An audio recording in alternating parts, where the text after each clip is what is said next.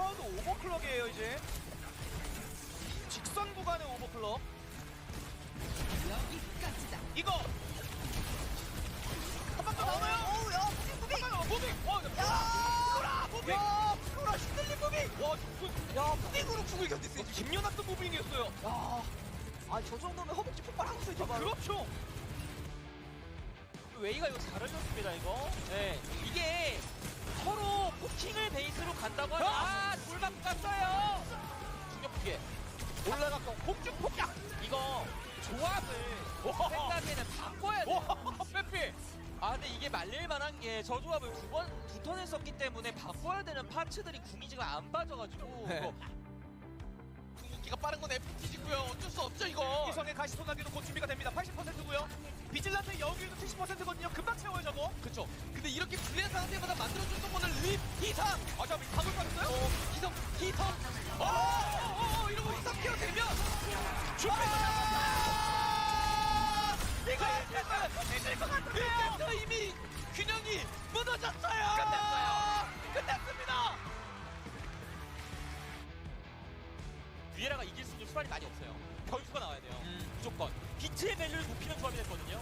이걸로 스토커 잡고 프로포 잡고 이번 한타를 이겨야지만 이 사이클을 뒤집을 수 있습니다. 근데 거리 조절. 비트 한번 묶었고 뭉겨야 돼요. 아 근데 이게 케이지가 아니 아니고 이게 이게 한 분이 케이지를 너무 잘 걸어서 야. 와 이게 선템포 너무 좋았습니다. 어우 요즘엔 스토커가 조절 너무 잘하는 것 같아요. 이겨질 거냐? 이미 상황 끝났다. 네, 어차피 뭐 그냥 버텨 막아주고 잠깐 먹어도 다시 한번 들어가서 그냥 궤도광속 울리면 되는데 어차피 MC니가 없는데 추가 시간. 기다 누가 갈 텐데 이거 어떻게 이길 거냐? 기회야 되는데 도도 혼자예요. 복제. 오지. 자, 오버클럭 올라갔어요. 변수 안 나요. 이거 같지만 예? 도지. 이걸? 도지 떡당. 야 너네 겐지 쩔더라. 오 마이 갓. 어머나 세상에. 이게 돼요? 야 이게 이렇게 떡상을 하네? 이게 돼요?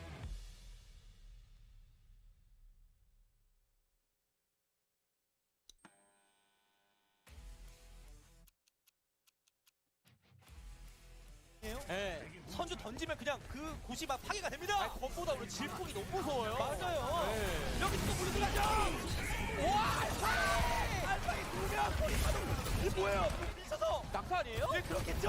와. 그 어떻게 2명을 한 방에 죽여요? 킬파이가 아니라 딜파이였는데요? 그렇죠. 본업 잘하거든요. 본업 모드. 네.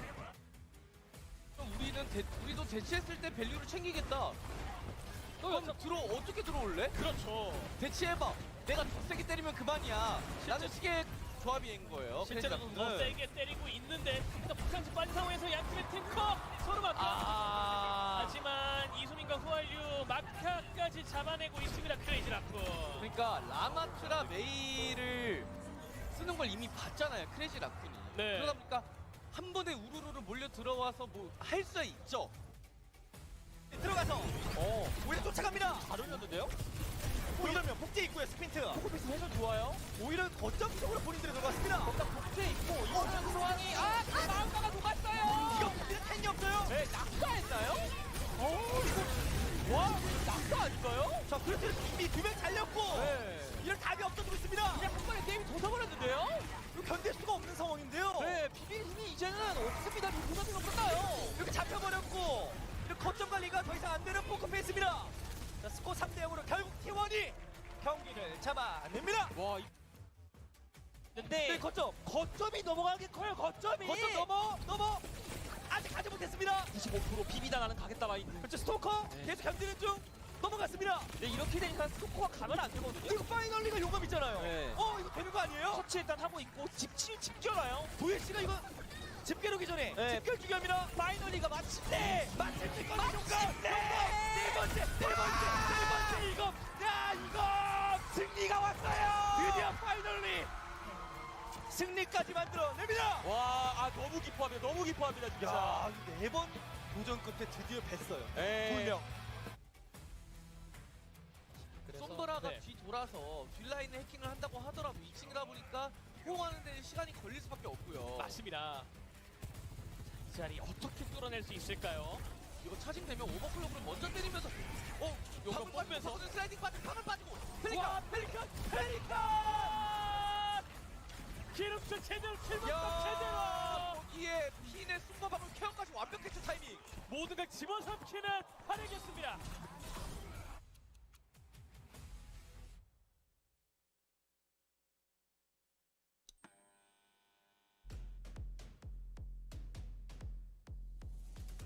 시그마를 아까처럼 세워놓고 포킹 형태로 그러면서 템을 좀 애매하게 만들겠다라는 생각으로 보이고요. 인라인에서 데미지가 나오는. 예, 라인 좋죠. 라인과 함께 와! 방울. 와! 이걸 누가 예상해요? 라인이 나올 거라고. 이것이 낭만. 오늘 오버워치 한번 달려야겠는데요. 야, 진짜 대박. 이야. 진짜 다 나옵니다. 우리사 나오고 라마 나오고 라인 나오고 시그마 그렇죠. 나오고. 지금 궁도 빠르거든요. 그래서 40초대에 그냥 화물에 비비는 거에 때려 넣으면은 이거 그대로 끝나요. 솔직히 그냥 화면 여기서 멈출 것 같은 그런 흐름인데요. 네, 그래서 애쉬 변수. 이제 변수밖에 없다. 이제 히트스케밖에 없다. 결정을 했습니다. 선두 남살가? 위에 와서 바닥 들이거기 전에 잡아버리면 그만이야. 이게 소리파도가 충격 사건에 밀려가지고 이게. 바닥에 몸이 들어가지 못했습니다. 네. 헤이저만 살리면 궤도광선 자탄 준비가 되는 포커페이스인데 어떻게든 이 시리즈는 헤이저도 눈치 하나 잡아내야 돼요. 일단 스피드 잡았습니다. 근데 궤도는 깔린 상태고요. 헤이저. 그리고 궤도에 자탄이 있기 때문에 이거 테이커 자탄.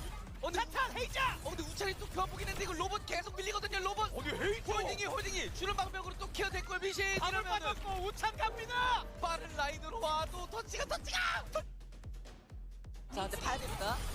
중앙에 가서 홀딩이 어려워요. 그렇죠. 여기 중앙에 깔렸고 여기랑 이거 밥 터지면 홀딩 불가. 터졌어요. 비트 누르면서 안쪽하는 파이콘입니다. 나왔어요.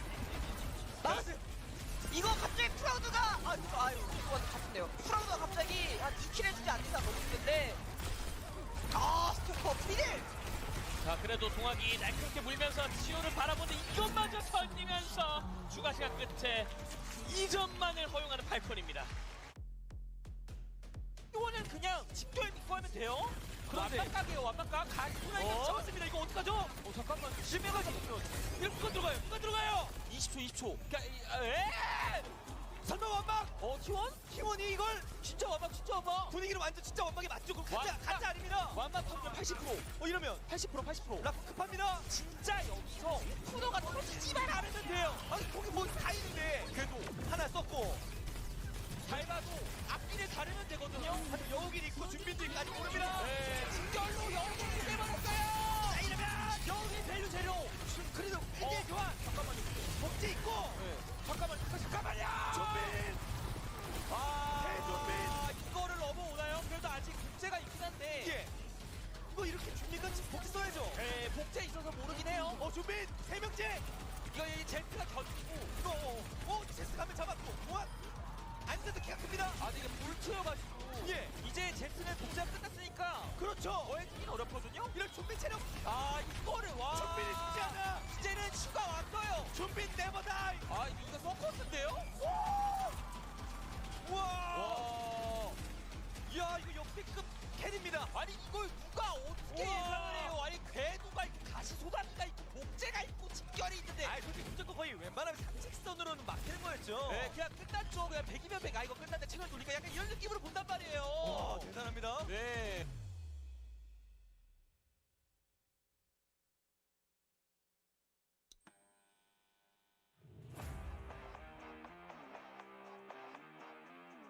광장 뭐야? 이걸 또 버텨요? 아니 스토커가 희상 헤드로 잡는 게 너무 컸는데요? 확인 캔슬하고. 자 일단 준비니 홀드는 하고 있습니다. 열심히 굴러 살아야 됩니다. 근데 길이 여기 니다 여기 니다 그리고 리비스로 남는 그림. 정리 완료. 자 여기 타기 싸움. 중격 시작 좋았습니다. 많이 맞았거든요. 오 데미지 잘 넣었어요. 근데 이거 모았어. 하나 둘 셋. 이걸 살아요. 본인도 죽었다고 생각했습니다. 근데 문제는 이거죠. 다쳤으니까. 이런 탱커의 자리가 비어 있으면 예. 딜라인까지 바로 도달할 수 있다는 거. 그 좁은 곳에 들어가면 다이너마이트 맞는 겁니다. 다이너마이트 한 3명한테 다 들어간 것 같은데요? 풀 데미지 들어갔어요. 지금 궁극기 게이지 차이 보세요. 거의 2배요, 2배. 누면서 들어가야 하지만 누가 중간에서 끊어줬고 중력풍계 잠깐만요. 이거 못 봤는데요. 해당되죠 이거는. 베르나르. 자 이제 창과 함께 찍어냅니다. 와 베르나를 상대. 더 튀었어요. 중력풍계 날려버렸죠. 들어오면서 그냥 본인이 대제처럼 모든 걸 해결하고 모든 걸 다 했어요, 베르나르. 야 덕분에 전원 척추와 함께 와우. 빠르게 한턴 대갚아주고 점유율은 어느새 80% 넘어가고 있습니다. 제트나 뭐 동학이 그 에이드를 괴롭혀야 돼요. 맞습니다. 에이드 조심해야 돼요. 오늘 에이드가 심상치 않아요. 흘려내는 것도 에이드, 흘려내는 에이드. 다시 하지만 재웠어요. 기술인가요? 예술이고 저 봐요, 에이드 조심해야 된다니까요, 에이드. 맞습니다. 있습니다. 말했잖아요. 이게 이렇게 됩니까? 아니 5킬을 했어요, 5킬을. 동황이 영리하게 마우거를 바꿔서 홀딩하는 밀가루 내가 밀어내주는 게 폴이 나왔는데 제트가 해결해야죠. 시간을 T1의 편, 천천히 하면 T1의 편. 그때 오늘 클러치는 웨이가 훨씬 많이 했다라는 거. 맞습니다. 그래서 위기는 있다라는 거. 자 남은 8명의 선수들이 두 겐지만을 바라보고 있습니다. 에이 설마 이것까지 하면 진짜 말이 안 돼. 정성과 아니 건강국가 우아연 상금입니다. 결국에 해냈습니다. 이대로 제가 뭘 본 거죠? 회의 3대0 완승입니다.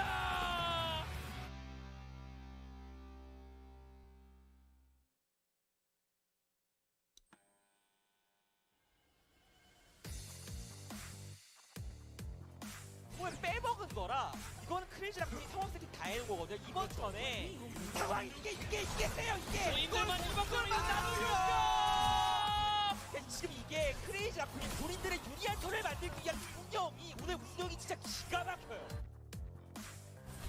특히는 이 자리는 좀 사수를 날카롭게 하고 있던 프로파일로 야구와 함께 미드 들어가요. 숨겨내기 없는 거 보면서 일단 가라. 들었고 에이드 잡아냅니다. 후아이도 교환. 결국에 해낸 프로파입니다. 진짜 조금만 더 갔으면 위험했어요. 막한국이 이제 99%고 다 하나씩 오는 상태였다 보니까 네. 저게 진짜 후에 못 갈리고 그랬으면 공간이 열기가 거의 안 됐을 수도 있거든요. 맞습니다. 그래서 팔콘이 그거를 공까지 기량상 들어갈 수 있을 것 같아요. 문제는 어떻게 주던 이 베르나르에 대한 전치나와 다시 한번 뒤쪽으로 돌파팀 만들었고 결국 주력국이 먼저 빠져요. 어떻게 리더 올라가고요. 그런데 한비를 버티는 어렵습니다. 알파이 용검대교 용검대결! 그래도 킬교환서 웃는 건 누구인가요? 옛날에도 나와 있어서 네, 이거는 충분히 제타가 마킹할 수 있을 만한 한타로 되어가고 있어요. 맞습니다. 프로파까지 끊어냅니다. 근데 양팀은 진짜 수준이 높은 게 돌파하고 그 집결 켜진 이후에 박밀스턴 배분이 너무 잘 되고 있어요. 지금도 필더가 바로 집결을 올렸으면 모르겠는데 이게 돌파였는지 집결이었는지는 모르겠지만 스턴이 배분 때에 들어가지고 필더가 타이밍을 놓쳤어요. 그렇습니다. 반대로 팔콘도 지금 어쨌든 완전히 다 녹아버린 건 아니고 제도도 남아있는 상황이라 이번 턴에 아나 오면 가자라는 콜이 나오는 것 같아요. 맞습니다. 그렇죠. 아나를 자, 이게 득전의 힘이죠. 모아주고 포함 깔끔한 정리까지. 야, 이경대 펌프와 옛날에는 자탄이 아니라 했지만 이제는 혼자 할 수 있어요. 맞습니다. 토끼가 빠지는 화유. 까지는 이었다? 일러 드리기 지켜보거든요. 민경 드리블. 놓치는 듯 이거 궤도방이라고 봐야죠. 에이드가 이제 거기 때문에 마을 이점까지 있네요. 마카가 잡혀버려가지고 플랜이 없어요. 한대 왜 이렇게 많이 세 방으로 모든 플랜을 망가뜨리고 있습니다. 역시 한때 DM이 인정한 남자. 네, 그의 한조를 인정받았거든요. 사실 한조하면 그냥 윈스턴 대기선수 뛰어들어가서 잡으면 되긴 하는데 네. We are launching the all-new XL2566X Plus, which uses the newly developed Fast TN panel and upgraded Diac 2 technology. This monitor has inherited the XLX monitor stand design. It has incorporated industrial-grade bearings into the height adjustment mechanism, allowing easier and smoother adjustment to the exact desired height. The new monitor series continue to evolve, refining details to ensure players can perform their best consistently in games.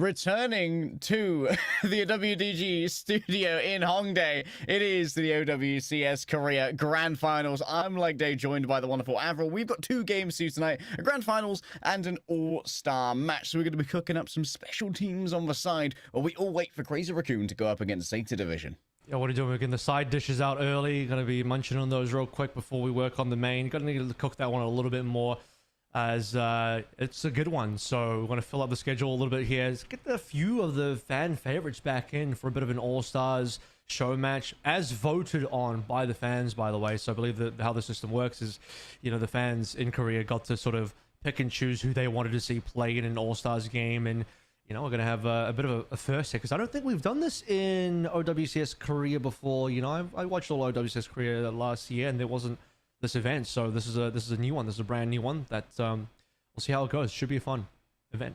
Yeah, for those of you who haven't been joining us through the weekend, we have decided our top 4 teams are going to be moving on to the OWCS Asia main event, and that's of course to compete for spots at our LAN in Hangzhou, which is going to be an important international battle between all the different regions that are competing in OWCS. Our top 4 teams are Zeta Division, Crazy Raccoon, Team Falcons, and surprisingly a dark horse in Wei, who are U's team, which beat out T1 for their spot at Asia main event. And not only did they beat T1, they nearly beat Zeta Division as well. That was by far a match of maybe the entire playoff so far. And I will only put the asterisk on that one because we've yet to see how the grand finals between Zeta and Crazy Raccoon go. But that, so far, I would say, yeah, Way Zeta is the game to watch. If you missed out on that yesterday, go back and rewind. Not now. Wait till you finish watching the grand finals. But once you get bored, you're thinking, I might just go back and see another game. The Zeta Way one is right there for the picking. So we will see as well how teams like Wei and also how teams like Falcons bounce back for the Asia main event. Of course, despite being knocked out in yesterday's games in the semifinals here, they're not done for the season. It is a single elimination playoffs bracket, but given the fact that we have an Asia main event as well, that kind of then becomes the second opportunity in a way. At least they did qualify into the next event and can look forward to maybe adjusting a little bit and coming back stronger. Yeah, we are, of course, playing for a considerable prize pool here as well. The first place is going to walk away with a lot more money than second, third, and fourth. So there's still everything to play for these teams. And one of the interesting quirks we've had, Avril, being in this single elimination bracket, is that all of our playoff games have been first to 4, which is a format that's usually been reserved for international tier grand finals in Overwatch competition previously, and it's really stretched the endurance and stamina of so many of our players here. But it also means that everyone's going to be fairly comfortable heading into a grand finals and not really daunted by the length of a series. It's also meant that we have this very extended game of cat and mouse when it comes to our bans as well, because you can still only ban a hero once over the course of potentially 7 maps, and that's been the big shakeup in this year's entire esports ecosystem for Overwatch. Yeah, and we got a kind of a preview of that last year in the EWC, where we essentially had a very similar format in many respects. The playoffs portion of that tournament was also single elimination. It was also when we had the bans, and of course, we did see some 7-mappers in there, which ended up stretching teams' ability to find good bans. This is the information for our All-Stars match leg day, and it is in Korean, but I'll sort of explain the rules here for you guys. Essentially, the fans voted for who they wanted to have participating in this All-Stars game. There are 10 players. There's going to be a nominated team captain for each team, who are then going to draft the players into their team. And as far as I'm aware as well, every single player is going to be off-rolling for it to be more like I guess a fair game. So We'll see who's got the the actual extra queuing ability, who likes to flex queue a little bit more than just play their main role on ranked. Don't quote me on this. I'm not sure if it's correct, but I believe these top 10 players for the All-Stars were determined by either the top 10 players in MVP voting, as we see the OWCS fan MVP over there, or the top 10 players in the fan voting who aren't in the grand finals. Because, of course, Zeta Division and Crazy Raccoon will not have their players participating in our All-Stars due to, well, getting ready for the grand finals. Here are two captains. It's going to be Marker and Pepe. So they'll be doing the drafting between the rest of the players, which you can all see below: Dominic, Vigilante, Sonjin, Aid, Zest, Kivis, Proud, and Prophet. Some decent heavy hitters in there. And you know what? Again, it's not going to be an even role distribution. You're probably seeing more of one role and not enough of some of the others here. But that's kind of besides the point, right? Because as mentioned, everyone's going to be off-rolling anyway. So kind of keen to see how some of our DPS players look on maybe a tank or a support or something like that. And honestly, some of these players definitely could do that off-rolling. I would definitely be able to believe that, especially if you had more of, players that have... I mean, look, for example, if Violet was here, we've literally seen him on DPS before. He's in the grand finals, he's prepping for that, but just as an aside, right, like we've seen things like that happen before in actual professional games, let alone just doing for an All-Stars. What's I hate to give you an instant question. What's Kivis's deal? I saw Kivis briefly on New Era, who didn't do amazingly. Is Kivis a big standout player there on the support role? Well, there's a fan favorite, I guess. He's lots of votes. Could be the Bernard of New Era. Got his name in there. I don't know. New Era, they were a pretty okay team. Surprised everyone by probably beating Pokerface. I thought Kivis was a pretty fine player. I still think for that New Era team, probably MCD is more of the standout, but I'll take Kivis. All good. I'll trust the fans on that one. Here are the three maps by the Nepal, Junkertown, and Runasapi. Three maps that I don't believe are actually in our map pool, so it'll also give a chance for us to see something a little bit more different than what we're currently playing in this particular stage. And there you go, the schedule as well. Show match into the grand finals afterwards. Yep, in the truly unlikely event we get any draws on a control, a push, and an escort, it will be Busan, which could be our tiebreaker, and then coming up later, the main event, Zeta Division versus Crazy Raccoon, which some might say is a preview of who could win the entirety of the Hangzhou LAN, with Korea often being the strongest stage in all of Overwatch. Probably a more of a relevant preview for Asia main event as well, and then further on towards the Hangzhou LAN, probably a both, right? A preview for both.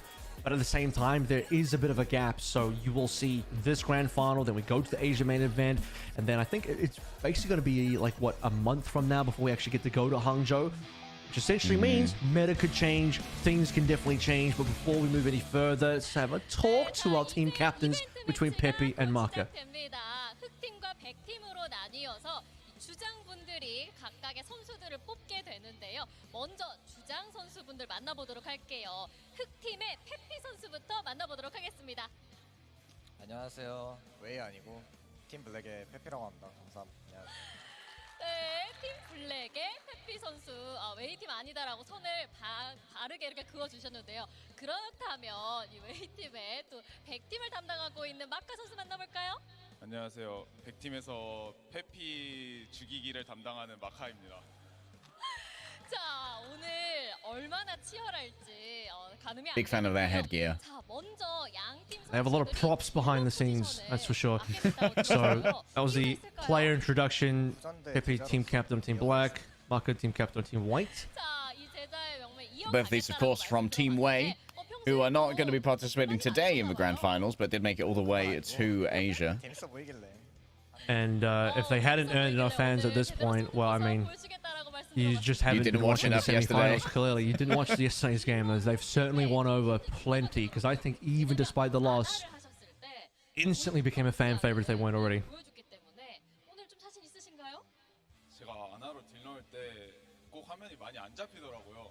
그래서 이번엔 화면 많이 잡고 싶어서 딜러 했습니다. 나도 이제 딜러 포지션이니까 좀 많이 잡아달라. We haven't got the official translation for it, but I think Marker just said he's playing DPS today. Oh, yeah. Okay. Well, he's been That's what I nasty got on the out of Ana. I expect some Widow quickscopes coming through here. 시간 가져보도록 하겠습니다. 손 좀 푸시고요. nominate team members using rock, paper, scissors. So this is how they're going to do the draft now. That's some serious warm-up right there. 그런 건 없고요. 비기는 겁니다. 자, 그렇다면 가위바위보 시작하겠습니다. 가위바위보. Double rocks. Oh, Avril, this is quite heated here. Yeah. What happens when two Sigmas both throw rock at each other? You're brave to go up against Peppy and throw rocks. Double paper. 같은 팀이다 보니까 What happens when two Winstons throw hands at each other? Do you have one for scissors as well? I actually don't. That's- What happens when two Genjis throw scissors at each other? Oh, scissors beats paper. I didn't know the Genji could counter Winston, but it's a different game. It's a different time. Playing Heroes of a Storm over here.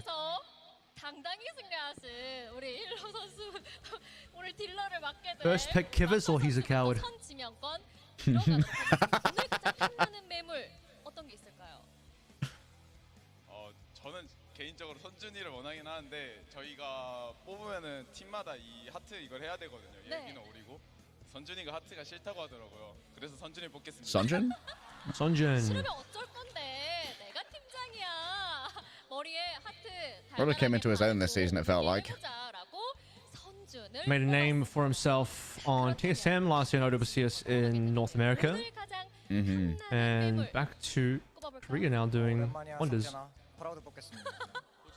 If he's not messing around, he's just like, 자, I think the best player in this 석진아. lineup is 네, Proud. 함께 He's probably not wrong, but he just locked him in straight away. 자, 그렇다면 Proud is going to be off rolling, so we'll keep that in mind. But 서브일러 시키겠습니다. Yeah, are they nominating the Oh, roles that these I think players? he just nominated Proud for flex support as well. That's what I heard just then. Oh.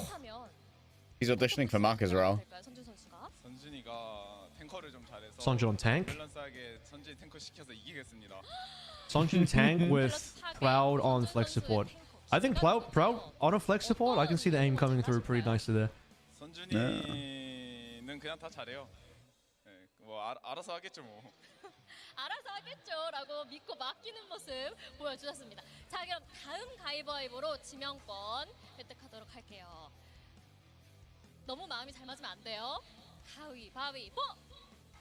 이번에는 페피 선수가 차지하게 됐습니다.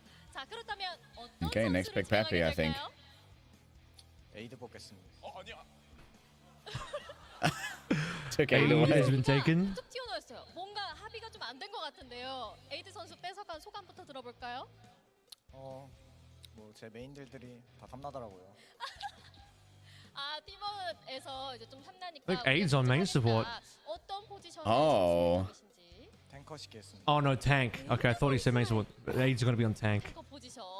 Okay, pair of hit scan players. You're going to see On Dongak on the tanks. main support. Watch, I'm calling it right now. You're going to see Dongak on the main. 프로페 선수요. Gonna see Kivas on DPS. 이유가 있을까요? It's got to be, I suppose.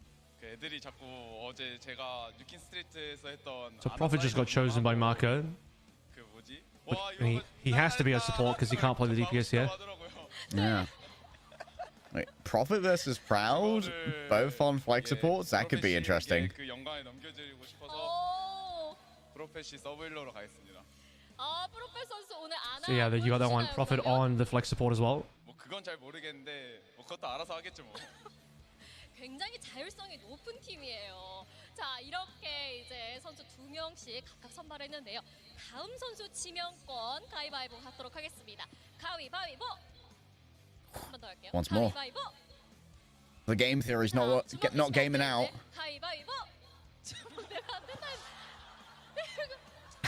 Sigma energy from You want, Pepe. I think you want Vigilante on DPS next. 이러는 게 어디죠? Surely. 아, 이건 좀 I could see it. I could see it. 안낸 사람이 문제인 거 아닌가? Good flex support player. Will be a solid DPS surely. So 자, 지명권 페피 선수에게 드리도록 할게요. Yeah, Brett's probably got a Cassidy in that pool. 자, 어떤 선수를 가져갈 예정인가요? 제가 고민을 좀 많이 했는데 동학 뽑겠습니다. 동학 선수. Dongak 동학 선수 어떤 has been chosen. 포지션에 맡길 예정일까요? You'd have to be on support, I suppose. 딜하. Oh no, he could be on DPS. as well. On DPS actually. 기대해보도록 하겠습니다. Oh. On DPS. Put that If he wrecking ball is- tracking to good use. Tracer Pepe player. has put Dongak on DPS. Damn, I really wanted to see the Lucio. 비질란테 선수가 딜러 하고 싶다고 하더라고요. And of course, Mark is like, well, you left Vigi up, so I'm gonna put Vigi on TPS. My thinking Amateur was, error. my thinking was just to add to the lore, the ever expanding lore, probably courtesy of me, of the Dongak Geo scenario and arc there. If Dongak was on Lucio, it would just be fun. It'd just be like, you know what, it's my turn to play Lucio. Takes Gio's job. Alpha. I think they messed up though. Kivas is already a support player. He's supposed to be off-rolling.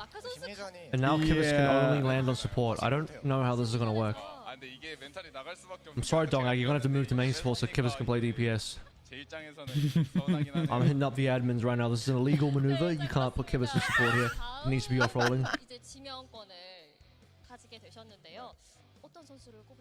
Oh, Kivas, always causing trouble. He is the bad boy of OWCS career for sure. And Marcus is going to have to figure it out because Pepe's just chosen Zest. That's your problem, bro. They messed up. They just realized Kivas is one of the last two players and he does two supports. Yeah, they might have to put Sonjin on support. So Marcus is going to have to figure this out now. My gift to you, my teammate, is admin.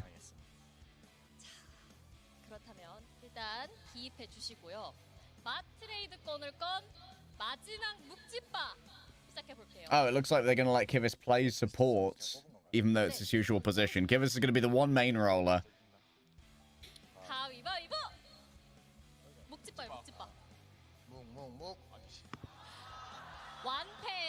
They should just let Team White have 3 DPS and probably going to be the solo healer. Let's just change it. Let's just change the open queue rules. He can handle it.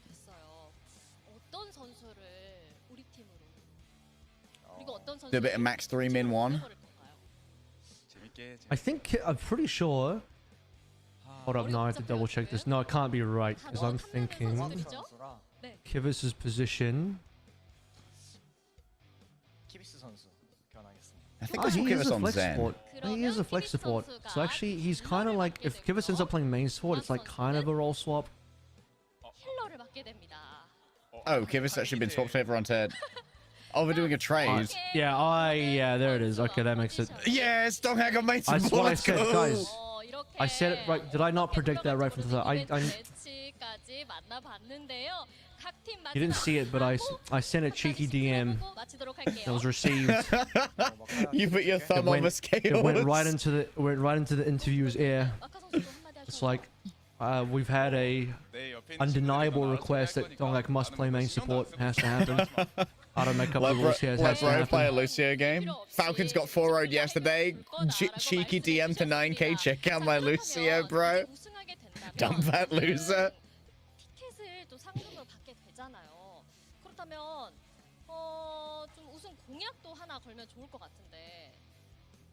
그 티켓 팬분들께 나눔하겠습니다. 팬분들께 나눔 플러스 이제 어떤 세레머니가 있을지 궁금해요.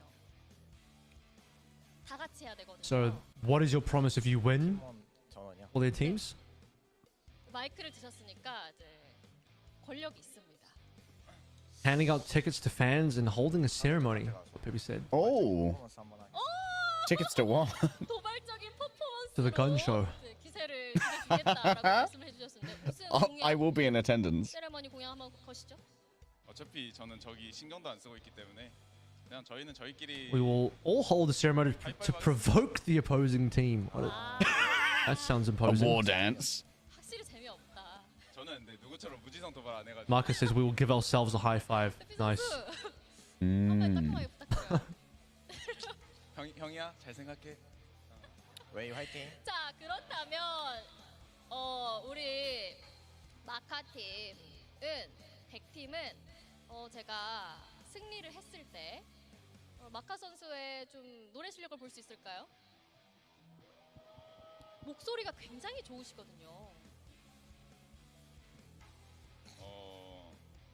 그럼 그냥 던져도 되나? 이게 아니고 뭐 이기면 하겠습니다. 진행시켜. The Marca team will let Marcus sing. Wait, It's let okay Marcus because I sing. don't win. Alright, you gotta see Marco doing 360s on the map now and randomly falling off and blaming lag for it. So don't worry about it, guys. Guys, PC broke. PC broke. Here's an overview of our teams once Otherwise, it's like, again. Marco, why aren't you commenting in chat as I'm practicing my lyrics? Actually, here we go. Here's the teams. Team Black, Pepe DPS as the captain as well. Kivas on DPS, Aid, Tank, Zest, and Proud on supports. Team White is Maka, the captain on DPS, with Vigi on DPS, Sonjin, Tank, Dongak, and Prophet on support.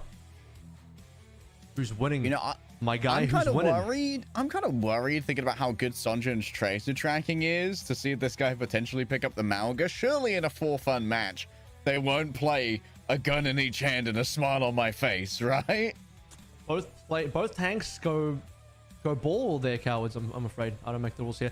Especially Aid, given his brother's Milgaru. Like, you know, come on, you're not gonna rub off from little bro a little bit here. Get some of that ball gene in. Ballin's in his blood, Kev. Ballin's in his blood. It better be. I would like that. You know what? I'm actually quite excited for the Proud versus Prophet matchup because these guys match up really nicely on the hit scans. Both love to play a good Widowmaker. Both basically play the exact same hero pool as you would expect for hit scan players, but two of the more willing Widowmaker players in OWCS Korea, maybe alongside Lip, as not every hit scan just wants to jump on Widow, even in OWCS Korea. Now they'll be matching up on the flex support, and hopefully that'll also include a bit of an Ana in there. And you know what? For fun, I would like to see them both take the Ana headshot too, just to see how far they can push those hit scan mechanics.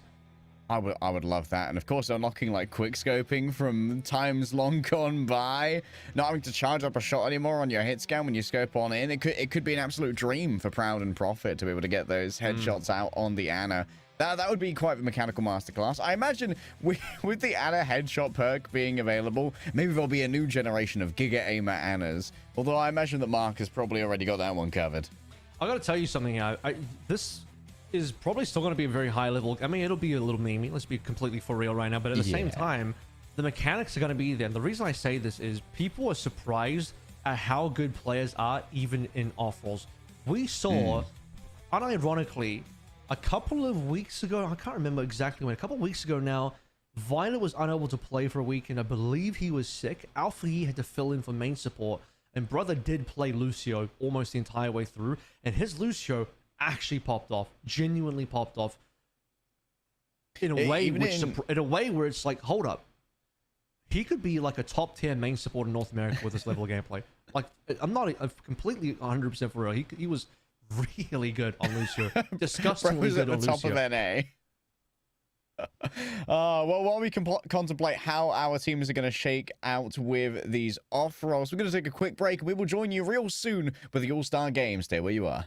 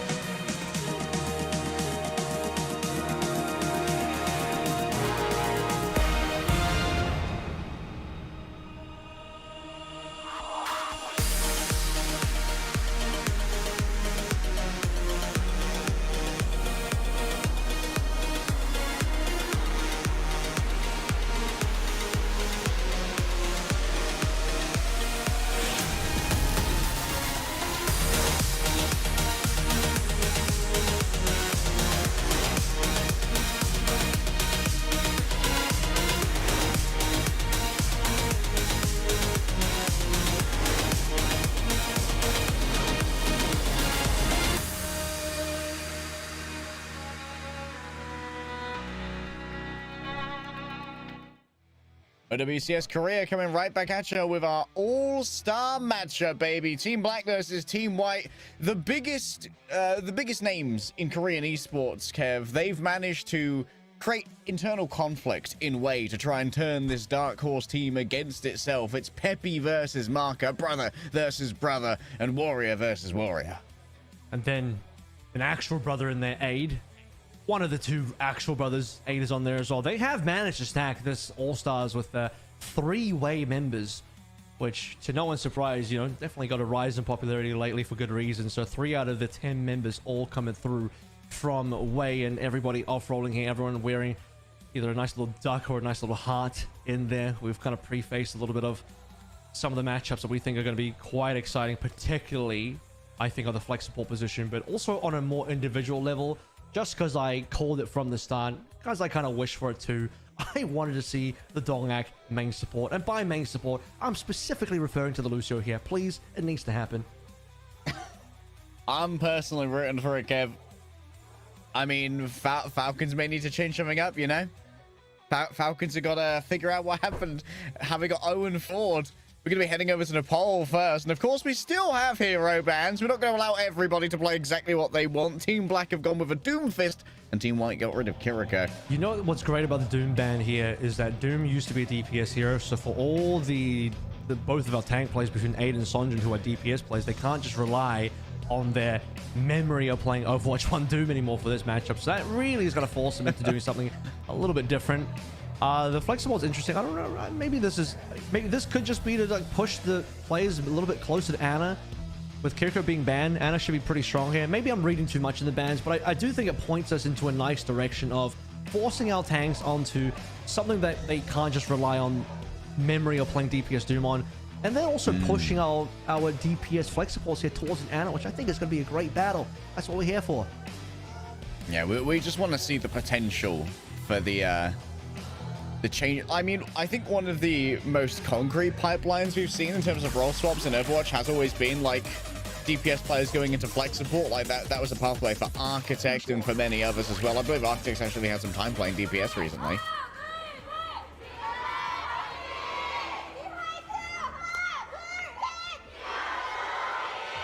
They've actually locked in the Rhine. And you know what? I would like to imagine that they actually just hand-shook this one. It's going to be a Rhine brawl. No BAP. Good. No BAP. Lucio on board for Dongak, exactly as I wished for. Double Anas coming on through. That's what I'm talking about, baby. Aid already under siege. Warler is back. Oh, this is for fun. Why are we playing May, guys? For Cassidy's rolled on up here for Kivis. Using that flexible aim to really exact some nasty headshots delivered to Vigilante. Hold up, we've got ourselves a very aggressive Lucio play getting on top of Kivis. That's an attempt from Donghack to do some backline damage, and well, Donghack just gonna fly away. You know, I know a lot of people say that May should actually just be a tank, but Pippi right now is saying if May ever becomes a tank, I could be proficient on that hero. So no doubts here that Team Black coming on through off the back of Pippi early on. I really enjoyed the fact that the teams are taking this pretty seriously. Like, they're putting it all out there. They could have really trolled this matchup. I've seen some All-Stars games in the past where, you know, it's a little bit memey. This one is like pretty good compositions too, you know?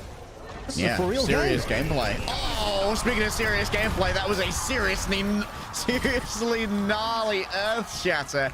Aid gets 3, including the opposing Reinhardt, the Ana, and the Cassidy. Donghack got 1. Let's go. Add it to the real, baby. Nice. Now he just needs to get an Ajax on Proud. That'd be really, really cool. Actually, I just realized they didn't put Proud on flex support. I've been lied to. I was under illusion he'd be up flex support. Now see if Donghack can make it out. I think Proud's gonna boop him out. Okay, never mind. Somebody's gonna get him. He was way too out of position. Skates. Maybe a nano here to try and save Aid. If Aid peeks, yeah, there it is. Pete comes on through and Aid just wins that all in a tiny room. Oh, that's brutal, brother. How has Zest managed to convince Proud to swap the Lucian for him? It's like, I mean, please, this is please let me. Oh, They just put the Blizzard in there. Solo Blizzard, 2 players earth shattered, but all. Oh, Donghack's been nanoed. The Boostio, yes! Added to the tape, baby. Donghack keeps it going. Has the sound barrier good to go. It's not going to be necessary. Just going to be a quick cap here. Once they get rid of Aid, 2 versus 1. Getting in remarkably close here, lads. No fear, and it's not even necessary. That's going to be a flip. Technically a feed there, but also at the same time extended the cap a little bit longer. So you know you might actually even take that. I don't know what's going on. It's the interway kind of little pokes here that we're seeing between Marker, Aid, and Peppy. There comes a Deadeye. Both teams actually. Oh, nice wall there coming through from Peppy. The audition continues. Out comes the Blizzard. That's mostly just over the Peppy right now. There was an attempt at a slam. I'm not sure if Sonjin got too much off the back of that one, but still takes out their counterpart in 8. A late sound barrier here from Proud, not going to be able to save their main tank. However, now the new front line of Lucio has arrived. Vigilante taken down. Brother is an aimer, no matter the hero. A specialist skill set for Lucio. We don't need that. Donghack going to be able to grab this one. And woo, Kivas is aiming nasty. And the flip back, Team Black in charge once more. Nano on board. No other ultimates to be found anywhere else on the map. I believe both the shatters did in fact miss. A little unfortunate there, but that's fine. Why now? Final touch to come on through. It happens. Sonjin just chases out 8. Oh, Donghack quite evasive until that Bardic Grenade manages to hit home, and Peppy easily gets the finish off the back of that one. Oh, the double nano. Oh, Sonjin's just a little bit too far away. Oh, no touch. Team White, really? That's a no touch. Wow. I was so convinced he was on that too.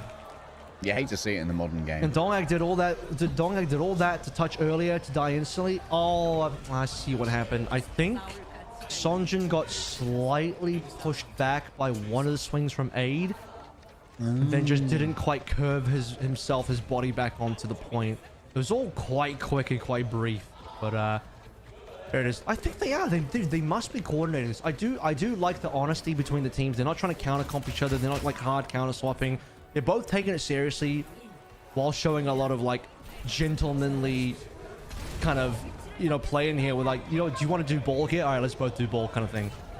Yeah. That's what I think is happening Playing anyway. for fun while playing properly. Hopefully. Donghack has picked up the Zen, showing off even more of that support hero pool. Ready to show some contemporaries. What is that Milgaru? Caught out. Yeah, my God, like we said, there's balling in the blood, Kev. Balling in the blood. Meanwhile, Donghack's on Zen, throwing different kind of balls. Probably wishes he was on the ball that Sonjin is on. Getting chased down actually a little here. Hello, Proud, hunting for this one. Sonjin off the side of the map. Wait, is there going to be a meeting here? Oh my goodness, holy min-maxer. Peppy was there waiting, but all right, Sonjin, I see you. Ace turn. Oh, sleep dart. No, still lands. I thought it actually missed. Out of the back line, though. He's able to get Vigilantes. He still managed to heal off that. Oh, no path right perk either. Yeah, having just swapped. No perks have come on through. Oh, dangerous right now. Mark is in some significant danger. Same for Prophet. He gets anti-nated from across the map. Zest managed to land that one, and Kivas is going to get chased down. We need to start counting Donghack's final blows here because he's tallying them up.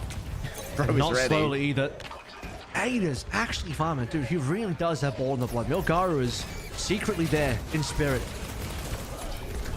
It was my brother. This is the Goku Gohan father-son Kamehameha moment right here. Oh. A Dragon Ball Z reference in this economy? My goodness. Wow. Oh, Donghack is trying his best to escape it.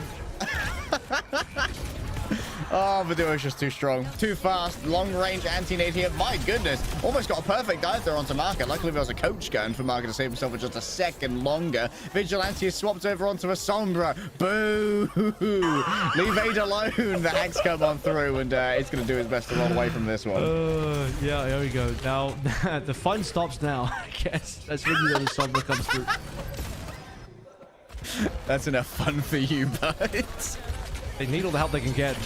Black's gonna win this one. I mean, look, we've got a bunch of ultimates, 80+%, already 1-0 up in the map so far as well. Guy's got another final blow this time. Down the alley. That is a wild boot. Oh my goodness. Okay, there's some mines on the point right here. Those need to be dealt with. Vigilante hunted down by Kivvis. Out comes down a boost onto Peppy. Desperately wants to try and find this Anna. The danger's there, but don't worry, everyone's peeled away from the incoming pulse bomb. And Donkak resets off the map for, I don't know, fun. But they got to continue this touch because looking like it probably is over. No supports. Flip comes through. Sonjin's in there briefly.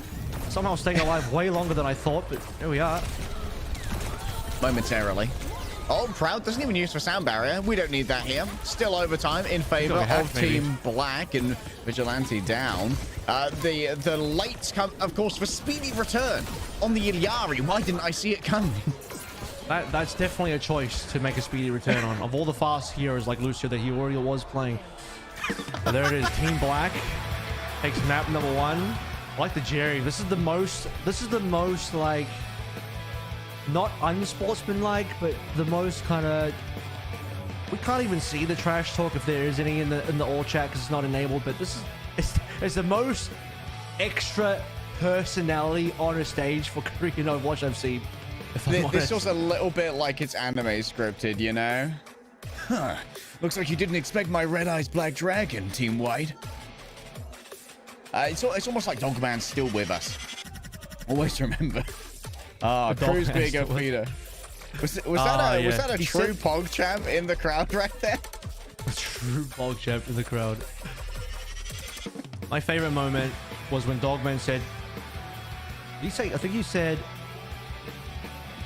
Chris was he a said feast. some team sucks in the crowd in Korean OGN for the gauntlet. Anyway, that was a long time ago. Fun Dogman moments. Let's take a break and get ready for map number 2.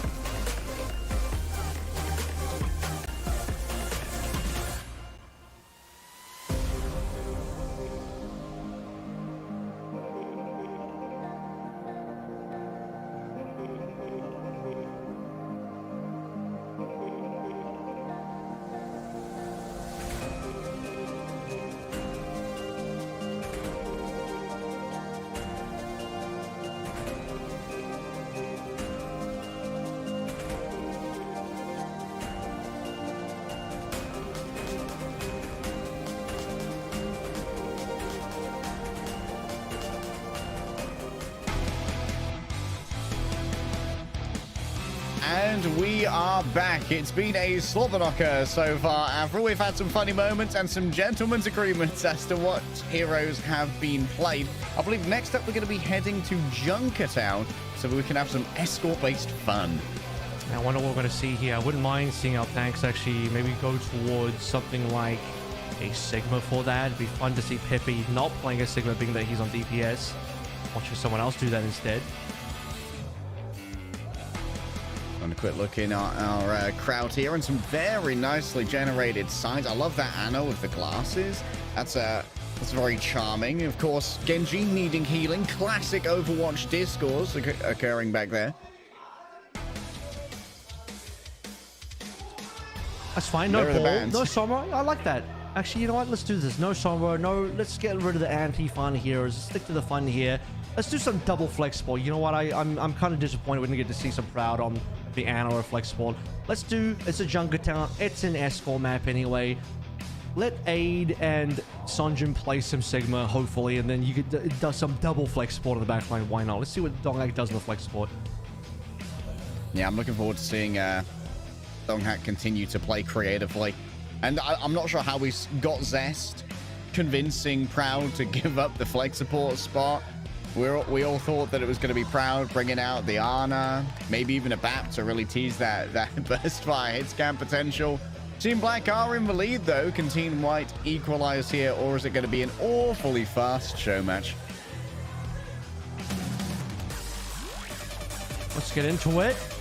Team White needs to look for the comeback a little bit. Be curious as to what we get. Pirate ship. Aid, get off that Malga, please. Don't you dare.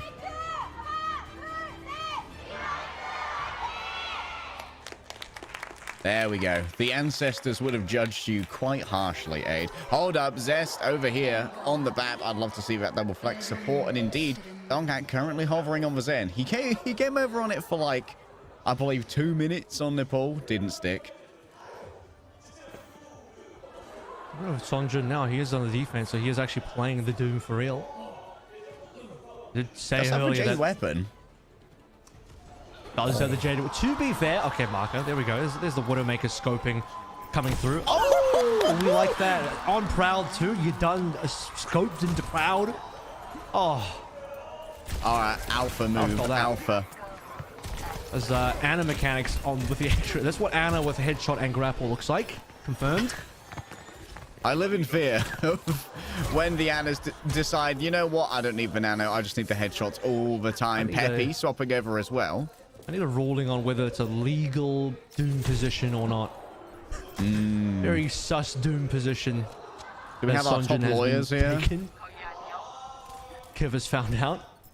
Oh, yeah, Kivas did find out the hard way. But now Vigilante just going to keep this car contested, putting their body in between Team Black and Progress. Aid has actually picked up the Sigma now, and Proud's managed to take out their counterpart with a well-placed Bardic Grenade. This is where I like to see Proud maybe outsnipe one of the Widowmaker of Marco, or potentially the other way around with Prophet onto Peppy as well. Oh, what is Dong going to get up to here? Zest versus Donghack. Double off-rolling. Sonjin getting on deep into Peppy as well. Black are struggling here quite a lot. They're just stuck in this kind of kill box zone, that I like to call it.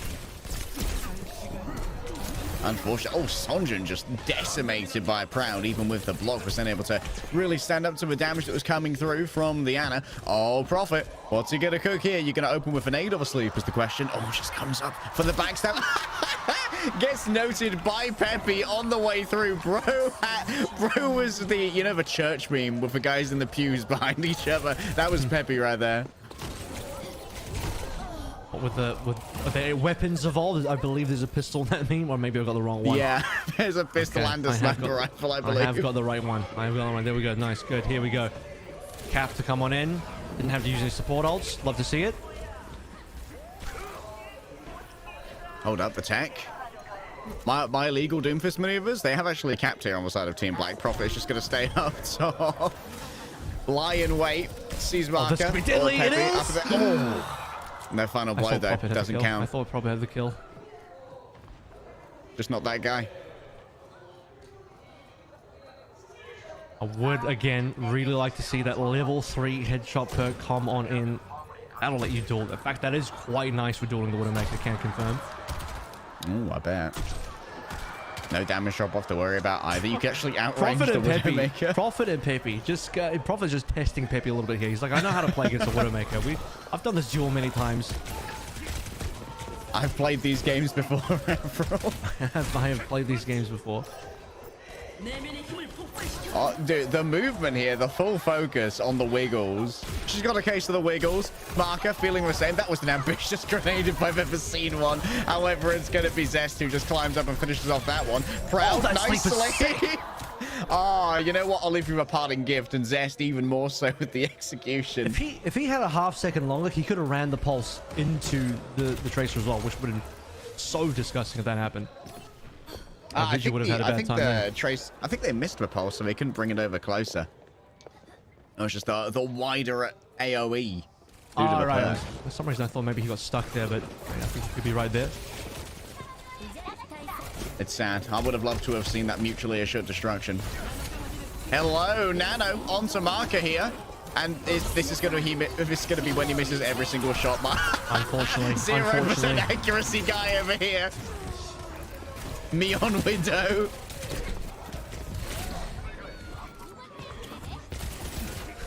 Excuse me, you're talking to bronze damage right now. Give me that Nano. I will pop off on the Widowmaker. I demand the Nano. Nano me or throw. Oh my goodness. Aid has been found. Nice. Oh, that's double punch. Punch right there. Oh, and the dodge on the rock. Holy jeez. Sonjin's got the response time here. Payload is really sort of stalled out here as well. Sonjin, a bit of a menace on that back line. Doesn't have an exit plan. Already used his meteor strike, so we'll just cop a couple of squats from Pepe, well deserved. I'd like to see Black actually get some real movement on the payload now. That's definitely still happening. Here we go. Trying to see some action over here. Zest. Somewhat sieged as they come on in. Vigilante putting on an amusing show for these supports who seem unbothered by the assault of the Tracer, all things considered. Pepe with the angle. Vigilante body shot hops on down to the Mega Health Bank to get themselves back up to full HP, and it's just slinking away. Prophet's going to disappear into the back alleys to, you know, return to Nano Batman later. Oh my I think goodness. he nanoed Zest, and Zest died. Unfortunate. I don't know what to tell you, man. We are seeing more nano webs than ever before. It can't just be me. It's happening way too often. Part of me wonders if like there's just like that additional cognition of figuring out how to get value out of a double nano more, you know? And maybe that just means you don't go for your first instinct. Zest just died too quick. Proud was trying to save Zest there, and Zest just disappeared. His health bar just went kaput, and that was that. Oh, here we go. Nice sleep. Didn't wait for his team. Slowly floating up to try to peel for Gibbons. What a beautiful sight to behold. Did he just slowly float up and rock me? Yeah, it does. It is a fun thing to see when you have so much memory of the Sigma not doing that, and suddenly a floating Sigma appears. Yes. Slowly rises from below. Sonjin just gonna rotate around here. They desperately want to get rid of these Widowmakers, and Mark is gonna be paying the price for that one. The Ana's under siege, and Sonjin's just gonna force Pepe off this angle. Oh, this could be a nice shot. Oh, I didn't go for the timer shot. Old Overwatch heads would remember. Whoa, the old heads. So Carpe just felt a shiver run up his spine right there. Doesn't know why. Bro's just in a data entry job or something, trying his best. So why does I feel like someone just stepped on my grave?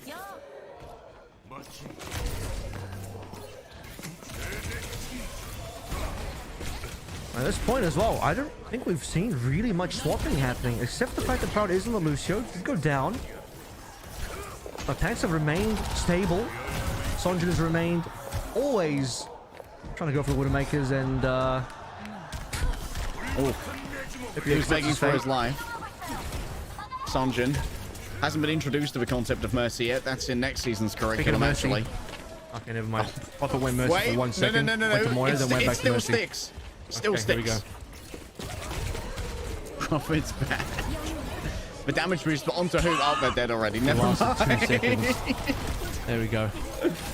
Okay, the remainder of Team White seem to be getting wiped off the board in pretty record time here. There's no real pressure on the cart, so Zester's going to descend onto it, and Team Black have started to take winning seriously. A big Suzu stops the incoming damage of the Meteor Strike, and just in time to die is Donghack with the teleport. And yeah, there it is. Swift stepping over, not touching cart, 9.3 seconds. Got the cap in there. So yeah, just waiting for a bunch of respawners in.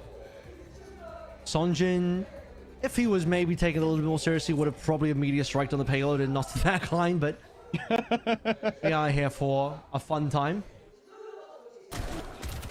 Like Maybe to not see a long now time. If we get well, I'd like to see if we can actually get a Sigma mirror here. That's what I'm looking for. That's what I would want to have.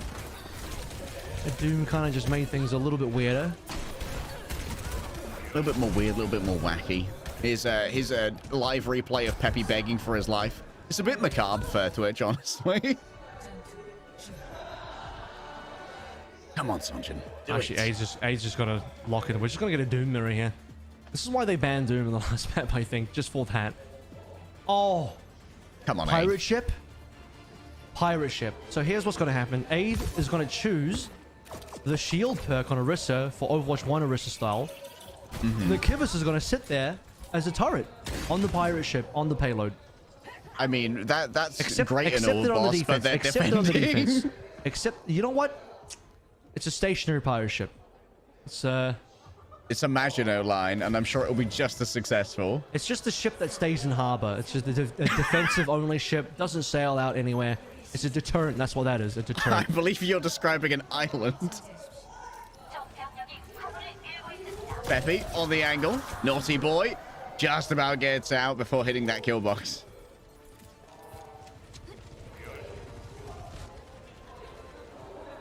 There's another hider here as well. Proud. Trying to get into the bush.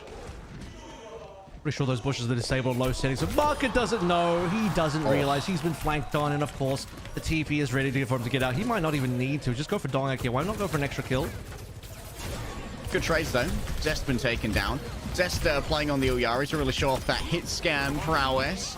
And Sonjin doesn't want to go too much further in, knowing that Orisa is lurking around, hunting for the Doomfist. So here's what you can happen. So the payload will go all the way to the end, and then if the attack don't get enough done, the payload starts moving backwards, and then you have a very slow moving pirate ship going back towards the attacker spawn. That's how you can do Pirate that. ship put it in reverse. Yeah. Aid was, of course, all the way in spawn to try and farm that perk more quickly. Wasn't feeding at all. It's all about trying to speed up acquisition of his top tier strategy. We have actually lost the Bastion, though, which is a little bit tragic. He's just waiting for the payload to move a little further on, you know. Gotta give a bit of a runway. Need a bit of runway there. Very important. Kivus falls down. Sonjin just rejoins the team, gets healed up. Pressure on Cart here. Nice flick away of their head. And once again, Peppy is going to enter. Yeah, I've seen it. I've played these games before. Peppy, looking to see if there's any help on the way. Could he just grapple out right now? Okay. Could, but faces down his Doom like a man, I guess. Sonjin now going to find Aid on the back side. And yeah, that's a cat, brother.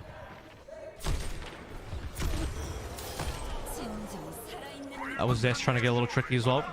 Would have liked to just see Marco get the one tap on there.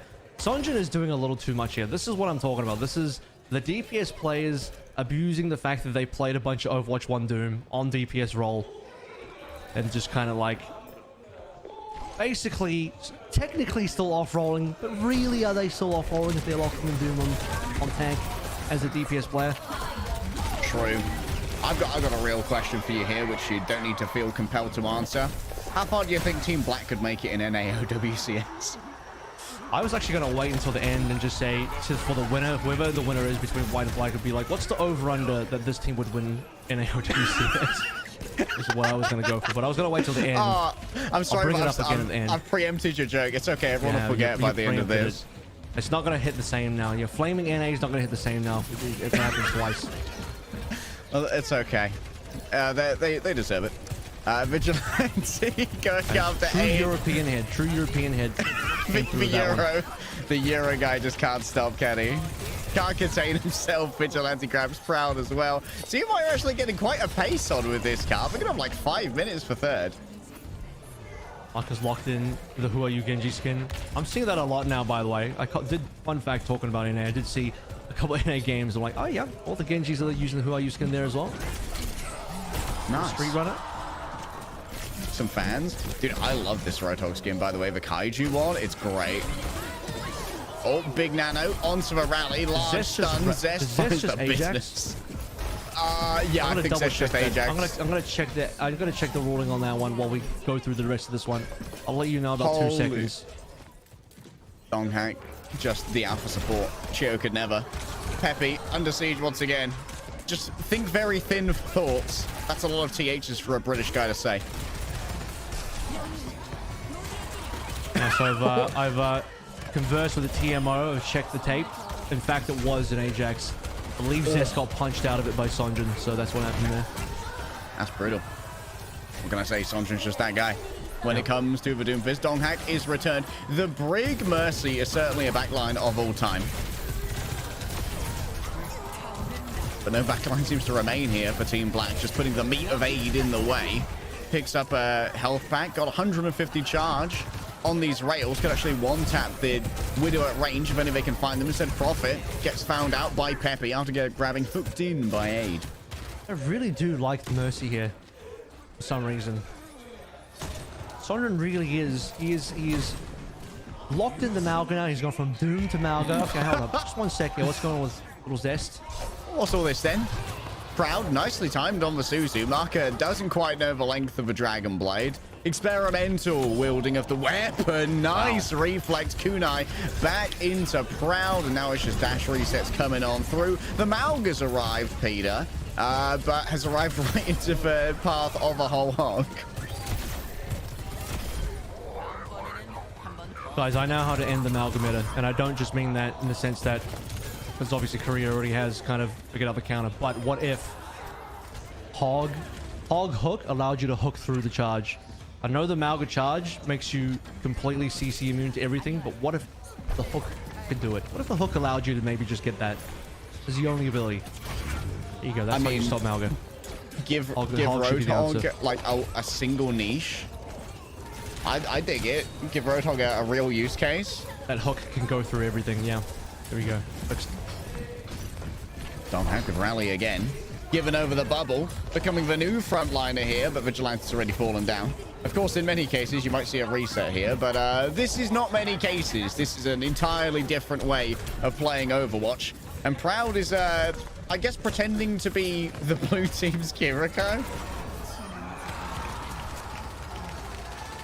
It's looking like it will be a 2-0 here. Team White are quickly running out of time.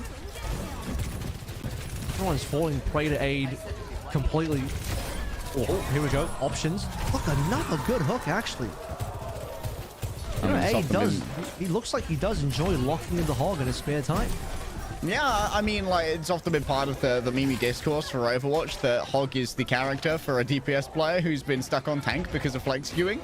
And Aid certainly showing that that could be part of the case right now. Peppy's actually just chasing away this Genji. The intimidation is real. Zesh gets a 3-person stand barrier. The Kitsune rush is here to try and answer all the aggression coming through, but it's a lovely sightline here from Peppy. Vigilante, 150 charge off the back of the rail, instantly cleaves through Peppy's skull. Aid is going to be very difficult to dislodge here unless Vigilante just continues to pop off. Team White managed to bring it home with a greater time bank. That's despite Aid doing his absolute best in there as well. Can't wait to see him throw the pig pen 50% further. Quite the throwing up. Okay, so we're gonna get a time back. A pretty comparable one too. 138 to 1. Okay, I mean this is good enough times that it's not abundantly clear exactly who's super far here. I mean, obviously Team White has that 38-second advantage, but on a map like this, that's about one extra reset than you otherwise would have had. You know, the thing though is that Team White, I think, got through points A and B a lot faster. Team Black on their defense, they got a little bit silly with it. And Team White managed to take advantage of that quite easily. Did Aid farm up enough? Actually, no, it doesn't matter. We're in time back now, so Extra you only rounds. level 3 perks.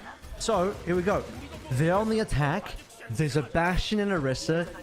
Finally, we will get the old pirate ship. And I don't know if you caught that. Kivas also took the hammer repair perk. Oh my goodness. He's gonna be... Oh, come on, please. You even had the top. You even had the level 3 turret for the pirate ship. We're in pirate ship with the Bastion and a level 3 turret. There we go. Dropping in hammer healing. Come on. If he didn't take that, I don't think I would have ever forgiven him. Okay, the Bastion on the other shield? side. I noticed. It came up momentarily. We don't know where Peppy is at the moment. It's still actually hanging out in spawn. Not sure if they've taken the augmentation of a tank mode to get those explosive shells instead of a usual minigun. Vigilante doesn't have time to get any healing through as Aid from the other side. Look at that turret coming out as well. Aid charges up a greater usage of the spear. And now it's Peppy on the off angle, combining with Kivas for lots of damage. Pepe's chosen the actual tank mode as well. He gets to fire the tank shots, so get in there. I actually realize you can't just go into form. Yeah, it's not Overwatch 1 anymore. So I'm right now I've teleported my brain back to 2018 or 2019 or something where you just get to sit permanently in turret mode. Ah, those were the days. Proud. Oh, nice flank right here. Just, yeah, I don't care about healing my team. Have an aid. That's your lot. I've got stuff to do over here. I think it actually has gone for the headshot perk here.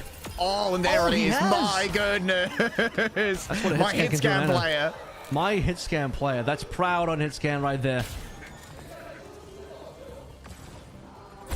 Just a Proud lad. Zest. Look at the look at the positioning here as well. Also, as this levitate, so I can just move between these angles with absolute freedom. Oh, a Junker Queen in this day and age. I love to see it. Junker Queen pretty good into the Bastion, actually. I think that's actually how Peppy died. He would have been knifed into the carnage, as we saw in the kill feed. But we didn't really get enough of seeing the actual Bastion plus level 3 turret on the payload. I feel like we missed out on the pirate ship part of the pirate ship. Oh, they C9. Oh, nice. It's funny because I've seen a C9. I think, was it Florida Mayhem in 2018? Did a very famous C9 at exactly this part of the map. But I believe they did it before they capped. Yeah, it's I'm pretty sure it's one of the top C9s of all time, actually. Have you assembled the council? Can you summon the Elector counts? It might be 19. Actually, it might be 2019. Damn. Yeah. Pretty sure it's a 2019 Florida Mayhem C9. Well, the gauntlet has been thrown here. Can Team Black close out this series with a defense? They've got the entirety of point A and then 644 centimeters of give on point B. Ryan returns, which actually will be quite nice into the Sonjin Sigma. Of course, Sonjin can swap in. Also, Team White with the extra time advantage can also have one extra reset to sort of adjust their composition if need be, but they kind of have to cap here. And well, 1 minute to cap was pretty tough. A minute 38, while being more time, is also very tough to cap on. So actually, I think likelihood for Black to take away this entire show match 2-0 is still fairly high. Inclined to agree. Marker also coming out on that Bastion. However, no pocket from the Orisa shield to keep them safe. Instead, it's just going to be Sonjin giving over that baby. Hello! Marker's angle there finds Proud headshot this chump.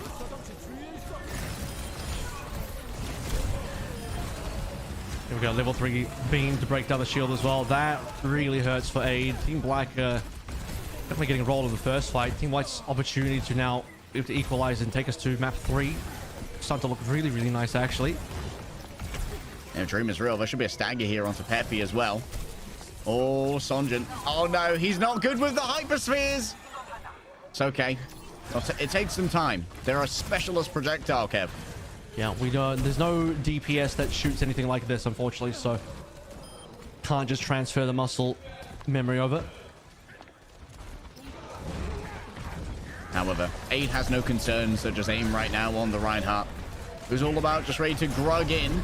Wants for Symmetra. Finds the back line in its entirety, including a Bastion within their bursty tank form. Pepe's been taken out here by Donghack. And look at this. Proud. Can they connect the headshot is the question. Uses for self-heal. The pressure is too much for Sonja. Just gets soloed by the Ana. And there's some marauding going on in the back. A raiding party with that amplification so hard matrix. For He wants the Ana diff so bad. It feels like the hitbox and the headshot for Ana is still like really, really tough sometimes. Fucking with the Nano coming on right now. It doesn't have turret mode available. Doesn't really have anyone to shoot anyway with it, even if he did. Final defensive approach it, and good ultimates on the defense actually, so will be a pretty tough final fight. Yeah, moving barrage is good to get. Once again, Sonjan is being spawn camped by the Ana. Oh, Sonjan is brutal to look upon. But it's actually the cap coming through, so forward spawn right now for the side of Team White. They're going to be spawning real close. Profit gets 2. The car's going to begin to move. Zest does to put their body over. Oh, the personalized artillery strike. This is just for you. Hand delivered, signed off. Will you sign right here, sir? Because that's 1-to-1. I'm actually not home right now, despite the fact that I'm in person. You're actually looking at a hologram. This is not me. I'm not home right now to take this one. If we could just return that to send, that'd be really nice. Thank you very much. Let's head over to map number 3. I actually forgot what map 3 was. Do you remember? I think it's Runasapi. Ah, you are correct. I know it's a push map. I think it's Runasapi. It is Runasapi. Yep. I can't believe I've seen and here I thought we could have gone to Temple of Anubis, huh? That would have been a dream. However, we're going to find ourselves with a different version. Right after this break, we are going to map number 3. Don't go anywhere.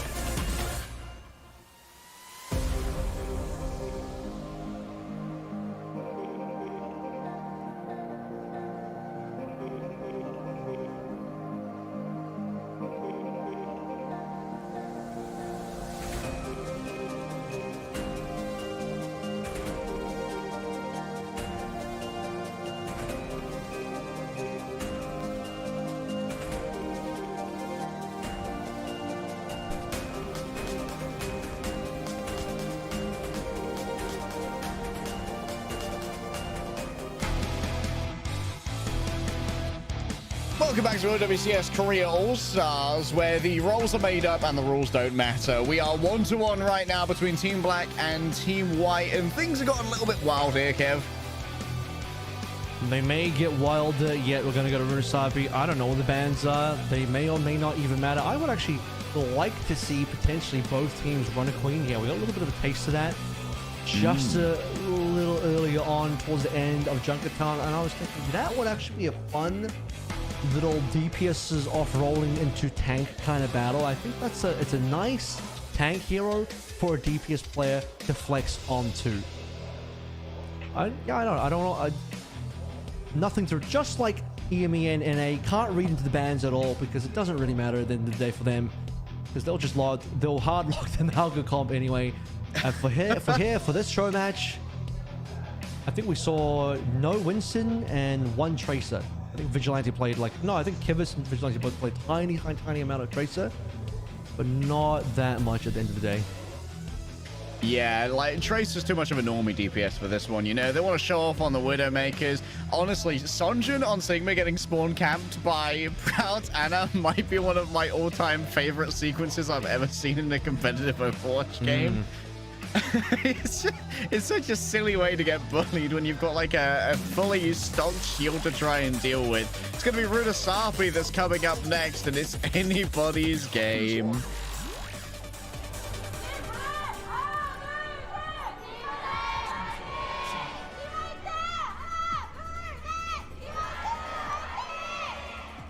Even yours, that's right, folks. It could be your game too, and by that I mean it could be your Lifeweaver skin if you watch long enough for the drops. Hooray! You could reach dizzying heights. Yay! The dizzying heights atop the pedal platform, they are all to be yours, as you could be so fashionable atop it, showing off your couture to the world team. Sometimes life just grasps you, grasps you. There are a bunch of cats next to the laptops playing this Twitch stream, which have just had an absolute manic time. I hope you're proud of yourself, Kev. Yeah, I have streamed and played an actual cat noise, and I've had people tell me that their cats perked up on that, so it does happen. Here we are, season 15 perked up, baby. We are perked up here. We don't have any of the jungle queens that I would have liked to have seen, but we're actually going to get a Peppy versus Marker Genji battle with Vigilante going down in the Pharah early. And what's nice about this is both Marker and Peppy, obviously members of Wade, who are sons of the Genji father, who are you. Yeah, true. We are all who are you children here. Praise be the father. And Prophet going up in the 2v1, just managed to walk away with one. This seems like a bit of a shellacking here. Team White are just getting absolutely pounded by Team Black. 40 meters plus. Counting. Proud at least gets out. I mean, 8 is on the hazard here, which is quite nice. It's really impressive as well when you start to see some of the off-rolling and you start to realize, yeah, like I said, man, the mechanics are kind of solid. Yeah. Even on the off-rolls. Genuinely.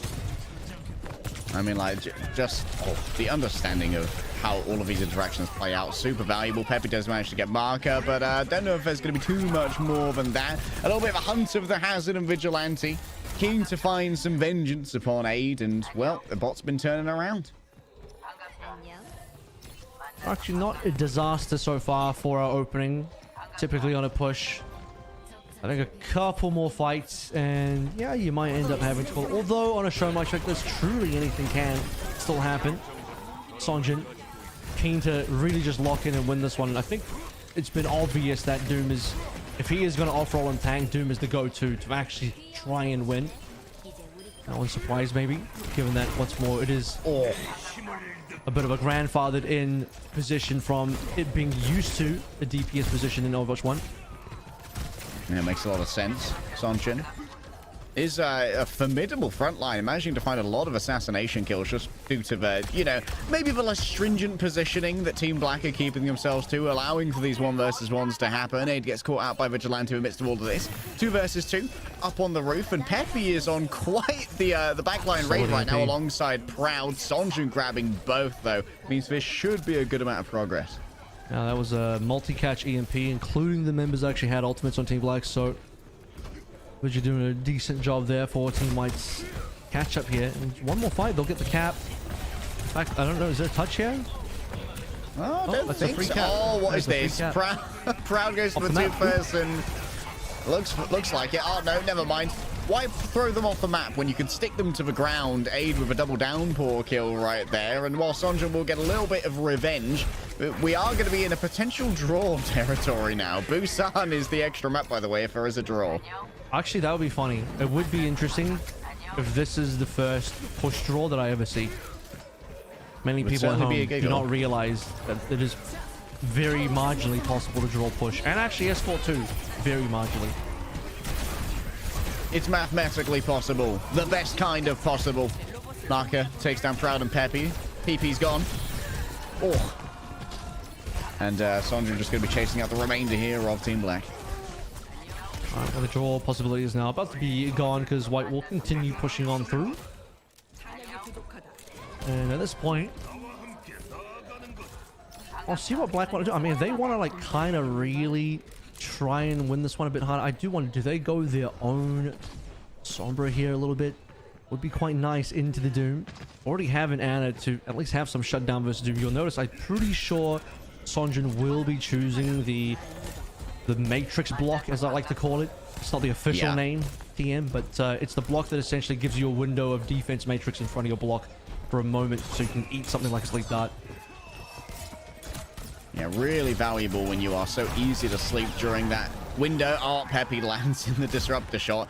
Not a happy landing if ever I had to describe one, but Marker found the business end of a spike guard, and Sonjin for now just going to be holding up at the front. Things get a little bit more aggressive as Nano Boost is given on over. Usage of the Suzu does mean that's not going to be available for a little bit longer, but it does extend the life of the Ana. A messed up seismic slam does mean that Sonjin doesn't have too much in the way of escapability, and Kivas picks that one up.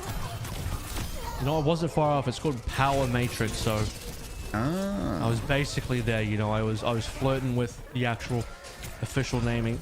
86 to 55 though. At this point in time, still really don't see enough on board for Team Black momentum wise. Of course, always remembering that push is a game mode that requires a lot of snowballing, multiple fights, one in a row, just to be able to collect any amount of distance before you are reset. EMP goes awry, it misses. TP's away into a separate POV. Sonjin here, oh, charged up, misses the punch on the climbing Kiriko, and now a Meteor Strike will descend onto potentially 3 squishies here. Lots of damage done to that backline. Vigilante's going to be the main victim though, as Kivas found it elsewhere. Another charged up punch, unable to really connect and remove souls from bodies, as Kivas just going to try and hunt down Marker. This should be even more space gained by Team Black, who've managed to take the car towards the back. A fun little trivia question. Actually, probably not a trivia question. Just a little fun thought experiment. Maybe a little shower thought. How many NA Sojins are worse than Kivas? Or rather, how many NA Sojins would Kivas be better than? True. Let's frame this in an optimistic light. This is the potential of exactly. Kivas. Yeah. My salesman, Kev. My salesman. He's got a career. He's got a retirement career in NA playing Sojin. I can see it. New era doesn't work out. Oh, it's a sticky nade. Sticky disruptor. Wow. Gets dropped on the floor after the falling of Kivas, so Zest will still be a victim of that one. Moving in onto Viana. Not the most effective ambush I've ever seen, but Marker eventually gets it done with the help of Prophet. And it's going to be turned around. Team Black did manage to grab the lead, though. That's quite a lot of distance. It's going to be a lot of run back and forth now. So when we do get into the OT, you're going to be able to see the potential for flips being quite high, but the run back is pretty significant also. So we'll look forward to what we get in there. What I am trying to say is that the gap is close enough that it's become quite difficult to discern who really is super favored here. Maybe that improves a bit for Team White with this play coming on through. So you know, the more I see of this Kivas Sojin, the more I'm thinking the rankings moving up for me. You know, this is now you can just plug and play Kivas into a top NA team right now. You can't tell the difference. A tenured scientist once told me the team that's winning is likely to win more, and that seems to be the case right now for Team Black in the league. Yeah, I think it was actually leg day's point if I remember correctly. Wow. Mac and Dogcat grab some here. Team Black are actually going to be rebuffed, but they pick up an extra 2 meters off the back of this one as Aid is brawling out and doing significant damage. Leg day theory is legs will hurt the day after leg day. That's true. You will not escape. Interesting bit of peel there. I guess Aid did get a little bit of extra charge on their spike guard with the impact of that spiked wall.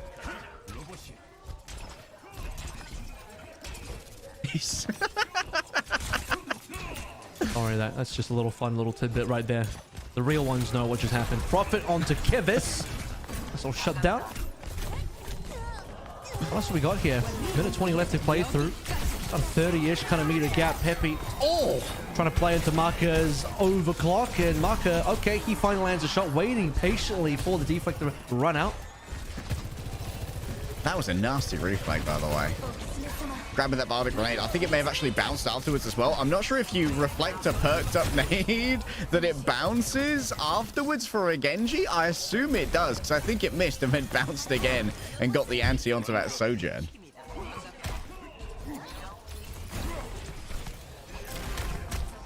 It's a lot of value to get out of that reflect. Team White, they could actually turn this around now. Last 40. Yeah, this would have to be the push. Otherwise, your very long OT is going to spend a lot of time just simply walking the bot back. The fact that they get to start the OT with bot, they lose a member. Oh, but they trade. Oh, trades are good. It's not a good enough trade. It's minimally good, but it needs to be better. More trades required. Ooh, still haven't unlocked that forward spawn, I don't think, just yet. Team White doing their best of it. Sondra. They've not unlocked the spawn, you're right. Where's he going? Nowhere important. Bro's taking a break. I think this one might well be over. Yeah, I think we can safely call this one. Donghack taken out by Kivis at range after he attempted assassination of the Lucio. The bot do be moving, and Prophet won't stick around for long. Kivis MVP? Anybody else? Just me? I think Kivis it might well up? be. Team Black really getting some value out of that last pick of Kivis. Bro didn't get kept for last. I'm a one-man Andy. If Max can get POTM on 2 maps, I think Kivis can get it in one map Andy right here. That's the one that counted, that last map. The Sojin pop-off, I'm taking it. I'm taking it all the way to the United States with that. This is the furthest a New Era member has made it in our weekend as well. In fact, I think that might be the only New Era player who made it to the weekend. Actually, yeah, there it is. Technically, New Era has made the playoffs. Not wrong. They've made the final day of playoffs. There it is. Thanks to Holyland for the better view. Much appreciated. The crowd seems to have truly enjoyed the flexibility of both Team Black and Team White here. It was a very fun All-Stars, actually. I enjoyed the framework of the true Overwatch gaming being kind of alongside the off angles. Here's Aid, our tank player, of course, tanking Shordenair, having absorbed his brother Milgaru. Kivis so robbed. I don't know what to tell you, man. I don't know what to tell you. We didn't get a vote in this one, it's true. The Kivis heads would have risen up. Real Kivis. He's going to show up next season and people will be like, why is he on support? Isn't this guy a Sojin player? Bro got relegated. AIDS Ball, though. Real talk. AIDS Ball map 1. Pretty good. Pretty good. That actually was... I mean, you could see the mechanics in there. Not suggesting it would have been... Obviously, Ilgaru is the actual ball player, but you can tell that Aid is... Even just by osmosis, maybe, just caught a little bit of the genetics there in terms of knowing how to play ball. Ball is really tough, guys. Like, you have to actually put time into that hero to know. You can't just accidentally know how to play ball. It's not one of those heroes you can just jump onto and know what to do. So he's had some, like, actual time in the server, maybe playing a bit of ball in rank. I was doing something where he's kind of had to practice it to get the actual mechanics in. Yeah, bro, a very good performance on the Reinhardt as well. Admittedly, Reinhardt being a legacy hero in Overwatch, a lot of people have just learned how to play him via osmosis, but the ball really is an impressive. It's kind of like Lucio. Like, this is not a hero that you can necessarily pick up and instantly be good at. Very unique mechanics. That skill-based movement often is going to cause a problem here and there. We saw a touch of Newton's cradling from Sonjun and Aid there, clacking away. The balls do manage to connect, and look at this. Beautiful movement from Aid. And beautiful tracking. 10 points to Gryffindor for anyone that gets the reference on that one. Have to be real old school Overwatch head for that. But yeah, I mean, what was Aid's hero map 2 again? Was he the Sigma or was he the? No, he was a Sigma because Sonjin was a Doom. That's right. He played some Orisa and some Sigma. We saw him attempting to save the Bastion. Got ourselves the interview now to check in with our MVP. You know what? If it's not a full-fledged DMCA song, I'm not having it. It better be a full performance. Translation provided courtesy of WDG. The winning team in the event is Team Black. And what are Aid's victory impressions? 즐기면서 하는데 이제 승리까지 하니까 기분이 너무 좋네요. 오늘 게임 내내 화물을 신경 쓰고 게임을 하는 선수가 키비스 선수랑 비즐란테 선수밖에 없었거든요. 해명 부탁드려요. He says it's great to participate in the All-Stars. The idea was just to have fun, but it's nice to win. And like I said to you, Harry, they had fun while still being really good and kind of taking it reasonably seriously too, which is nice. Yeah, kind of min-maxing the fun to silly ratio alongside just being so baseline good at the game. Talking about the C9 now, what happened to the C9? Aid said, I thought everyone would figure it out, but no one did. It's one of those moments. How many C9s occur, actually. You'd be surprised. Maybe not surprised, actually. That is just how C9s can occur and do. Too much trust. You got to be suspicious of your teammates. 오더는 없었던 것 같습니다. 그렇군요. 자, 오늘 맛 라인으로 낭만도 낭낭하게 챙기셨고요. 그 다음에 시그마. 페피 선수를 보고 Who placed the order today? Everyone just played what they wanted to play, so there was no one else. Sounds like, in terms of trying to pick the maybe the comps or the heroes, everyone just played what they wanted to play. I do think there had to be some coordination, because there's no way they just run through with a Rhine mirror on the first point. Into the Anyway, mirror straight away. What do you think when you see Pepe Sigma? Why did you leave Sigma and go for Malga? Is the response to that? 오히려 내가 가르친 거다. 그렇죠. 자, 밀가루 선수 못지않은 오늘 레킹볼 보여줬습니다. 자, 그리고 오늘 호그픽도 나왔잖아요. 이게 이제 캡처가 돼가지고 경쟁전에서 이거 오늘 대회에서 썼더라. 나도 해도 되냐. 이렇게 말이 돌면 어떡하죠? 호그가 재밌긴 한데 하면 안 됩니다 이거. What do you think about Roadhog? That's right, I forgot about the Roadhog. That also was quite impressive. Yeah, it was a brutal showing on C. He says it's fun, but you shouldn't do it, especially in competition. There it is. Don't watch me. Do not learn a thing. These Roadhog stunts are performed by professionals, trained professionals. Do not attempt at home. You heard it here first, chat. This is not for your ranked games. 잘 비빌 수 있지 않았나 생각합니다. 네, 그리고 또 제가 물어보고 싶은 게 있었는데 웨이 팀의 딜러로서 오늘 페피 선수와 마카 선수의 맞도 대전 평가를 한번 내려볼게요. 누구 승일까요? 페피가 완전 발리지 않았나 마카한테. 위도우 차이가 너무 나가지고 게임이 힘들었습니다. 우리 위도우 왜 그러냐? 우리 위도우 너무. As a DPS on the Wei team, what are your thoughts on the Widowmaker match? 안 되겠습니다. 땡준 안 되겠습니다. 라고 말씀을 해주셨습니다. 자, 그리고 오늘 It seems like everything is worse than Maka. Okay. 프라우드 선수의 헤드샷 아나. 좀 정확하게 힐링이 들어왔을까요? Does that mean he thought Marker was good? Or is he trying to flame Marker? I'm actually a little unsure of that. Yeah, I'm not entirely sure. Maybe Aid thinks that his job is in danger from Marker's hit scan prowess. Maybe flaming Peppy. Raul's fatal hit Ana. What do you think? Somehow more damage was received than healing. Proud was trying to duel so hard it was taking more damage. Yeah, that's right. He was more focused on damaging the healing. Sounds like the old days when Widow players would just queue as Ana just so they could deal damage. Was perks confusing? And he says, I did what I normally did. Bro didn't even read. He just got rid of the alert as soon as possible. Actually, yeah, picked a random. Wait, there are perks in the game? I've just been playing normally. I don't know there were perks in the game.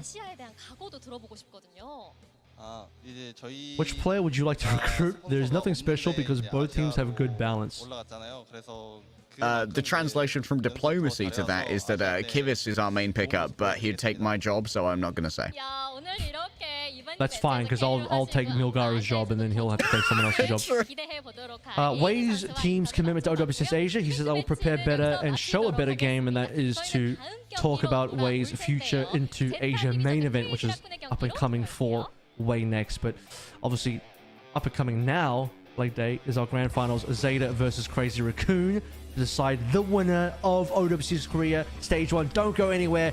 Grand finals after this.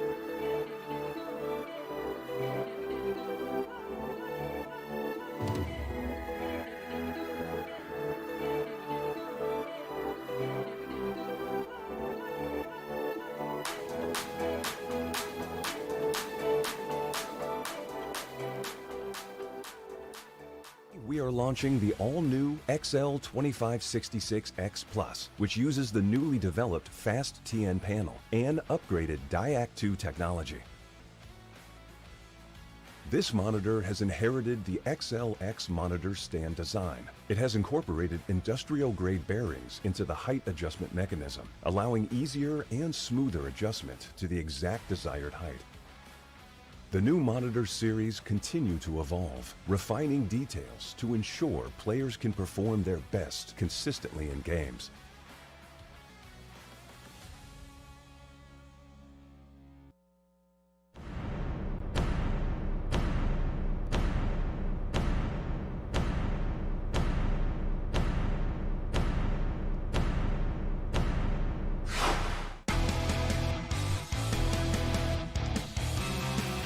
OWCS Korea finishes here and now. Only one match remains.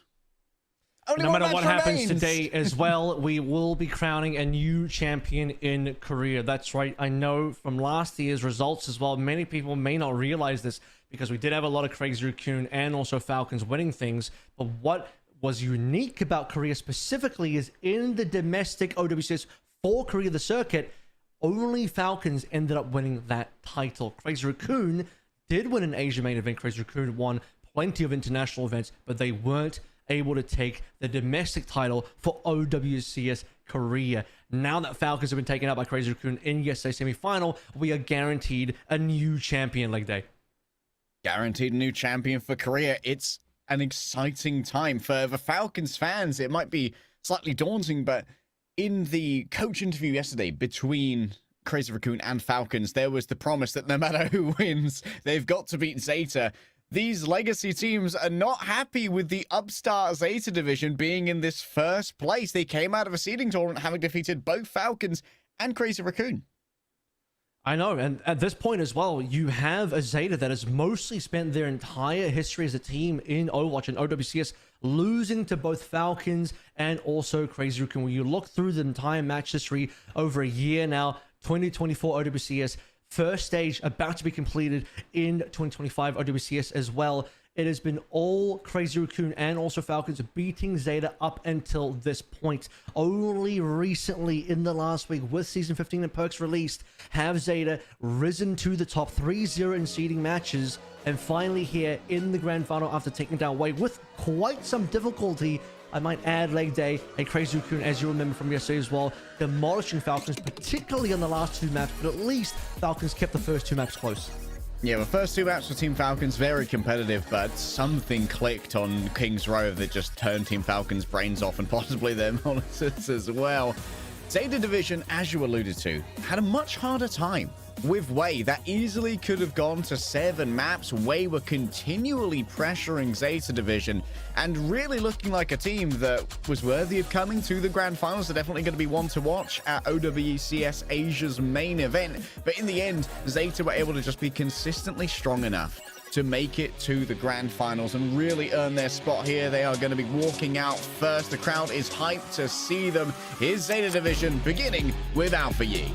And this is the king of off-rolling, at least for this season so far. We talked about the fact that, okay, we got a bunch of off-rolling in our show match. Alpha E, though, he legitimately stepped in to cover Violet's shoes playing the Lucio earlier this season when Violet was away for a weekend sick, and he popped up. Now, I'm not expecting that to happen here, but it goes to show how strong these players are when they're in a serious environment, and you're not just off-rolling for the funsies, you're doing it for real. He's that good, and now he's come through for Zeta, the big way, the primary fire player. The other parts of the flex DPS roles mainly covered by this guy on your screen, Pelican, who would like to get his first tier 1 victory today after a string of second places. Yeah, Pelican's kind of got that Carpe gene, just on the periphery of true success again and again, grabbing Rookie of the Year, I believe, during his first year in the Overwatch League with the Atlanta Reign for some stellar Echo play. Pelican has always been so proximal success, and now it's time to drop the bouquet. No longer be the bridesmaid, but time to be the bride. Flora as well. This is the best team he has been on so far in his career. Even in the Overwatch League, things were a little bit disappointing. New York Excelsior could have got a little bit better for him, but now he's found himself at the top of the heap, the top of the pile on Zeta. Top 2 in Korea, maybe even top 1. That result will be decided a little bit later today. Can he be the captain that this team needs on that hit scan? Sojin, the power spike, has hit at just the right time for his best hero to be in his hands. Flora might be the skipper, but Bernard skipping the front line, heading straight to the back. Continually the threat on the Diva, on the Sigma, on the Mauga, whatever hero is required. Bernard is the one-stop shop solution every time for Zeta Division. This guy has risen from quite disappointing performances on London Spitfire to be one of the greatest in the world, possibly even #1. Yeah, I spent a little bit of time trading positions with Boucher, mainly starting over him in the Hangzhou Spark as well. But another performance and another team where unfortunately he didn't quite get the results he was looking for. But a person who has had all the results and more, especially in the past, is a Violet. Right now, you could argue as the GOAT of all of Overwatch history. It's him, Smurf, and Lip that are in contention for that. And if Violet can beat Lip today, Violet then secures his positioning as the GOAT of Overwatch just that much further. The interesting thing to note about Violet is despite having a decent number of titles in his name, he has also had a string of second places recently. He needs to add a first place now, today. The goat-off happening between Lip and Violet, but the understudy of Finn is here, moving out of the shadow of Violet to stand astride him side by side as partners in that support role. Finn's had their success in the Overwatch League, and now is looking to make it happen here in OWCS as well. Carrying the Japanese region here a little bit. You have the Japanese org of Zeta Division, but then on top of that, Finn himself, half Japanese, streams in Japanese, great representative for the Japanese community and also the Korean community at the same time. Had a bit of an amazing start to his Overwatch League journey on the San Francisco Shock alongside Violet and also Proper and many other teammates. Second year in 2023, not so great, but Zeta has been the comeback run. People were doubting his ability to be a top tier player. Well, doubt no more. Top 2 is the minimum result for Finn. On the other side, you know him, you love him, you've seen him game the title, the GOAT, the 8'9" gaming warlord, the massive man on land. It's Lip, baby. Massive rails, massive headshots. The Widowmaker you need to be frightened about, but that's not where it ends as well, because we see the Symmetra, we see the Torque, we see, most importantly, the Tracer. Uniquely is a hit scan that is so good on Tracer. He can take it to and even beat the top flex DPS Tracers in the world, and that is what makes him so lethal, so deadly, so valuable to the team. Many consider him to be the potential GOAT of all of Overwatch as well. Again, this match may heavily swing that debate between who wins between Lip and Violet today. He/him sang, putting a pro into pronouns. This guy's the flex that makes sure that Lip stands tall, figuring out every other hero that's needed. He/sang has been an absolute rock for Crazy Raccoon. Yeah, it feels like it's been so long in terms of waiting for He/sang to come through from contenders into the Overwatch League, into a top-tier team.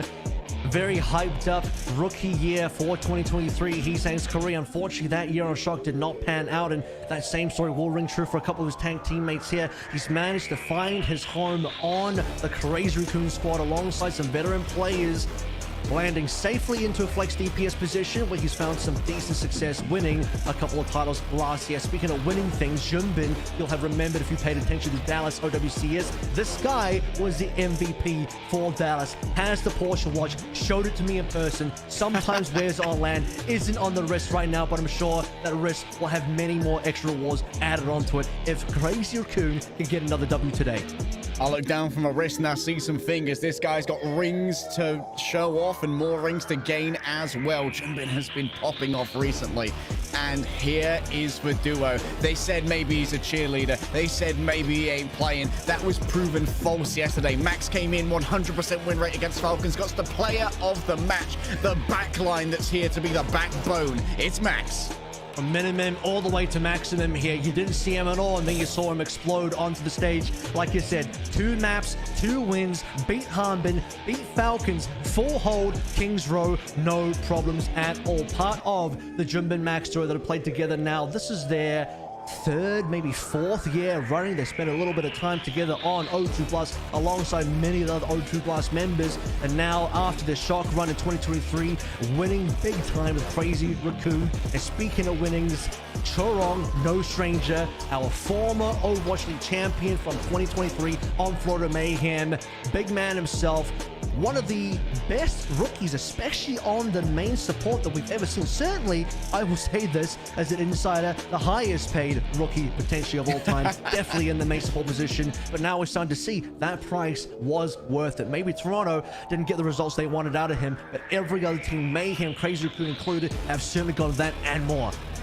If the shoe fits, and it always does, the one flex support you can always count on to be good for his one. The one and only Shoe, baby. How many years running in a row now?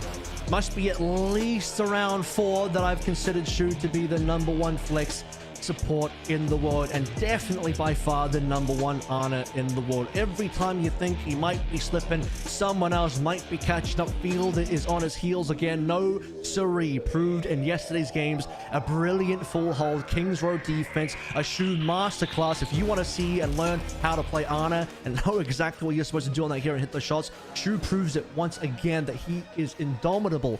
Probably the biggest POT and farmer on a support role that I've seen.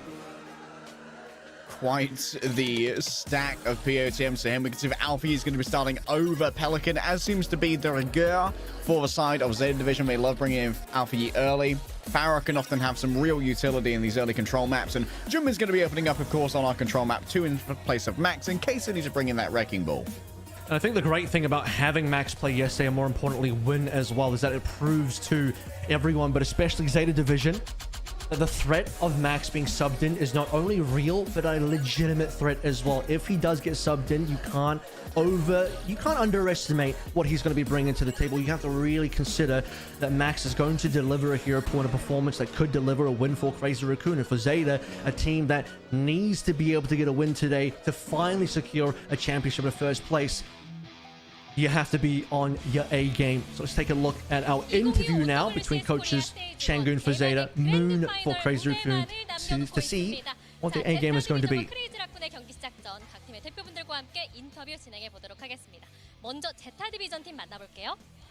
네, 안녕하세요. 제타 디비전의 감독을 맡고 있는 장군입니다. 반갑습니다. 네, 장군 감독님 반갑습니다.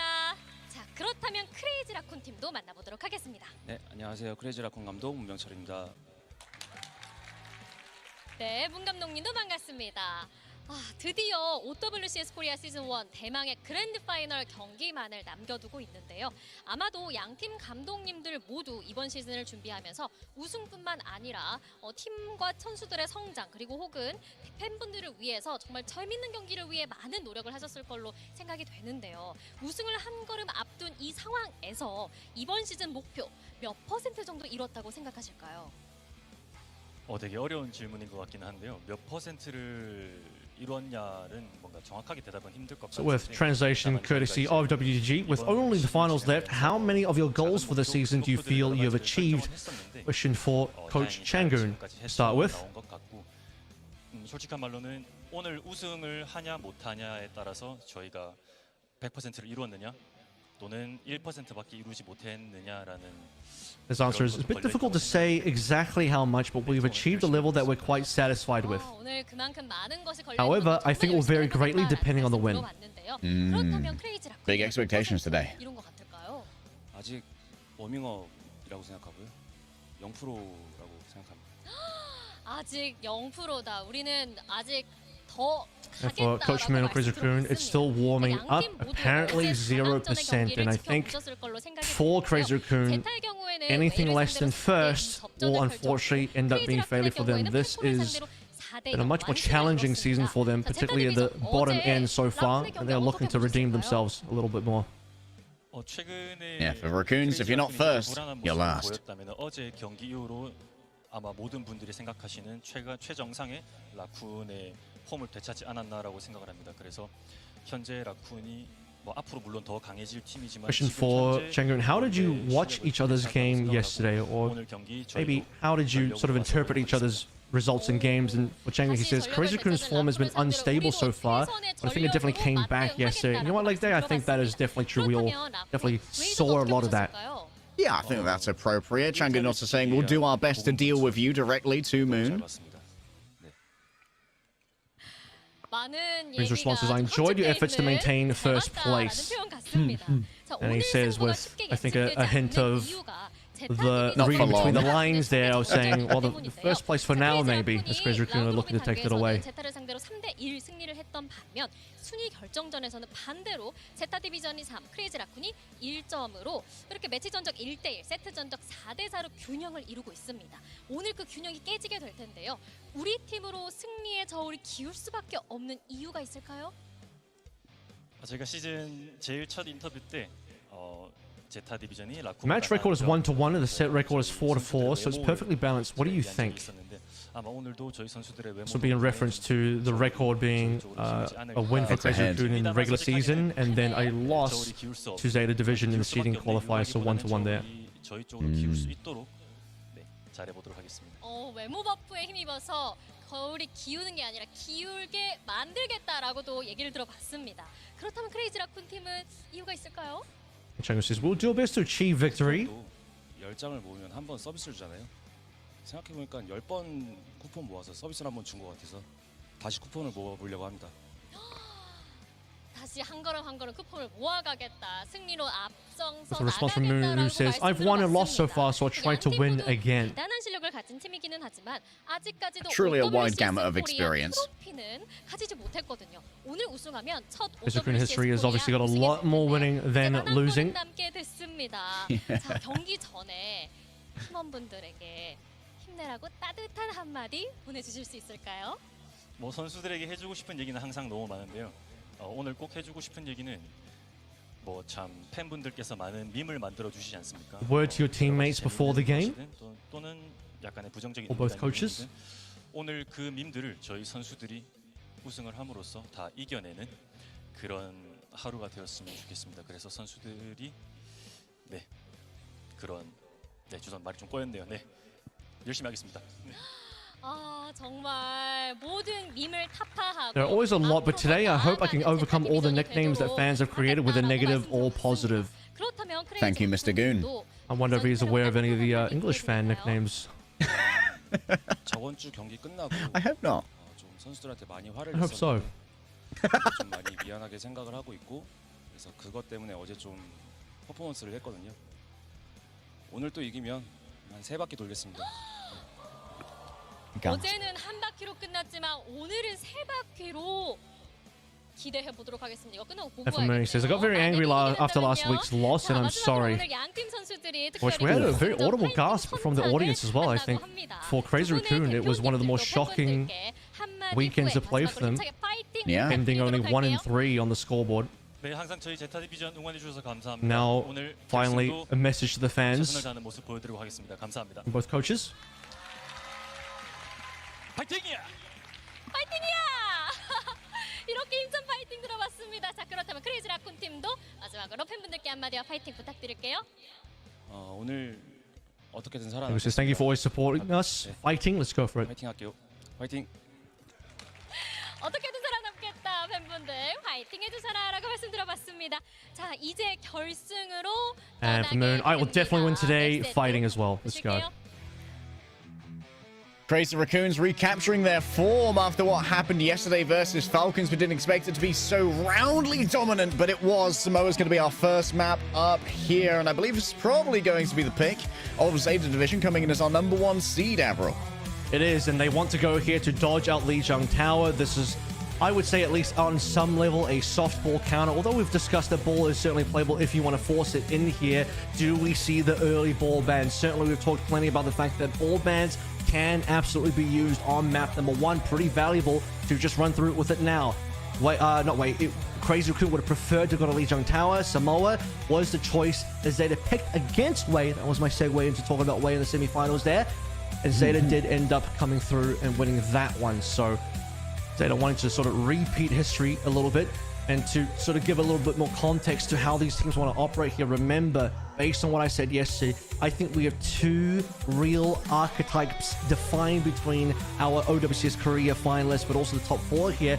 You have very much the Malga team. That is Zeta Division. They want to play the standard Malga, Juno, Brig, backline, plus Sojin into the Genji combination in the frontline DPSs. For the Crazy Raccoon side, more of a dive team. Still would rather prefer playing Winston, playing the ball when possible as well. Going over towards a Ana-based lineup. What are the signature heroes for both these teams? It is Malga into the Ana. An Ana-based team versus a Malga-based team. Shu, you have the best Ana in the world. Popped off yesterday, denied Proper, denied Falcons, absolutely destroyed Fielder as well. Showed Fielder in many ways how Ana is supposed to be played. So expect every single different type of Ana composition. Chorong is going to have to be extremely flexible today, playing across different flex supports, but also main supports. Everything in the ult pool and the support pool is going to potentially need to come through to protect Shu on that key Ana pick and enable these dives.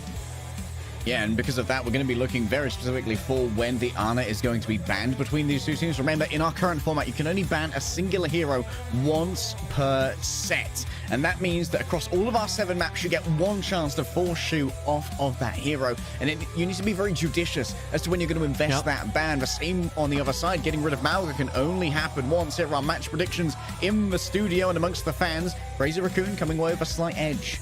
I do have to say, though, this is, first of all, talking about the match prediction. Historically speaking, Crazy Raccoon have been the safer bet. They have won more titles. Zeta have yet to win a title. I think winning a title today solidifies their place as a top-tier team. Usually, they've just been skirting around the outside. Now, even seeing the decided matches, you'll say, potentially, did they just fluke their wins versus Crazy Raccoon and Falcons? Today's to prove that was indeed not a fluke. Honor and glory, the playoffs grand finals. Who will be the champions? It will be a first-time champion regardless of who wins. Yeah, despite the collection of accolades collected by Crazy Raccoon, as you alluded to earlier, in their local region, have always been crowded out of that crown, instead having to claim it at more international events when the chips are really down. But to do it at home in front of the crowd would mean a lot to Crazy Raccoon, especially as they're recovering from that kind of soft streak they had during the seeding tournament. It's rare to see this team stumble with the caliber of player that's on it. And we'll have to see the evolution and how the series evolves as well. The great thing about these FT4BO7 type games is you sort of alluded to the fact that fans do become scarce as we move through, and our opening fans are going to be Ana and Malga. So let's talk about that immediately as we have it. I did have another point to make, but that will be put on hold as just discussed. the primary identifying heroes, the identities of these teams, the signature heroes that will identify both Zeta and Crazy Raccoon are Malga and Ana, and they are both gone straight away. But the order also matters here as well. Zeta, they chose Ana first. They got rid of the Ana, potentially trying to move us into that sort of Malga mirror where typically, if you want to win this Malga mirror, we've discovered a couple of ways. What can you play into this? You can play the Diva plus the Ana combo. You can play a bit of the Bastion. Removing the Ana causes some problems. You may end up having to just play this kind of raw Malga mirror with the Brig Juno. I don't think Crazy Raccoon want to play any Brig Juno today. Shu doesn't want to lock in the Juno one time. So what are they going to do? Get rid of the Malga now. Let's not play a Malga mirror. Sure, we don't have to play towards Ana. Let's turn this into a Lucio Kiriko Winston versus Diva match. I think that's what's going to happen here on Samoa. It'll be comfortable for Crazy Raccoon to go there. Map number 1 on the horizon. We're heading to Samoa. The grand final starts now.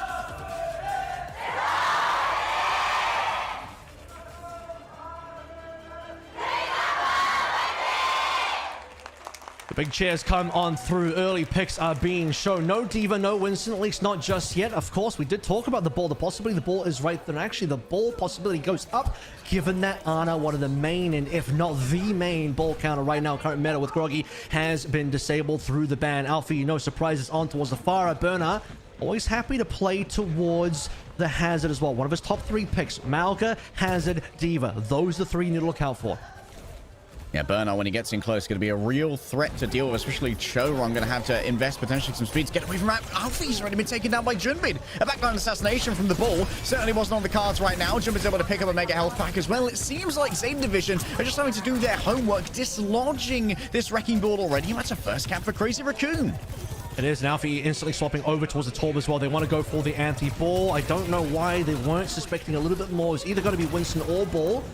Alfie wanted to try the fire out a little bit more. Heesang, good read coming through. You'll notice that Heesang actually started on the Echo, knowing that Alfie being in the lobby heavily necessitates there will be a Farah. And Shu, kind of unexpectedly dying to turret there. That's not what you want to see out of Shu. Yeah, you can see a Brig assist there as well. Maybe Violet poked them into the zone of fire off the turret, and there just wasn't any room to actually deal with the damage that came on through. Zeta Division have good presence on the point here and flip it already. See where we go with this further now. Heesang looking for side angles. Turret first. Stickies will take care of that. Will cost them a cooldown, revealing Heesang's positioning as well. Speaking of positioning, Junbin off the high ground. What does he find? Very sparsely located members. And is able to get the back line. Lands on Alfie, which is not the ideal target. Yeah, Shu actually TP'd in here as well, so doesn't have an escape.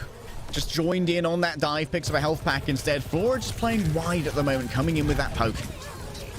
It's something for Siege. He's actually going to be taken down by Junbin from the back. Nice tracking there with those machine guns. Lit, bullied away by the Hazard, but does have the care of supports here to make sure they are going to be able to survive this one. Bernard comes in to try and turn it around, but surrounded on all sides. You can only block in one direction. Shu picks up multiple killing blows, and this is so back and forth. And you have a situation as well where you notice Heesang is going to look for that turret. They need the timing of the turret down, cooldown expended. Alfie having to wait, and that's the go button for that dive. Junbin inside, Chorong following with Shu. And suddenly, the entire map opens up. Flip comes on in. And Heesang, despite not having stickers, it does impact his ability to deal damage, but it also enables his team to at least have their dive. Gives a little bit more space there to work with. Bernard saw it coming, blocks in the direction of the slam to minimize the damage and make sure there isn't too much tax placed upon the healers. Heesang for now spending fire onto Alfie, who still has that turret available inside the building. That's going to be more difficult to take on down. Shooting the first pick again, by the way. Full range, headshots with just the regular capacity of the railgun. Nano, or rather the ray coming through to give extra damage over the Let during this overclock. Much rail damage to be levied as Alfie is falling elsewhere to the mines. What a good trade, though. You saw Bernard going down there. That can't really happen. Heesang, quality kill coming through from the beam. And for Zeta Division, throwing just about every other ult they could, have double supports in there and losing. Junbin now collecting a couple of late kills. Finn even later. Can they touch now? This might be round over. Longevity of that minefield was too much to deal with. Junbin now just going to try and break down Alpha Yi. The healers can't arrive in time. Support's nowhere to be seen. Yes, Bernard's going to be able to come on over and trigger overtime. But to what avail? There's no one really here to take advantage of it. Bringing out the last little bastions of economy. It's a desperate attempt from Violet to get on using the shield bash, but too little and too late, my son. Crazy Raccoon start off strong.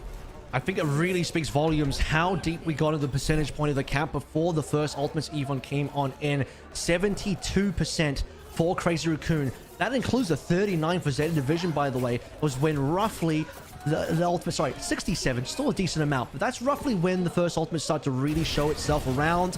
Huge risk being taken by Zeta Division, given the fact that despite losing Bernard, they really wanted to play in. Remember, they had the Shu death early, getting rid of Shu, denying the Kitsune rush in that particular fight. You also have Alfie dropping in the Molten Core to block out some of the orbital ray pressure from Churong. But when you have this moment I'm talking about, no Bernard, Violet and Finn going down after using ultimates, you really lose the bulk of your ability to make a comeback in that game. And then the number of staggered deaths we saw prevented Zeta Division from having a final retake in OT. Jumping on Ram. He's saying swap. It's a fully fledged comp swap here from the side of Crazy Raccoon. Maybe less verticality to work with for the ball. Now, Winston would have been fine here as well, but maybe just not wanting to play that into the Torb. And I think the ball maybe into that Torb for similar reasons. Could be a problematic thing, playing a little bit more of a brawly style on the front line, but poke on the back as you still see Lip once again on that Ashe. Talked about the fact that Samoa for Beach, brilliant position for the Ashe to come on through. Yeah, just the surprise factor there onto Flora worth so much for Lindholms. Will try and escape together, but the Dynamite's going to rack their nerves for a touch longer. Look at the aggression here. The Ramatra alongside the Genji just coming in for that kind of two-tap brawl. You get poked down first by Lip, and then Junbin and Heesang come to drive in the knife. You certainly have a lot of staying power as well. I think that's one thing that maybe Ball and Winston lack a little bit. You drop the shield, it breaks, and then suddenly you have to jump out. Junbin holding the right-click block basically forever as long as he maintains Nemesis form. Let's allow Crazy Raccoon just to hold that point presence. Bob adding to that factor as well. Again, so much action before even any ultimates come on through. Instant cap, instant frags. The Zeta Division needed to look for something in the neutral. Can they find Shoot?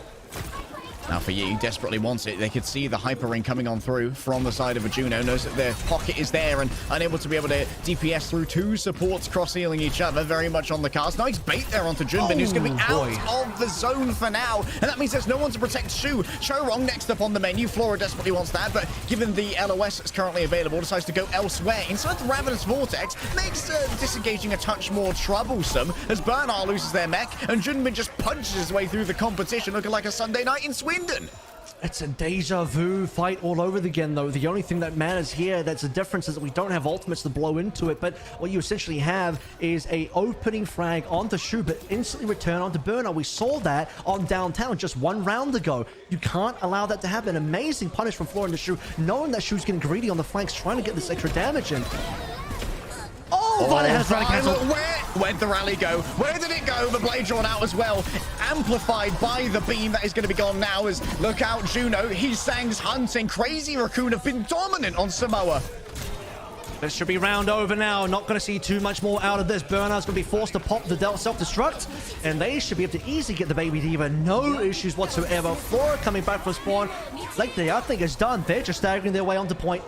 Annihilation of a Kitsune rush. It turns off rather quickly with no one there to touch it. Alpha Yi comes in, but it's a moment too late. Crazy Raccoon. Moon promised us victory, and it seems like the team is ready to deliver. Zeta Division are knocked for 10 at the beginning of our grand finals. Yeah, there it is. Samoa looking good. Excellent opening map choice. The Malga ban, well deserved. And look, we are seeing the signature bans come in very early, but that is started by Crazy Raccoon. Rather, no, I think it was, no, started by Zeta, actually. They came in with the Ana ban. They said a very definitive statement straight off the cuff. We want the early map advantage. We're willing to get rid of the Ana now, knowing that this has the potential to go to 7 maps. We're willing to give up the Ana ban for the remaining potential 6 maps just to get an advantage on map 1. And a more defining statement here, I think even beyond that, is to say, Malga or not, we are capable of winning because the depth of the tanks, the depth of the composition being played is certainly there. Hazard and Diva on board, available, but Crazy Raccoon also have more in the tank as well. These teams are far from one tricks. There's so much versatility ready to be shown on display, and you're only going to catch it here, so don't go anywhere. We'll have a quick break.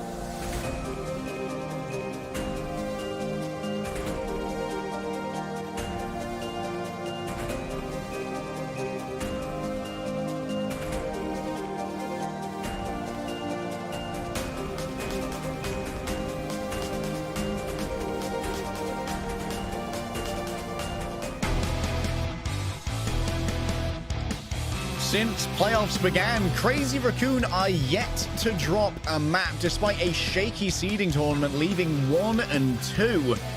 Playoffs has been a different story, Avril. Moon was not lying. He was certainly angry after that last weekend of seeding matches where they only went 1 and 3. One of the worst weekends, realistically, for Crazy Raccoon that we've ever seen. For Zeta Division, it was the complete opposite. Pure joy, elation, 3-0, beating all the top teams, all the other 3 teams in that top 4 to secure themselves a first seed in the actual playoffs where they got to choose their opponent in semifinals, and they chose Wei, resulting in Crazy Raccoon having to take down Falcons, which they did so with plenty of vengeance in hand. I'll tell you what, seems like that is not yet over. Can they continue that roll through now as Crazy Raccoon looks damn good in our opening map? But importantly, both of our signature bands of Malga and Ana are out of the pool. That does mean both teams can now lean into both of those picks as desired. Yeah, we're going to start seeing teams work around the periphery of trying to disable these compositions, getting rid of things like the Juno to try and keep the Malga from being at its most effective when Juno is one of the main enablers of Malga, and maybe being able to get rid of things like the Wrecking Ball when Junbin's in on these maps where verticality can be an issue. Of course, we are going to see the map pick come through from Zeta once again, and they're going to go for Havana. This is smart, taking Watchpoint Gibraltar out of the pool. They need to actually enable the Malga in here as well. We did see plenty of Malga. Of course, Sigma is also an option. Max will be subbed in for this map. You don't want to be caught in a situation if you're Crazy Raccoon and it ends up in some sort of Sigma matchup or Diva matchup and you don't have the capability to really match Bernard with Junbin in. We proved yesterday, Crazy Raccoon proved yesterday that Max has the chops to take down Falcons. Now he's up against Bernard. Now he's up against Zeta Division as well. Double flex support going to be super important here. We talked about the fact that you have Chorong who needs to be willing to flex across the board to play a bunch of different heroes. That is already baked in for Zeta Division. They have 2 flex supports between Finn and also Violet. But if Ana is going to be an important choice here, Violet has to be the one playing on that Ana. And you know what? It's not been one of his signatures. It is a signature, obviously, for the #1 Ana in the world in Shu. And have recently subbed in Pelican as well. Pretty standard for Zeta Division. We do see Alfie typically come in for map 1, throw out the Thread of the Fire. That Thread of the Fire was dealt pretty swiftly by Heesang, swapping over towards the Echo. Now Pelican has the capability of going towards some unconventional picks. I am looking towards stuff like the Mei, if you remember from yesterday's games as well. Yeah, the Mei with the lack of damage drop-off on the icicles can be incredibly important, and also being able to wall off a wayward tank like a Malga who may have made an overrun engagement, denying that disengage or potentially the LOS from a support with limited vertical mobility and something like the Ana from Shu could be a really important factor here. Yeah. So as we move forward here, you have to start considering, with Malga and Ana being available, I expect both to be played. This will also end up being Zeta's first ban as well. Really have to put a lot of thought into this one. You do want to enable double flex support. What can you get rid of in the pool here? It's difficult because typically in these anti-Malga comps as well, it is Juno and Ana being played. If you get rid of the Juno, you disable your own enabler for Malga. So Juno must be played in here. That needs to be placed in. Ana is not bannable. Zen could end up being an option, but Zen doesn't really play towards a Malga. That's more for a poke. I think we are far more likely to see a Malga matchup than a Sigma matchup here. There is the possibility, like yesterday from what we saw from Falcons, where Falcons straight up ban away the Sigma, ban away one of Max's best heroes, forcing it into either Diva or Malga, of which Max did end up having to play Malga versus Harmbin, if you remember that moment as well. And he did end up basically showing up, at least with the addition of the rest of the team. Another thing you have to start considering worthwhile to maybe ban is also a Widowmaker. And not just because I saw the Widowmaker placard there from the fan, but what you have to remember is Lip is, in my opinion, a considerably better Widowmaker than Flora. Flora has been very unwilling to play Widowmaker throughout this entire season. He is heavily stuck on the Sojin. That's not a bad thing. Soja's very meta right now and a fantastic hero and brilliant in the hands of Flora. But when Lip can flex a little bit harder, specifically Lip was the defining factor, one of the defining factors, if not the defining factor yesterday for me on this map against Falcons. That is a real threat. That when we get to the C point of Havana, you need to consider how you're going to handle Lip, and the Lip may just take over that entire point. Well, no Widow ban for now. I think that it would have been a smart one, but Genji is going to be taken out. That is, of course, from Crazy Raccoon. On the side of Zeta Division, we're actually going to ban out Kiriko here, which has the dual purpose of removing the off-angle pressure that could come from the comfortable double flex of Chorong and Shu, but also making sure that Juno can't be removed. I don't think Juno would have really been removed anyway. I mean, I suppose it would help a lot for Crazy Raccoon to take away some Malga enablers. It really depends on what they are wanting to play. The problem is Max and Burner now share a hero pool between the two of them. You're not in a situation where you can flex towards any of Junbin's specialties, where you can ban away the Juno and you can play the Lucio Kiriko and get away with it. That actually may be part of the emphasis of why the Kiriko may be banned, just to remove the Lucio Kiriko possibility for Crazy Raccoon to go into, even though that would have been a much more high priority ban against Junbin in the team, given that the ball dives and also the Winston dives are way more reliant on that, as well as the Brigana, to be fair. This does impact Max and Crazy Raccoon's ability to play into any sort of diva dive. So will we get a Malga mirror, or will it be a Sigma mirror? I am thinking Malga. Let's see what the team say.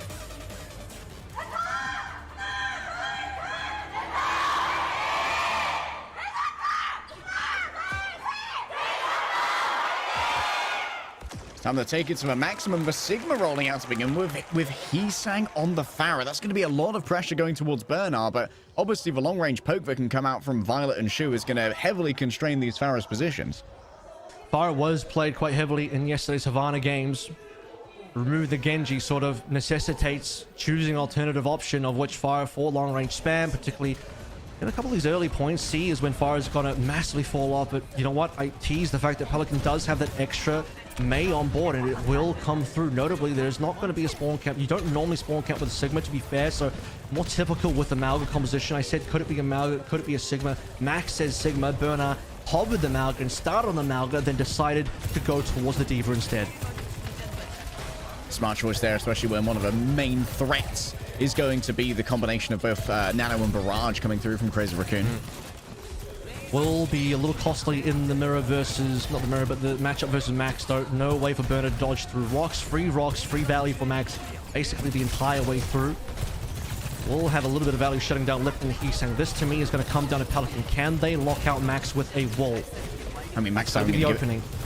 He's having to give up space here as a lot of damage comes in, just waiting for Heesang and Lip to try and find these additional damages onto the backline and maybe manufacture something. Violet gets antied, and there's even more to come as Shu is caught in that off angle, trying to get sneaky with it, and has just been absolutely thoroughly punished. Lip takes out Flora, but I think the damage may well have been done here to Crazy Raccoon already.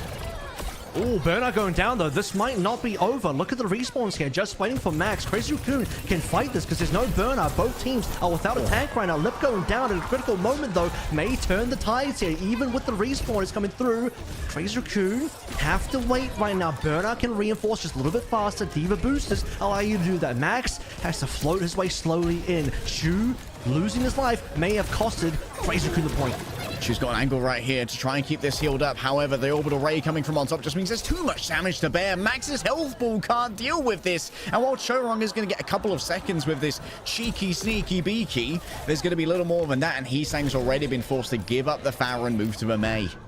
Yeah, I mean, that all comes down again to the early neutral scene around the 3-minute mark where Shu really wanted to dive in deep. To be fair, he was super far forward as well. I don't know if he was maybe camping and hiding behind a corner somewhere, but he sort of just pops up in Violet's periphery. Violet does a great job of dodging that out and hiding away. And that melee ends with both tanks falling, and you're just racing to see which tank can get back faster. But as I say, Bernard's on the Diva. He can fly in, Max can't, and that's why you see towards the end, Max just couldn't reach the point, and it doesn't really matter who else touches. They just get killed too quickly by Zeta. Yeah, survivability just wasn't there at the time. A rock going astray after an ice wall is erected in front of it. Flora at the moment on payload duty. The Princess with the overclock in the back pocket if needed. That's actually going to be a very early flux right here. Oh, the attempt to try and CC it out with the Blizzard. It's an interesting attempt from Pelican, but doesn't work out in the end. Instead, Violet gets caught and executed by Max. Cosmic forces a raid against the simple Grandma. She ain't cut out for this. Needed at least the one pickup on the flux, and he gets it. That would have been disastrous had Violet still stayed alive. Nano coming on through. humongous for Zeta, costing Burner the extra remake here as well. So both tanks now without ultimate, but Burner importantly without the extra life. So it needs to be a little bit more considerate about going aggressive. Orbital Ray now online, available for Chorong. Has been online for a while, didn't get a chance to use it in a previous fight. Payload has stalled out ever so briefly now. You'll notice that Heesang has, since recently, also swapped over, but dies to his counterpart. Lots of resets coming through.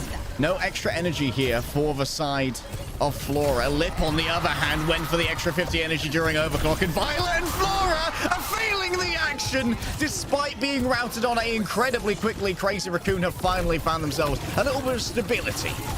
And that is exactly the kind of comeback you need in these types of fights. Lip is not done yet. He'll continue taking out any last remaining stragglers required. Just for the highlight reel now, the 150 energy, by the way, is the perk being chosen. Starting to see more and more soldiers move away from the 15 extra bullets. And this might end up being a D-Mech as well. Burner, again, as mentioned, susceptible to every single rock. Shu goes down again, though. Can this be an advantage? Well, Heesang going to be caught in enemy territory potentially. Should be able to hide away from here fairly easily. That's going to be a Granitic Flux, dragging Burner up to the heights, and Violet's going to be there too, taken out thereafter, but he's traded out for Max. And with one, that Proton Torpedo is evaded. That is going to allow Chorong to grip to life for a second longer. Heesang still has the Blizzard in the back pocket if necessary. Notice as well, we did see the Hyper Boost perk being chosen there instead of the typical other perk.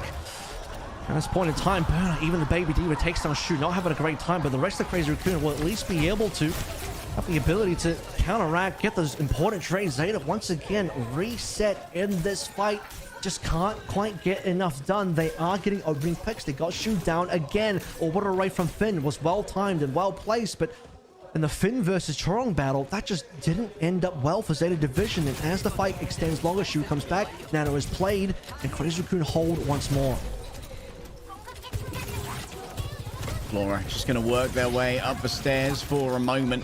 Working these off angles, trying to find a space to come in. Max's swap over to a Diva here is going to mean that they have equal access to these verticalities, possibly to chase down an errant Chorong here and there as well. Pelican on the off angle is going to be able to poke out their opposition with no damage drop off, but it's fairly reserved positioning. Oh, he's got 2 shots though. Chorong nearly got sniped out there. May yet still get sniped out. Speaking of, Lip once more. Rest in peace to Pelican. Shu traded out on the other side. Bernard went deep, and it has been aggressive. The question is for healing to be there to try and bring it back. The Nano's the burst healing that's required. Bernard does their best to just back away into the offense of the Orbital Ray. It's just so much coming from Chorong. Zeta Division have bent, but they haven't broken yet. This attack isn't over. And that might be a little too costly. Zeta Division, Violet throwing in an extra Nano on a losing fight. There was 3 members only available for Zeta. Can Lip go down here? Pelican wants it. Blizzard in play. Lip frozen. Oh, and executed. Flora managed to find the end of that. That slowed down Hero Super Easy. The headshot. Max is a touch too deep. You cannot eat the incoming cryo beams. Slowed and frozen. Crazy Raccoon are scattered for a moment. Both their supports still around though. Can they get an additional pick here? Heesang potentially in trouble. He's been marked heavily by the enemy team. Pelican will claim that kill.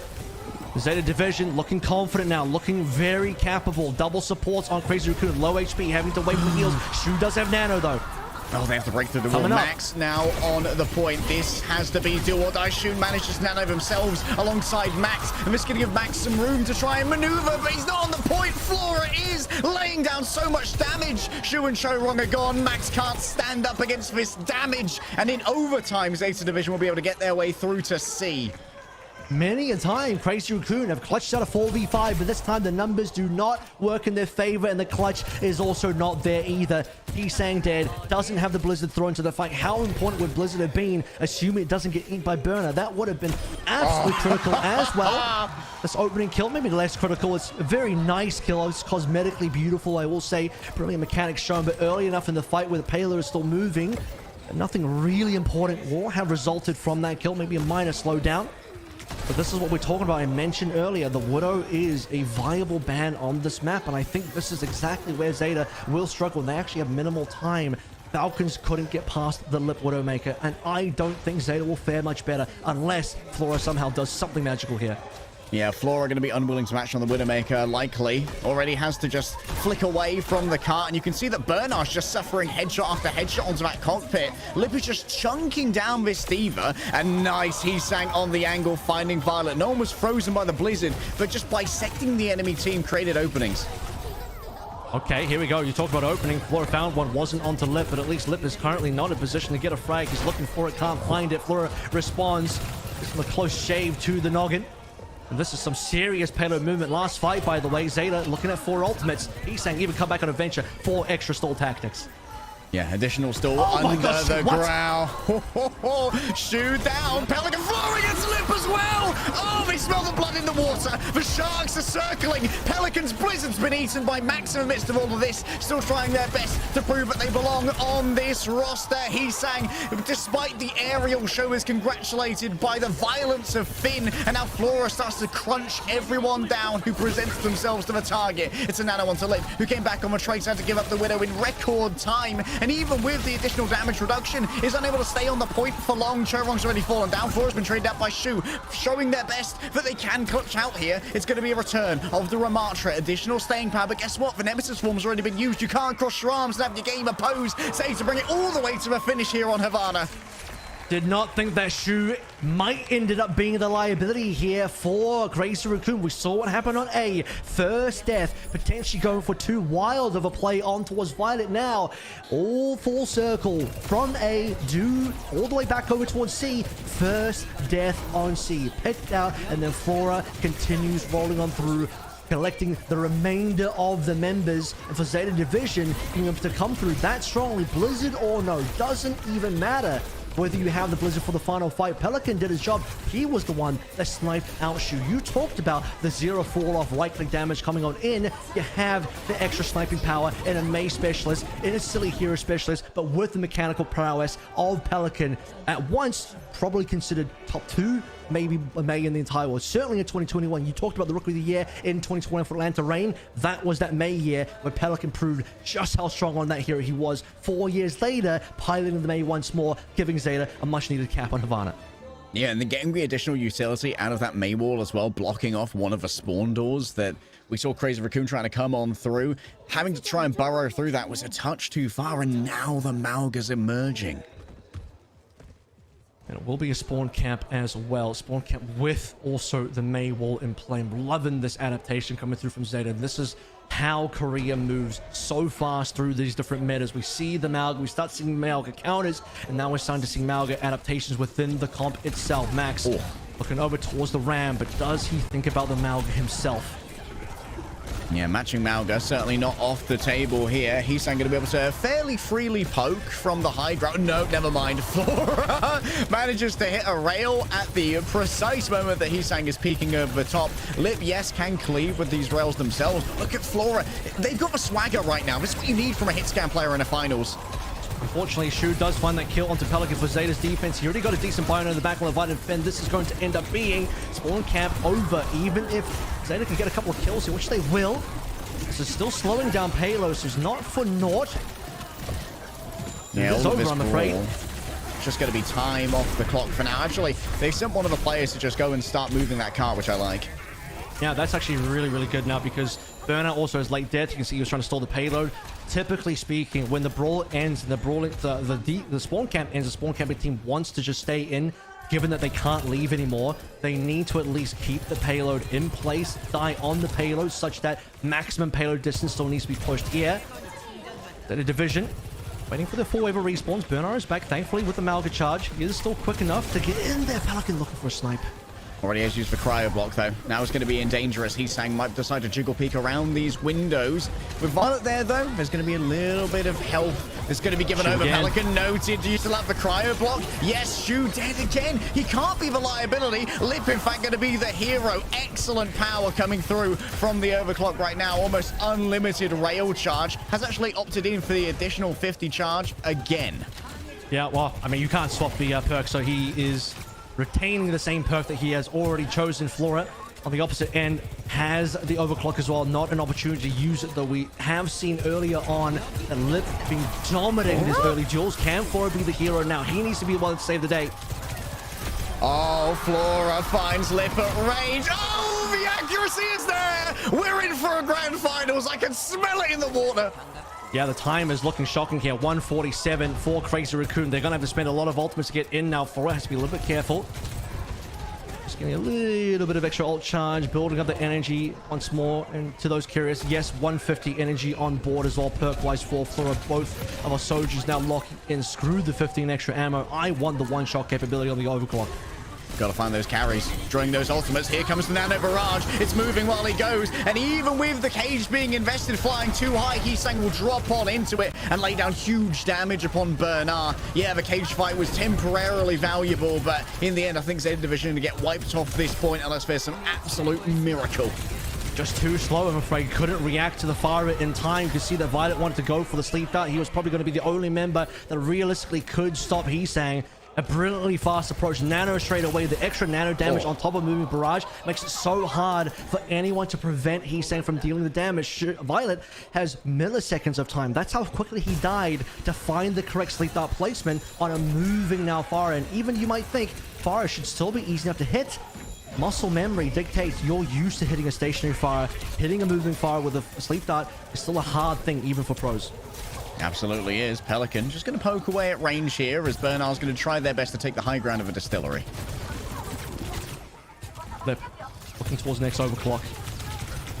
Also, of note, orbital ray timing here. Part of the reason why you're seeing the 150 rail energy perks being chosen is to burst through the extra healing. Nanos coming in, the double nanos plus the orbital rays. This is Lip's advantage. If Finn drops in the orbital ray, the extra 50 energy on the rails can burst in. Flora's already won, by the way. There's the overclock. Flora was one. Didn't need to headshot him like that, Lip, but apparently the swag is still there. Bernard's going to be receiving the nano now from Violet. Oh, but Pelican is just falling through the cracks. The healing's not there. Yeah, Bernard can shut down Lip in the end and get shown wrong as well. Just escorting their Juno to the back. Shu's been found while Finn just, what are you doing? Annihilation onto Finn. Max had a different read to me. And yes, it's going to be a trade, but I don't know if you've really got the reinforcements to make it work. He doesn't. He's annihilated. He's stayed alive, which allows him to at least stay on the point to allow his team to back him up. He'll need a nano in a hot second. Ideal target here. I can't imagine it would go to anyone else at this point, but yeah, otherwise, mostly a wasted ultimate. Speaking of unwasted ultimates, though, Finn waited to pop the orbital ray, did not die to Lip, had the extra damage to put into Bernard, kills Lip, and turns the fight around. Violet close to death, stays alive. Shoot, nano onto Max. Giga low, now Max going in towards the back. There's no good option for Violet. It's a catch-22 and gets zeroed out by Heesang in the end. Now Finn under pressure. There's going to be a lack of healing available for the side of Zeta Division. Bernard's got a brand new mech on the back of a self-destruct. Down onto the ground goes the Blizzard. No one's going to be able to come in and contest this. But that's just Finn providing the poke from long range with the torpedoes. Crazy Raccoon. They invested so heavily and got nothing. And Pelican with the extra flying capability to speed back in. I mean, he could have chosen a number of different heroes, but he knew that one of his other key signatures is, of course, the Echo. Doesn't want to try to come back too slowly on the Mei. Did enough damage. He's already 80%. He's going to go for a big flank here. One sticky combo could take down a support, but he's too far away. He gambled incorrectly. He doesn't want to duel too long, though. He could die. He's been clawed. He stayed too long. Good info there. Max, excellent pathing to make sure that Pelican's disengage was always going to be punished. Look at this. The rail. Ready. It's a miss. He can't get out, can he? 19 HP. Needs pocketing. Desperately needs pocketing. Unfortunately, you can't even pocketed through Heesang hitting that at range. The long-range headshot from the Icicle gets it done, and Violet's been caught out as well by Max. We're probably going to go to a point C here, unless somehow Bernard gets this contested. He's going to put their body on the line. The healing's going to be lacking. Pelican now tagging in, picking up the Mei once more, by the way. This guy will just play it all. Back over to the Echo. Even with the focusing beam, the damage is too much from Shu at range, and the healing is supreme. Unfortunately, a staggered reapproach in there. I like the play to at least try and duplicate, get on towards the Meg. You'd think he'd be a little bit tankier. Sadly, just not going to be the case. Had he been able to find the extra copy Blizzard, we might have seen something very special there for the defense. But we're back into C territory now. Lip needs this rail and then needs to potentially even think about the Widow again. But maybe he won't have time. Once he gets the rail and plays the rail, that's going to be it. We're going to be close to OT. We're already down to about a minute. 5 ultimates. This will be the last 5 ultimates that Crazy Raccoon have. And to talk a little bit briefly more about Pelican, he did take a risk. A little bit on that Echo. And Pelican's taking even more risks. Look at his positioning right now. Playing around the Mega could actually be caught out. Likely has to put his body on the line to just stop this in place. They are going to be backed up here by the orbital ray of Finn, but it's okay, so Raccoon just disengaged. Here's the problem. Disengage is good, but they lose time for it. It's trading the ultimate advantage retention from Crazy Raccoon for time, and the payload is blocked out. Payload plus time means that Zeta Division at this point have multiple fights still ahead of them. Knocked off the map, potentially, yes! Unreal mitigation of the Nano there from Max, making up for what was lost time. Even with the orbital ray, though, loses the mech, has to be remech off the back of the self-destruct, but Chorong's already down. Crazy Raccoon are losing members one by one and losing resources as well. Max gets in the way of Flora's great... Oh, no! What are you doing? What is brother doing? Violet! Why? He's saying he's going to be able to get through this Diva mech. It's going to come down to one final fight, surely, unless Pelican and Flora can turn it around. There's only 10 seconds remaining. A baby Diva just sits on the cart. And what did I see? That's my goat right there. My face when the PayPal hits. The Venmo do be hitting different today. As Violet, he might not win the grand finals, but he will get the PayPal hit regardless. So he's getting paid whether he comes first or second. That's a fact. Zeta Division now have to go for the final defense here. Nano overclock available for Crazy Raccoon, and Zeta Division have nothing to play through. Pelican desperate to find a Blizzard. Is it going to come up in time? They have respawn advantage, but respawns will be slow now in OT. Shoot, playing it safe back here. Nano boost in hand, ready to go. Violet's already been taken out, but then when Nano comes on through, Flora desperately needs to be peeled for. Already under the archway is the cart, and Pelican's been taken down. Actually dies with the Blizzard as well. Bernard just needs to desperately stall this one out. Pelican's going to take so long to get back. Flora's staggered out, but grabbed Shu on the way. Chorong's going to return on the Lucio. This is the same thing we saw from Crazy Raccoon, though. It won't matter. They might get one touch, but it is going to be death into a cap, into staggers. And it's done for Crazy Raccoon. They equalize 1 minute to 1 minute. Full map captured. Things got dicey there, but with a little bit of a key step off the map. Caught in 8K right in front of your faces. Violet off the map. Goodbye. We are now going to be in position to play in the time bank. But man, Lip did not want to lose here today. What amazing shots. I do want to say once again, as unfortunately, the fight did start pretty quick on C. I was going to mention right before this play that Pelican swapping over towards Echo, then gambling at the 80% mark, going for the spawn rotation play, the big fight play. I don't know if you remember that one. He looked to drop on top of the supports, but dropped on the wrong side. It's a 50-50 gamble, literal coin flip. Had he dropped on the other side, possibly could have found a kill. Maybe you could have argued too much of a gamble to take through, but it is one of the situations where if he succeeds, they hold B, we call him a genius. If he fails, they're down one player, possibly going to lose the point, and that's exactly what happened. So more important than Violet jumping off the map is the fact that I think Pelican took way too large of a gamble, way too high of a risk, knowing, in my opinion as well, that C point is more favored for Crazy Raccoon than Zeta Division. You need to be playing a lot safer in terms of statistical outcomes and averages for Zeta's B point defense. It seemed like Crazy Raccoon were kind of up the creek without a paddle for a while, but miracles happen. Sometimes the voices win as we head into extra rounds. Everyone's got their perks now, by the way, as well, as is customary in the time bank. You also load up extra perks and other heroes, just pre-pick them. But that aside, it is the Diva mirror now. We've moved away from Malgas, Sigmas, Rams, and all of that. Flora has to be a little bit careful here, especially given that he has been under the gun and fire of Lip this entire map so far. And needs to try and catch up in terms of damage and output. Max actually got a little bit trapped there by Heesang putting up a wall, meaning that Max had a less of an ideal fly forward. Shu and Chorong have actually been shepherded into main right now, and has allowed them an angle onto Pelican. Typically, we've seen Shu being taken out mainly by Pelican in various cases as well. This is the opposite now. Violet has to stay alive, but it's final push time. Thankfully, I think they've just managed to stay around long enough to get a touch. Go for one more fight. Otherwise, it could have been like some Flora slept. Is it death? Oh, I'm not sure if it is. We'll have to see. Flora falling low, but Bernard's there with the peel on Violet and Finn, taking good care of their carry for now. Look at ultimates coming online. He's saying Blizzard, excellent here. Bernard needs to look for it. He doesn't get it. He's saying trades his life. Careful with the C9 here. Getting the punish there. Violet brings out the rally. This time it's going to survive a while longer. Max stunned up as the Nano comes on through. Gives extra staying power. Yes. Finn needs to ult. Finn needs to ult. Just holds on to it. Has the steely will to stop it from happening. Out comes, here we go, re-engaging into the opposing Ray as well. It's going to be a change of positions as Flora finds two. Yeah, the baby diva, but also grabbing Lit. Finn takes out their counterpart. And they will cap off the back of this one. Respawns are too slow, even with the TP from He saying they need to get Max in at least to try and touch, or probably the higher percentage play. Just get ready for B. My goodness, Finn.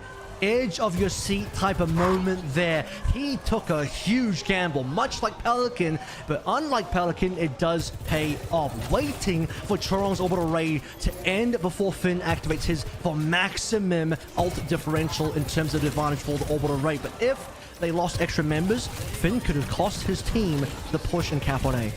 It's a new vibe from Crazy Raccoon. They've gone over to a Symmetra here. Additional damage onto Bernard's mech. And look at this, Violet going to be suffering at the hands of Ramatra as well. The Nemesis form unmitigable for the Brigitte. And the small lasers are also going to be an issue. Lit runs away from the errant venture. Desperately wants Flora. Manages to find Finn instead. Violet's down as well. The Ray from the Symmetra late game scaling is strong. Crossing their arms is Max, but surrounded on all sides. It's going to be difficult to survive. Remember how quickly Zeta are going to be just respawning here. We're right next to their spawn. Flora has to try and fight this all by themselves, and now they tag in Bernard to keep this one contested.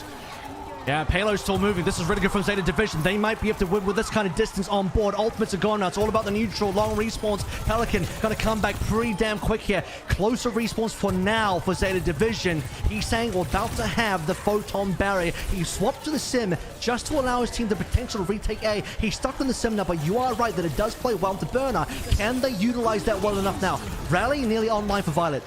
TP onto the backside. Now Shu's got an excellent angle to try and play with, unless Pelican comes in and tries to get that brawl. So much pressure coming through onto Violet. Use the rally for the additional survivability and the more shield strength as well. Chorong already down. Shu's the only healing that's available, but he's stuck in a duel with Flora, who manages to get it done with the melee itself. But Max on the point has already done too much. The Annihilation destroys Zeta Division, but they're fairly happy with what their minute bought them. Yeah, and that could have gone even better for Zeta Division. Finn just needed a little bit more time to build up the orbital ray.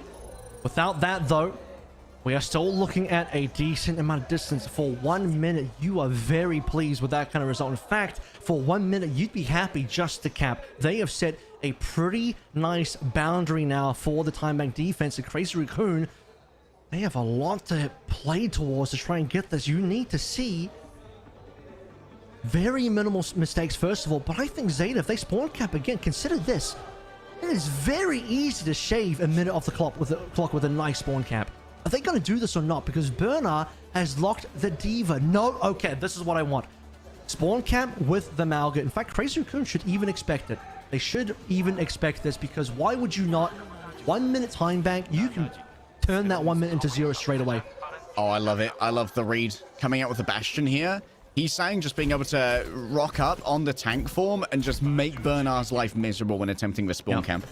This will be important for Pelican. It will be his job to try and block out the Bastion, even if only momentarily. The wall placement is going to be important. If he blows wall too early before they have scouted out, he's saying it will be problematic. Ana's also going to be there. Hang on, we've got a lot of changes here. Crazy Raccoon got a match at 12. They know the spawn camp is there. They've scouted it. No Bastion here. I don't know. Maybe they haven't practiced Bastion, possibly haven't prepped it. They're just going to go for a mirror. This could take a long time. It could be a 50-50 coin flip here.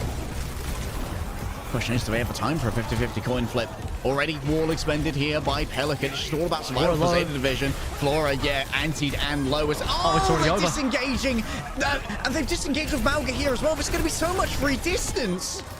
This shouldn't be happening. How are they losing a poke battle? Crazy Raccoon have a Symmetra and a Torb. I mean, yes, you can throw in a lot of the rivets and some of the lips right clicks as well, but you're really seriously telling me that Pelican on May and Flora on Soj are losing that poke battle to the point where Zeta are the ones losing early. I do think the Shu Bionade on the floor did make a difference. Forced Zeta to back out. They lost position control.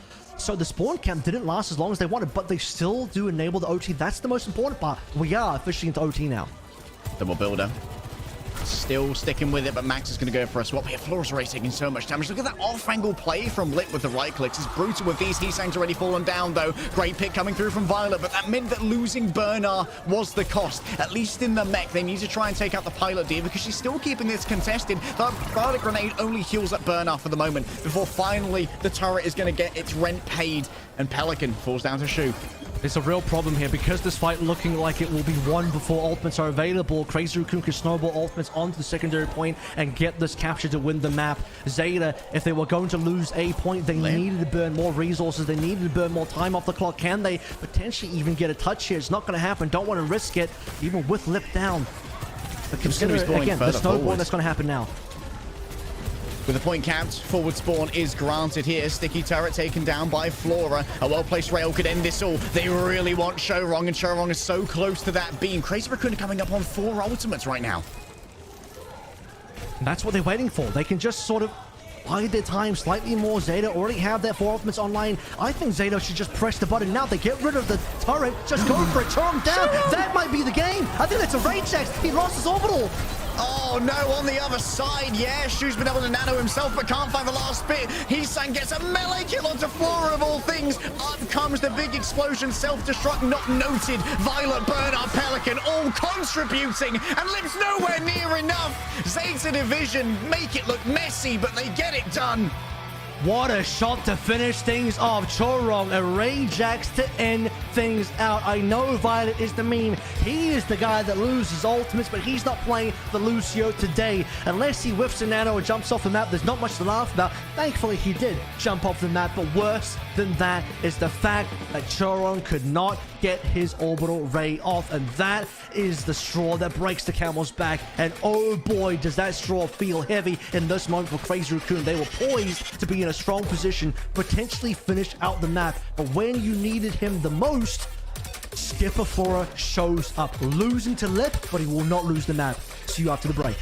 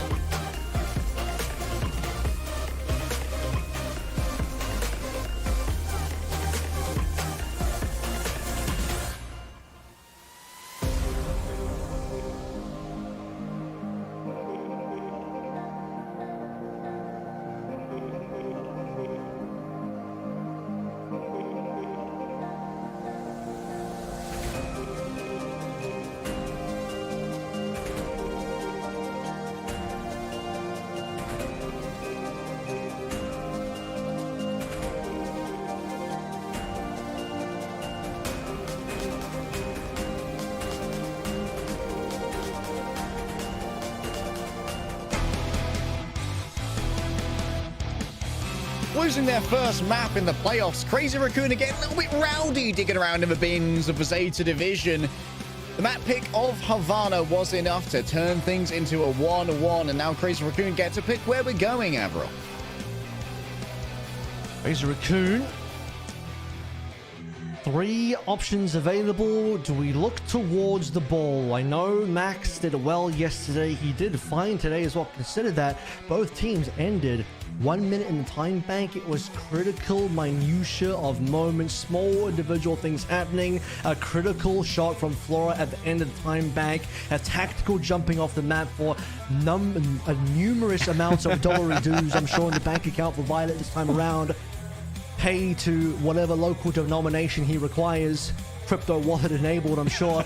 But it was still a good performance. I wonder if we're going to go to another max-enabled map for Crazy Raccoon, or if it's time to bring Jimbin back in. Based on what we have left in the pool, I think it's time for Jimbin. You are looking at a situation where both flashpoints, all the push maps, and potentially even a bunch of the hybrids, all looking very strong for Jimbin, particularly if we're looking at Survasa Ball. Is it time to try the ball out?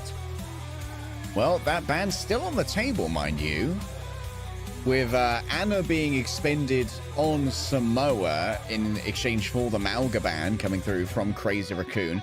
I wonder if you'd ever see the Wrecking Ball ban, though, on a Flashpoint when you're very happy to, like, kind of play the Malga there and you know that it's going to be a safe pick instead. Maybe you could try and work against some of these supporting issues, like potentially a Genji coming through, though maybe you want Alpha Yi to have access to that, who's coming back in place of Pelican. Yeah, the fire will be available here, of course. Pelican played quite well in that last map. Had a couple moments where it was unfortunate. He did get picked out first. Did take quite a large gamble on the Echo, which had Zeta lost that map, you would look back and say, look, this might have been one of the key plays that did cost Zeta that map. But now we move forward. Pelican will be back for probably the next map after this one. And the fire is not even guaranteed either. Alfie has it in the pocket when required. He's saying will likely go towards the Echo if the fire does come on through. Jimbin in, no surprise of Survasa Ball now. A likely target for both a pick from Crazy Raccoon, but also a ban. So, given that this is Esperanza, map choice coming through from Crazy Raccoon, they also have first ban. They can protect the ball. Yeah. It's up to them.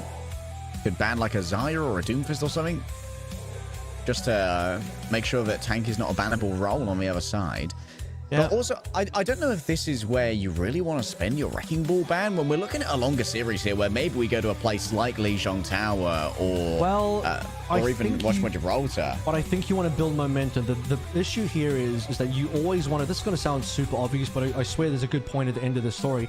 You want to be the team in the lead of this series in terms of map score, because the deeper we get in the series, assuming the other team catches up, as you lose, you get map choice. The strongest map choice available is map 6 map choice. So if you are the team sitting at 3-2 after map 5, you've won the last map. You are in a 3-2 position. You get to pick map 6, even if the other team makes the comeback on that map 5, and that's a super important place to be. The further ahead you are, the first team that reaches 3 maps in here not only reaches match point, but has the added advantage of, if they lose any subsequent maps, that they get to pick any and all subsequent maps. And some thermal plays in there. I recognize Iziaki straight away. I think that might be Damon in the middle, but Iziaki towards the right on the bottom right there, not looking at the screen. There he is. There we go. Iziaki Former Shanghai Dragons members. Yeah. So that is why I think justifiably you may want to burn good bans early to get good map leads early, such that if you are in the lead, you will have heavy map advantage for picks later on. Makes sense to me. It's a bit long-winded to put on a quote, but I'm sure everyone understands very well what's in flux here. Yeah. Not enough time to explain in the EMEA because we move quick on that broadcast, but here we got some time. Make sure the fans. We need to make sure the fans get their time. We need to make sure celebrities in the audience get their cameos. But we are AZ Rack. But also, to be honest with you, the bans matter in Korea. You know? Yeah. That's not even throwing shade. That's just me speaking facts. Bans really matter in Korea because we are not in a heavily Malga-dominated meta. Have we seen a Malga mirror in the grand finals? I think it's not really been a full mirror, has it? We've seen potentially a temporary Malga mirror, and then Bernard said, okay, I'm done with this. Yeah, I think right at the beginning of Havana, and then they went Diva. I think Spawn Camp, I think we might have had a bit of Amalgamate. Anyway, point aside is, the point I'm trying to get towards, even with the minor Amalgamate, we haven't been in a full Amalgam mirror. We are in a situation where the tanks have a lot to play through here. Multiple different supports that are capable of flexing to double flex support and all sorts of other things here as well. Even Alpha E moved to Lucio when required. And talking about where the bans come in, Harry, I think the ball ban is important here because this is one of the key ball maps. Lijiang is one of the key ball maps. Somal could have been a nice ball map ban as well, but you wanted to save it for one of the better ball maps. Sorabasa is certainly going to be that. Juno is going to be the target for Crazy Raccoon. So this is the trade-off. How badly do Crazy Raccoon want to play ball? I don't think they want to play ball as badly as they would like to have the option to play ball, but to definitely remove one of the Malga enablers. Because if you opt to protect the ball with the tank ban, then Juno is obviously not going to be banned for the series, because Zeta will not ban their own Juno to enable their own Malga. That's not going to happen. So this is your opportunity to remove one of the Malga enablers. So sure, we're not going to play ball here. We're going to make sure that you can't really play Malga either. Yeah, trying to cripple the Malga composition, but losing all access to the ball. We could see a Winston come on out, but we'll see some locks here as we head into map number 3.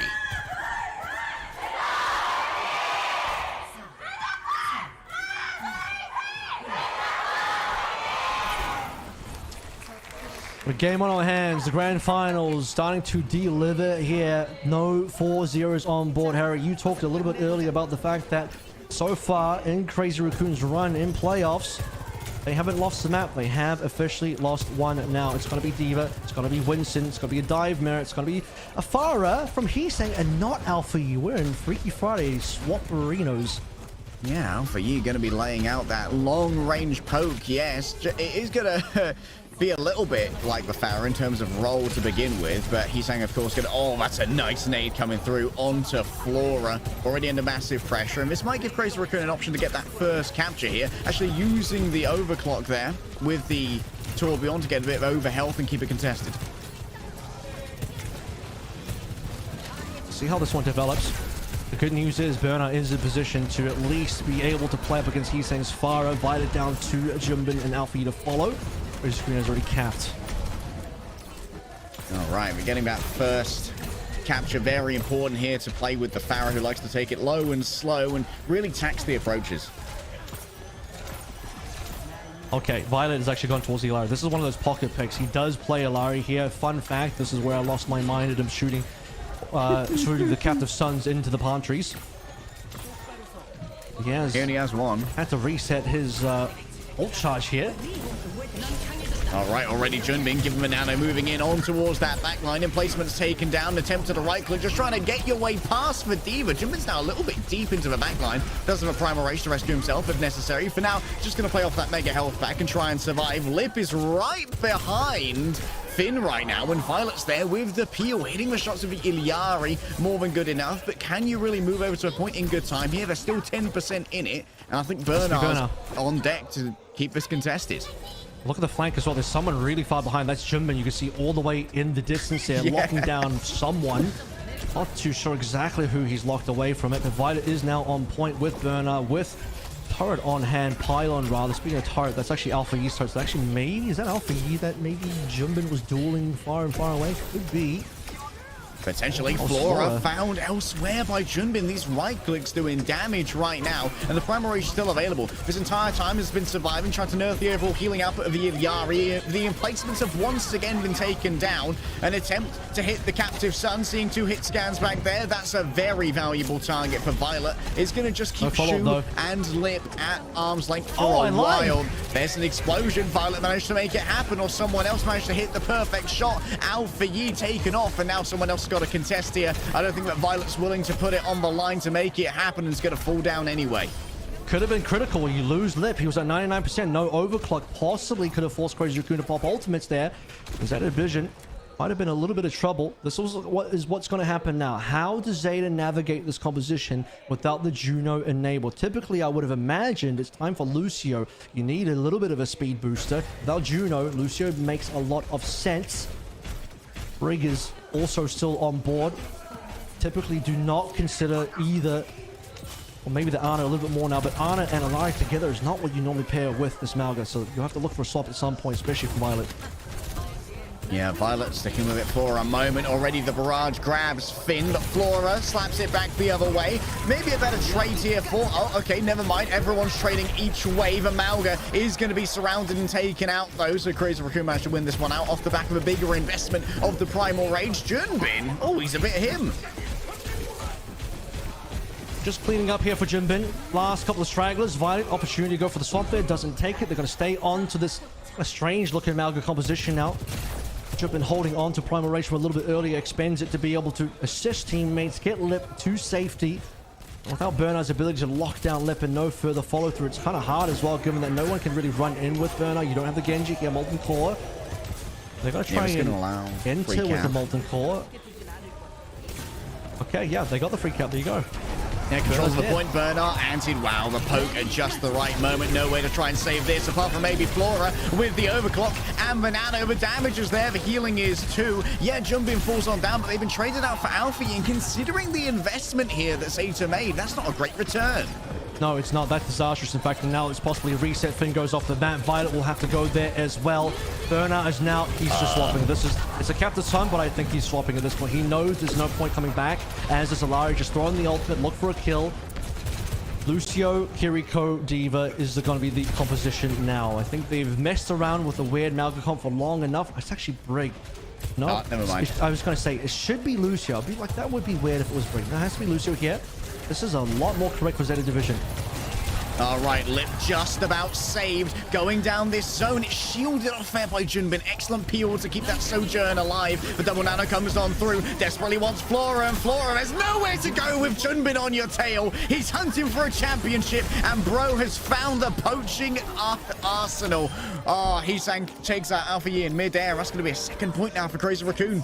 And the sad thing there is, I mean, it's the conversation that continues from the fact that you have Zeta Division on the wrong composition, then going for a late swap with Violet on the late respawn, Malga again, but the Lucio Kiriko is at least a little bit more of the correct type of compositional backline that you want to see combined with the Malga.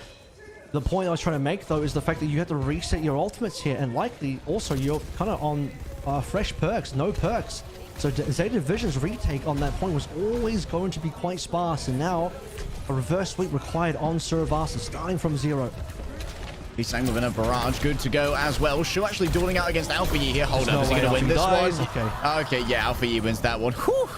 Wipe some sweat off my brow. Crazy Raccoon still going to get the first cap here, even down a healer. Violet's been taken up by the overclock. Lip invest just to try and make this one winnable after having lost out on their Ana. And while Alpha Yi's kind of caught in a corner over there, Crazy Raccoon are going to sit pretty accruing percentage. Yeah, this is not looking great for Zeta Division. As the percentage goes up quite quickly for Crazy Raccoon. Need to see a fast retake here. Lip is finding plenty of value today. Maybe an early nomination for POTM looking for my POV at the moment. Bernard, Suzu, nice. That's what's going to help him out this time. Highly necessary. Of course, that cooldown's going to come back faster in the Kitsune Rush as well to answer out the next 1-2. Flora's already popped the overclock here. Under siege from Junbin, who has to just get away as fast as possible. Alpha Yi taken down by an errant rail. And the healing's good for Crazy Raccoon. They don't really feel the pressure, even with Amalga over here. Finn's low. Violet's gone too. Zeta Division, I think it's cooked. Flora just can't hit the shots today. This is cooked. I think this is the map actually does it for. It will be a late death for Bernard at an 80% mark. You're just not going to get the respawns. It's going to be players running at the point now with a forward holding Crazy Raccoon. Violet's going to have to solo beat basically just to touch the point here. It's done. She's getting their marker on. Here's an approach coming through. They will touch with the 4-man.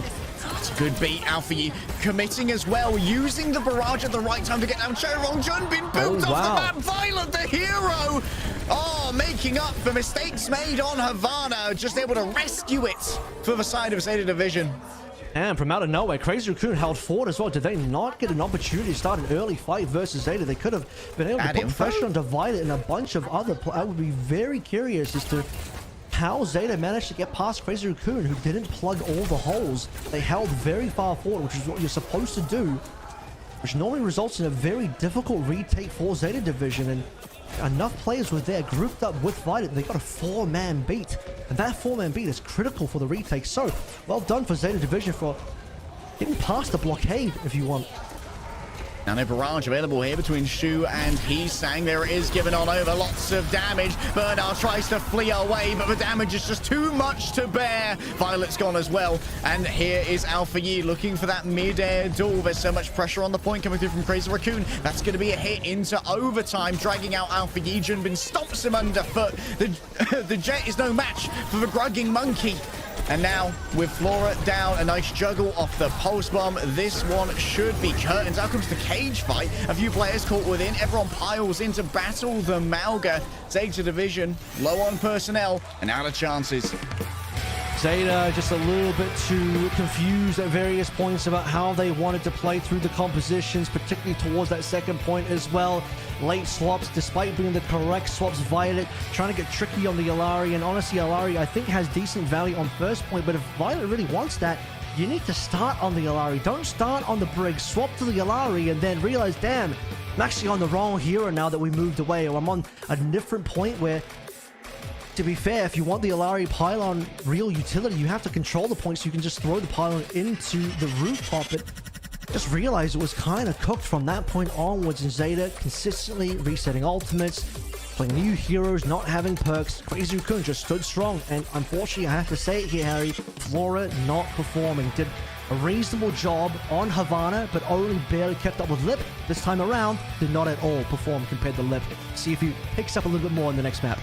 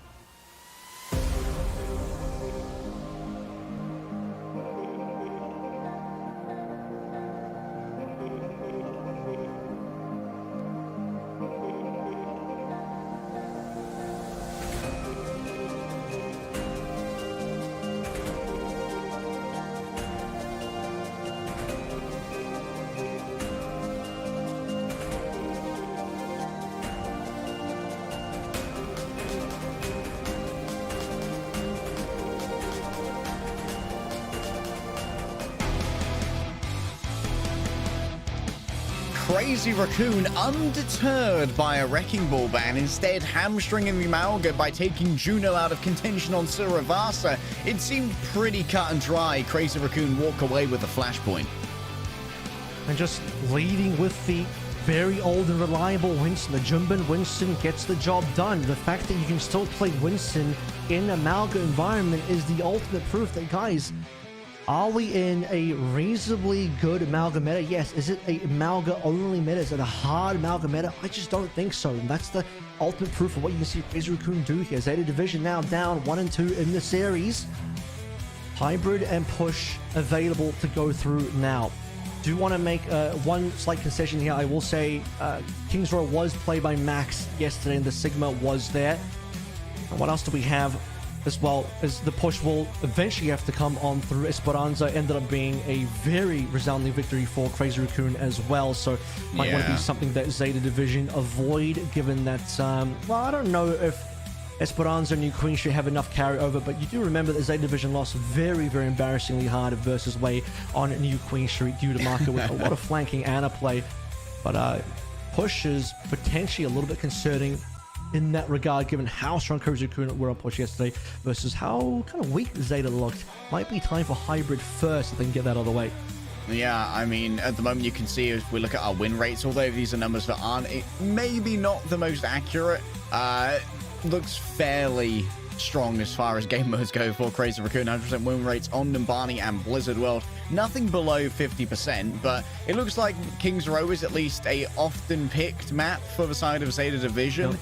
And they did see Crazy Raccoon, as you alluded to yesterday, play a very good defense. We are now in the position where 2 of the important Malga bans are gone. That's Malga himself, plus the Juno ban is gone. Kings Row is chosen by Zeta Division here. So they're going into a position where they also did play this versus Way. It was a good map. I believe they did win that one. Yeah, 3-2, not bad there. And it was due to some Malga being played, but also D.Va as well. D.Va, particularly on that first point, with a high ground, low ground. You'll remember that actually Bernard wanted to start on the D.Va, was actually forced onto the Malga. I say forced, he was kind of goaded into the Malga mirror from Pepe starting the Malga for the defense. So that could happen again. We could see more Malga here. We could see more D.Va here. But if we do see Malga here, we are not going to be seeing reliable Malga bans unless the Brig ban comes on through. However, I think even the Brig ban comes on through, Juno Ana has still been very good at enabling Malga. We've seen plenty of Juno Ana for Malga as well. It's not as clean as Juno Brig because you're lacking a lot of the Inspire healing, especially the 7-second whip shot Inspire. But you do have the double nanos, the bionades, and all of the extra utility. Strong pocket healing, maybe not for the team, but certainly for your Malga. Max, you'll remember, played some Sigma yesterday here as well. Might end up copping a target ban. Yeah, might grab a target ban. Zeta Division actually going to try and avoid target ban here by getting rid of the tank, although this is, of course, Crazy Raccoon. Being able to ban out the May as well. Getting rid of the Zarya is interesting. Maybe thinking that Max is a particular threat on the Zarya, or maybe just trying to create that temptation of Sigma. I actually am not sure if I'm a huge fan of this ban from Zeta Division, because you have to consider once again that Burner and Max have the same hero pool, reasonably saying, as Max and Trong having a brief little conversation here. But when you have the Zarya ban, okay, that means D.Va is more enabled. You don't have the forehead play Zarya into D.Va situation, but it's like, well, both of them are happy to play D.Va. It's not like you ban the Zarya and then Max is like, oh, well, I don't know how to play D.Va anymore, and Bernard does. That's simply not the case. It doesn't feel that strong. You're not trying to block and protect a Malga here either. That's already been banned away. The May ban is far more impactful, given that you do see Pelican in. This is a strong May map, extremely good, and many of them are particularly good if Max wants to play Sigma. I think if you're going to ban a tank, probably more worthwhile to ban the Sigma and force your way into more of a D.Va, Zarya, or Malga situation. If you are Malga, I also don't think you're that afraid of the Zarya either. Yeah, Malga can kind of just stare at Zarya, can even stop shooting when the bubbles come up, has that luxury. Kings Row is going to be where Zeta Division try and bring this 2-2. Let's see how they do.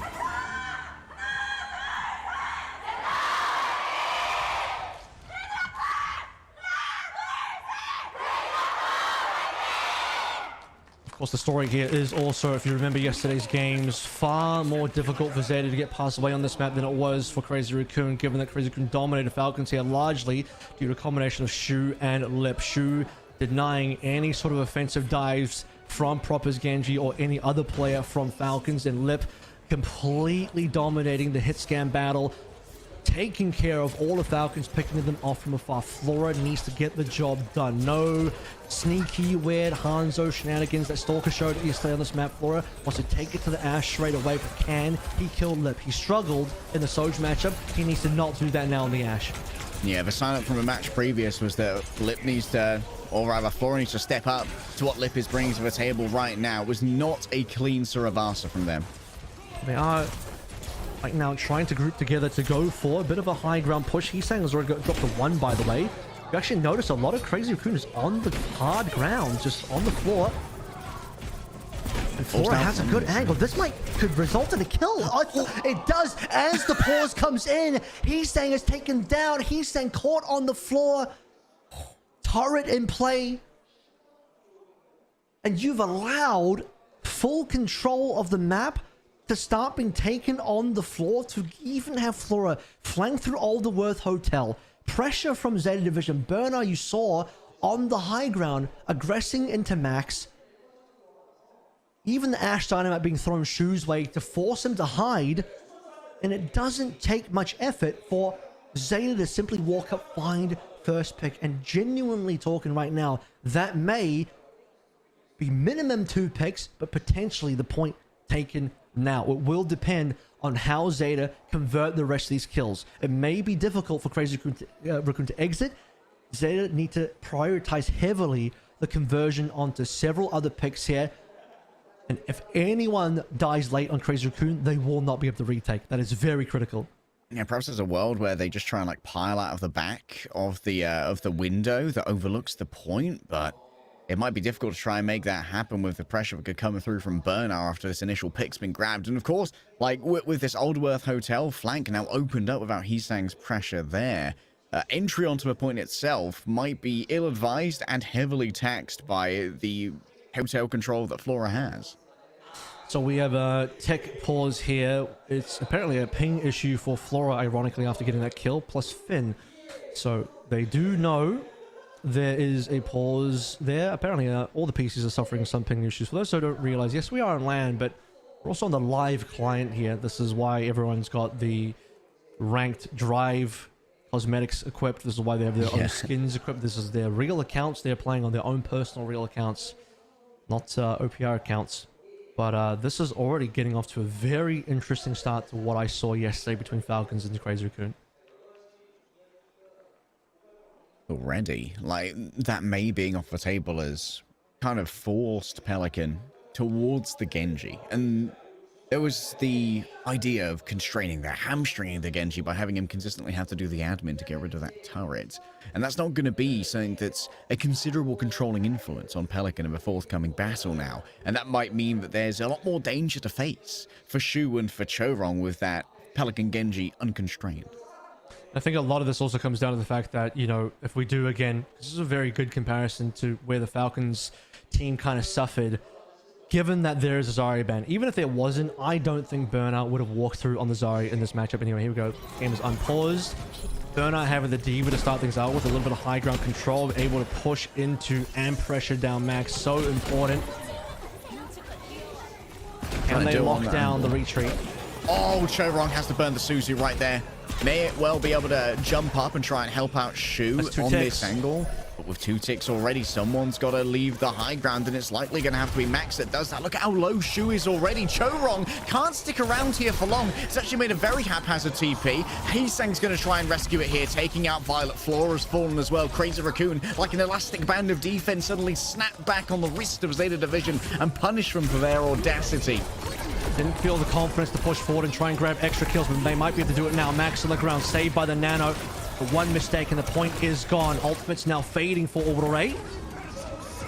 fading after that. Ray Flora gets a nice dynamite. That's going to be a finish there. I believe that was a miss there from Max with the Gravitic Flux. Wasn't able to grab too much. And Bob to attempt to intercept Max's disengage. It's going to get some additional health off the back of that kinetic grasp. But it might well be Bob who caps this one. Someone's got to stay on point. Oh, it's Bob v Bob. Yeah, Bob's going to contest. Good play there from Lip. The problem here for Crazy Raccoon is they can't get back to the point in time. Max is already over towards the ramp. He's not confident about what he can do on the ground now as a Sigma versus that Diva or versus anything else on table. Lip still is positioning. He will get pressured out. Burner decides to fly on in, noticing that they can't touch anymore. Max already swapping, as mentioned, to Ram for B. It's taken. This is where the pressure comes from. Early flank from Flora kills. He's saying 2 ticks secured. Didn't chase for kills, which is fine. Prioritizing on the point. No response on point. 2 ticks given away. With Max down, point becomes open. Zeta Division now onto B. Pelican Blade already available. Going straight over onto Shu. Pops out the reflect already. That's going to be a miss. Sleep Lit actually just bathed in a defense matrix right there. Bullying coming through from Bernard. Shu noted in the corner. Yeah, it's not going to be the Blade that grabs this one because Heesang got 2 in the back. Finn and Violet both falling down. And Flora's gone as well. Oh my goodness. The brawling coming through from Heesang and Max in tandem. They're a wrestling duo, a tag team mastermind. Still so far from the spawn. Crazy Raccoon might have to give up some space. Well, Max and Heesang did that without any ultimates burn as well. I mean, Chorong, okay, never mind, did use the Kitsune Rush, but more importantly, Heesang didn't use Blade. Pelican did. Crazy Raccoon got a lot more done there. They sacrificed their own backline, said, sorry, Shu, we can't help you, but what we can do is win the rest of the fight on the payload and stop Zeta Division from getting any members alive to continue their fight. Oh, Finn noted once again. Heesang's turn with the Blade now. Oh, but we have Blade at home, and it's got a shield attached as well. Violet gets rid of Heesang in short order. Another stun coming on through. Max super low, and Shu next up. We said that this is going to be a battle for GOAT status between Violet and Lip, and he's making a case. Yeah, well, on the brig here. Looking damn good. Put the Alari back on the shelf. Lock it away for now. This was Zeta Division looking comfortable with potential to cap on B. Orbital Ray is so huge here. There's just nothing really for Crazy Raccoon to do, and they're running out of time. Do they even have the capability to stall for any type of ultimates here? What they really need is a Bob. Oh, it's going to be Heesang who gets the touch finally, but he is going to be brutalized for his efforts. Max crosses their arms, but even through the game opposed, the damage is too much. 4 minutes now for last. I mean, it's such a good time back to push into last from. There's a good opportunity for Crazy Raccoon to still stall out and prevent the cap from being quite as good as it could be. Just given that ult timing wise, they didn't have the ults ready for B. They do have the ults now ready for C in a big kind of way. And if Zeta do not get favorable ult trades here, cannot burn ult out of Crazy Raccoon, or if both teams trade evenly for ults, but Zeta get reset and don't win the team fight, Crazy Raccoon get to dig their heels in for a long time. Chorong under siege. Here comes the Blade towards the back, but Nano comes through to save Chorong. Huge heads up play from Shu, but still is going to lose their life in the midst of all of this. Bernard's gone deep towards the back. Violet's been traded out. Pelican edge guarded for a moment by Heesang. Manages to escape to other areas, but Zeta Division, they've lost a lot of their pressure here without Violet instead. It's an attempt at the floor engage. Heesang's going to get the punish on that one. Crazy Raccoon may well have bought themselves some stability. Oh, unreal. On the right click and the reflex. Pelican was so onto it. And now Lip under siege. The Bob's available if you want to use it, but instead, no, they're going to hold it for later. Shu and Chorong are pressured, but Max is relieving it. The Nemesis formed by some space. And that's the important thing, right? Because Max prevented payload push. The supports were gone. The frontliners are trying to dive in. They got Lip, but the respawn is there, and Lip didn't even get to use the Bob, probably for good reason here. Max, once again, last time with Heesang, this time by himself, prevents any conversion into actual objective for these trades. And I talked about the fact that ults need to go Zeta's way. It's just not happened. Crazy Raccoon have even more ults now than they had before. Anti-delivered onto Finn, but it's Pelican who falls through the cracks right here. Orbital Ray strikes the ground. It means more damage, more feasting, more kills onto Zeta Division. Crazy Raccoon now going to enter a stagger state. And this will now likely enter OT for Zeta Division to get a finish. Orbital Ray and Rally is there. 3 large ultimates for Crazy Raccoon. 2 of them fantastic for stalling out the map. Buying you time for respawn waves. Nano coming through us on, and obviously it's the double nanos, so 4 ultimates for Crazy Raccoon. They end up the ult trade looking even more positive than they were before, simply due to the fact that Zeta couldn't get favorable number trades and also couldn't move payload. Max just kept guarding it. Well, Max needs some guarding himself right now. Siege of Bernar's going to be coming on forward. Out comes the beam. Finn punished for the audacity. In comes Hisang with the nano blade. Carves through all and sundry. The blade cares little for the flesh that it gets through, only that it reaches the other side. Further staggers, this time much harder to reset. The body blocking is going to be immense. Trying to at least get maybe the potential of one of those key Vistola remake kills that we saw in OWCS EMEA just a little while ago. And like I said a little bit earlier, OT will be the only real opportunity. The good news is they have deleted most of the ultimates. They're going to wait a little bit longer here. Rizku might even decide to push forward just for a little bit more extra damage. One more kill would do a lot more damage in terms of just slowing down, putting pressure on the clock. Importantly, because Max saved Annihilation, he can't die here by the way, he's fine. Because he saved Annihilation, there's still one more critical stalling tool available for Max, even in the OT, to enable those defensive respawn waves. Genji duel in the spawn. Pelican will T-Sang away for a while, and this might well be a go signal for the rest of Zeta Division coming on in. Annihilation's already going to be used. Flora is down, Violet and Finn. Holy wiper-rooney right there. Zeta Division, where did they go? I mean, Max just walked up. I don't think Zeta Division were ready for Max to get that aggressive. Really, they should be able to handle it. They have ultimates. They had... I guess they didn't want to burn the Bob that early. Really nice play of Max to kind of force the play in, because if you are Zeta Division and you burn your ults on this corner to handle Max's Annihilation, first of all, low risk for Max. Even if he dies, even if he wastes the Annihilation, as long as he trades ultimates here, they prevent the ultimates being used by Zeta Division to actually get the final push on the straight line of the payload to the finish. You'll notice the payload actually moved all the way back past the final corner into the second straight, so there was always going to be, even with OT respawns, one more defensive fight available, even with the Annihilation and also with Max dying there. So well played to recognize they can put the pressure on. And as also mentioned here, really only takes a couple of good moments. I think sometimes one good defense from Crazy on C, but realistically any team macro-wise on C, to dig your heels and build up those ultimates and stop all momentum on the attacking end, despite how good, reasonably good at A and B look for Zeta. Stability is such a valuable resource when you can really stop that momentum in its tracks. Zeta Division were looking so good. They had 4 minutes for that last point of King's Row.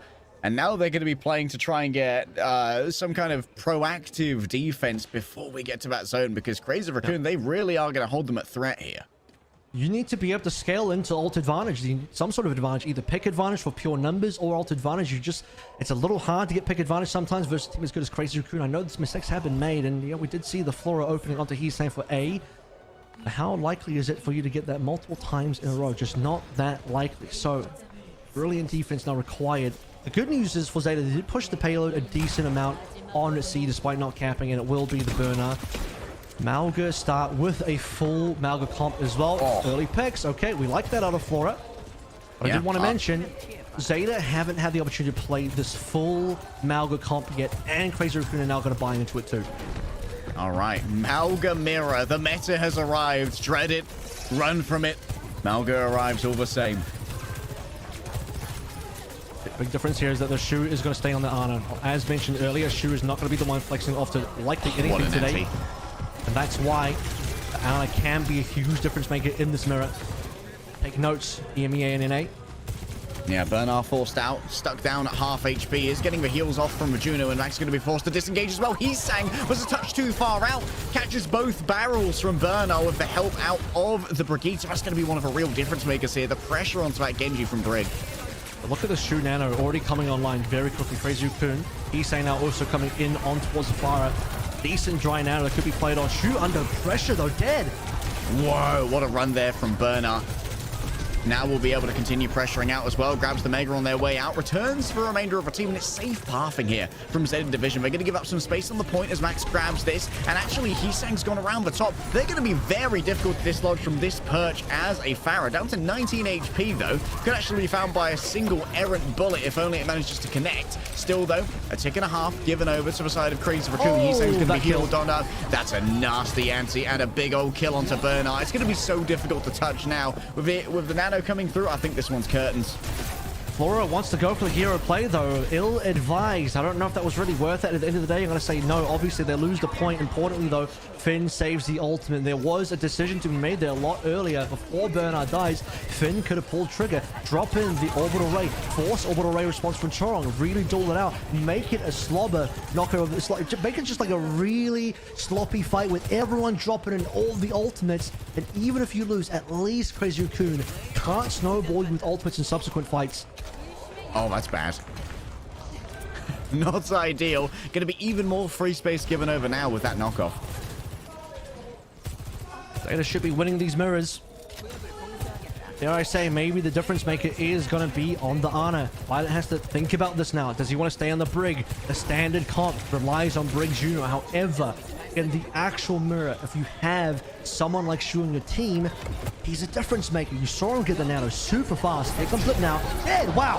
Oh, Flora finally waking up. It's what we were promised. Max puts down the cage, and it's been too much for Bernard to bear. Heesang has done so much damage off the back of this, breaking the opposing cage fight with the damage from the barrage. Crazy Raccoon have multiple players left, and while they have disengaged, Zeta Division are understaffed for the next fight. Yeah, I mean, they are still struggling to stay in this one right now. Pelican looking for an exit, won't find it. Heesang puts up so much extra damage, particularly with the barrage. You talked about destroying the cage, but also can just burst down Amalgam. Also for Pelican, can't really interact with Heesang at all, outside of maybe popping a deflect on towards the barrage, which is much harder to do now with the moving barrage. Bernard taking another anti-nade. This is the difference of Ana. Oh man, it also forced for disengage, allowing for the full cap here coming through from the side of Crazy Raccoon. Everyone had to leave the car, and it meant that no matter what happened in that fight, it was a W for Crazy Raccoon. This is a 30-second advantage that Crazy Raccoon had on the C point compared to where Zeta were. By the way, Bernard now giving up on the Malga duel. This is really, really poor for Zeta Division. You know it's going badly if they are the team that are saying, no, we don't want the Malga mirror anymore. That's their identity for the playoffs. That's their strength for the playoffs. And now it's gone. Crazy Raccoon, they're looking like they're winning every compositional matchup. They don't want any of that smoke. Vanano's ready to go for double nano at that if Shu wants to go for it. And this obviously uncharacteristic. Yes, he said just fell through the cracks. Finn managed to get it off the back of a torpedo. And they're probably going to call this one. Crazy Raccoon have plenty of time to work with. Bernard at least will find a lot of value here. You even notice the echo swap as well, just to put pressure onto Heesang. Heesang will look to swap probably after this barrage. Probably would have liked to have swapped anyway. This is not a good point for the Fire. This is when Fire starts to really struggle on the map. So despite me saying, look, Bernard moving out of the Malgit, possibly a bad omen, it is still strategically sound just for countering Shu and Heesang. Yes, sir. Back comes Vanano and the barrage. Goodbye, Pelican. You barely stood a chance. Out comes the orbital ray from the other side. Finn trying to buy some stability here with the healing and the damage, but Finn's been taken out in their own That'll right. be the cap, I a think. mid-air strike from Heesang. Shu under siege. The skipper tries to get it done, but he doesn't have the meat on his bones to get onto the point. Yeah, he's going to just clock on in, but he's just going to be pushed right on out. Crazy Raccoon get it done in record time. Realistically as well, just about one attempt. Two, technically, if we want to go in that direction, but not enough for Zeta Division. They needed a hold for 4 minutes and 20 seconds plus. And this is also another concerning factor, is that Zeta Division, if they cannot be the better Malga team, where are they going to find the advantage? As we look at Birdring, right snipe down the middle. You had about 2 seconds, maybe less, to identify him as I did. Where's Wally? We were playing with the audience members there. You have to rewind the VOD if you want to catch a look at Birdring so you can find him. So you can find if Zeta can bring this one back, because they need to find a way to either make this Malga work or just rely on the Diva from here on out. It's not a good look that they are losing the Malga mirror. They need to figure that out. Violet needs to think about Ana more. Can that happen, or is this going to be a Crazy Raccoon final win? See you after the break.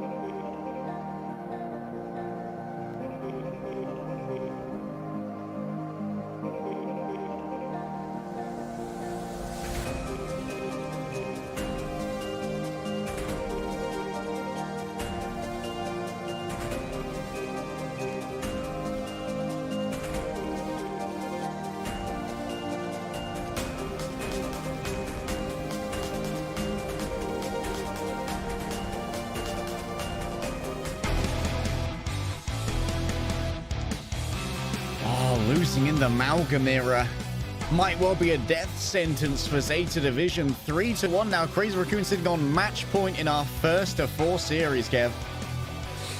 It is looking sour for our team of Zeta in their first ever Grand Finals appearance in OWCS. Crazy Raccoon, they too have not won a domestic title despite having won Asia, despite having won a major in OWCS last year.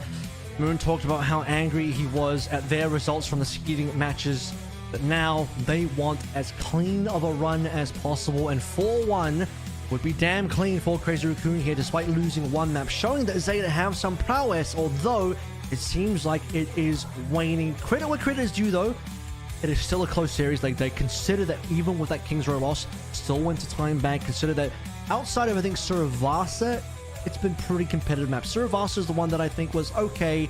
3-0, not the best luck. Yeah, Havana was an absolute banger. But Suravasa was a touch of a wash. We don't talk about Suravasa. The only map type left in the pool, though, is push, which means that Zeta Division kind of have their choice forced on them a little bit. They have to choose between Coliseo, New Queen Street, and Esperanza.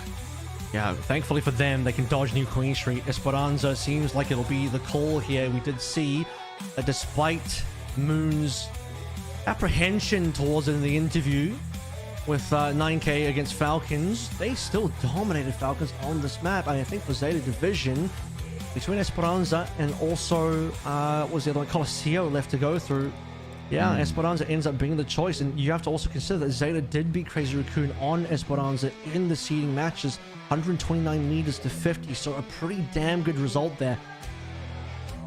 Is an area where we can see both the Malga and the Wrecking Ball thrive. And remember that the Wrecking Ball ban has already been expended here. We saw Junbin play yesterday in conjunction with a double builder of Symmetra and Tor. I will say, though, that the Junbin Ball was probably one of the primary issues from that Crazy Raccoon performance on Esperanza versus Zeta. It did end up costing them a little bit here. Burnout was on the Malga the entire way through on the classic Juno and Brig combination here. I think this is a situation where Zeta could potentially look for a run back on the Malga mirror, but with this time, Violet starting on the Ana instead of the Brig and just accepting that this needs to be how you play the Malga mirror now. Zeta wanted to prove that they are the best Malga mirror team. That was true when the Malga mirror was still Juno and Brig, but if you want to play Malga mirror now in Korea, again, take notes, NA and EMEA, you gotta bring the Ana into the mix. And with Brig banned, I think it's pretty clear now you can't play the Brig Juno anyway. If you are going to play Malga, it better be the Ana version. Behold the double Lindholm ban. Do you ever ban an entire lineage? I mean, I think that Crazy Raccoon's ban here might actually help. has like 10 kids. He actually has 10. I think Torbjorn is trying to compete with Nick Cannon out there for how many kids you can have. So, yeah, there's a few more Lindholms running around. But of the ones in the game, yeah, they're both gone. We'll get more Lindholms eventually. I like the Torbjorn ban here, trying to get rid of that double builder, but I think the Crazy Raccoon's ban might actually help out Zeta Division by forcing them towards using an Ana instead of Brig.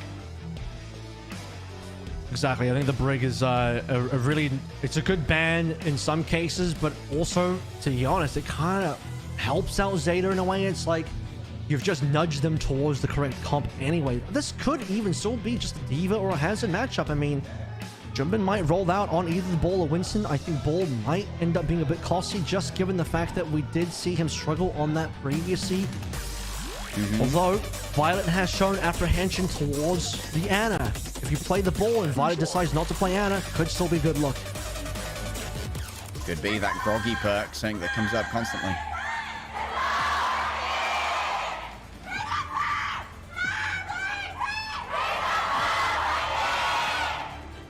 I'll tell you what, like, Zeta did not work this hard to be the #1 seeded team, to beat all 3 of the other top 4s, to then drop out of the grand finals without putting up at least more maps than this so far. This is 5 out of a potential 7, and they are looking for more. Jumbin Ball confirmed, but Violet does start on the Ana, helped out by the fact that Brig is banned. Burner and the rest of Zeta starting out on the preferred version now of the Malga comp. If it was the mirror, how is this going to work now versus the Ball composition? Alongside the fact that there is also a Sin and an Echo. I think Crazy Raccoon potentially may have read a different matchup that Zeta was going to bring in. Yeah, potentially so.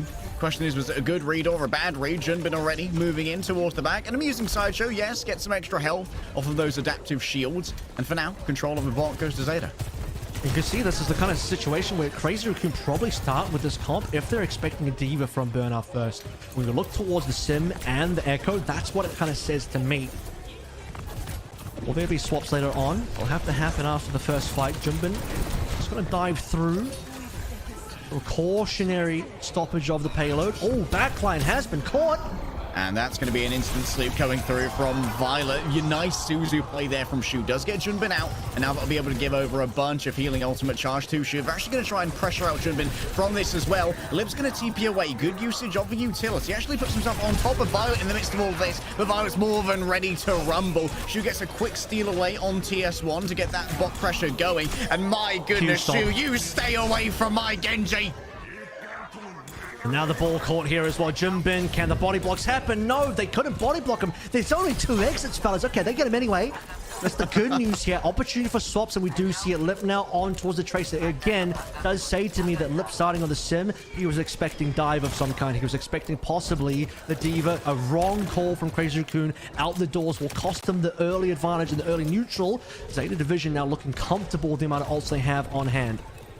Yeah, Violet's now going to be able to set up on this high ground with Flora as well. It's going to be a very difficult place to assail. It's going to require significant investment to get going. That's going to be the orbital ray coming through. Maybe force a disengagement here from Crazy Raccoon. And that's enough space for Oh, shoot! What's he doing with the Kitsune Rush? They're going to invest with the sound barrier as well. It's all in here for Crazy Raccoon to try and stop the cat, but I think it may have already well come through. A duplicate onto the Mauga. Even more is going to be levied over now as Bernard just about survives with a sliver of HP, but with both healers down. He's not long for this world. I think everyone's going to get forward spawn, though, because Save the Division have already capped. They did. 53-55 is exactly what we need here. Unfortunately for Violet, though, isn't leveled up enough to have that extra double nano to save his own life. Pop the nano into Finn, curiously. I think Finn must have been under pressure there.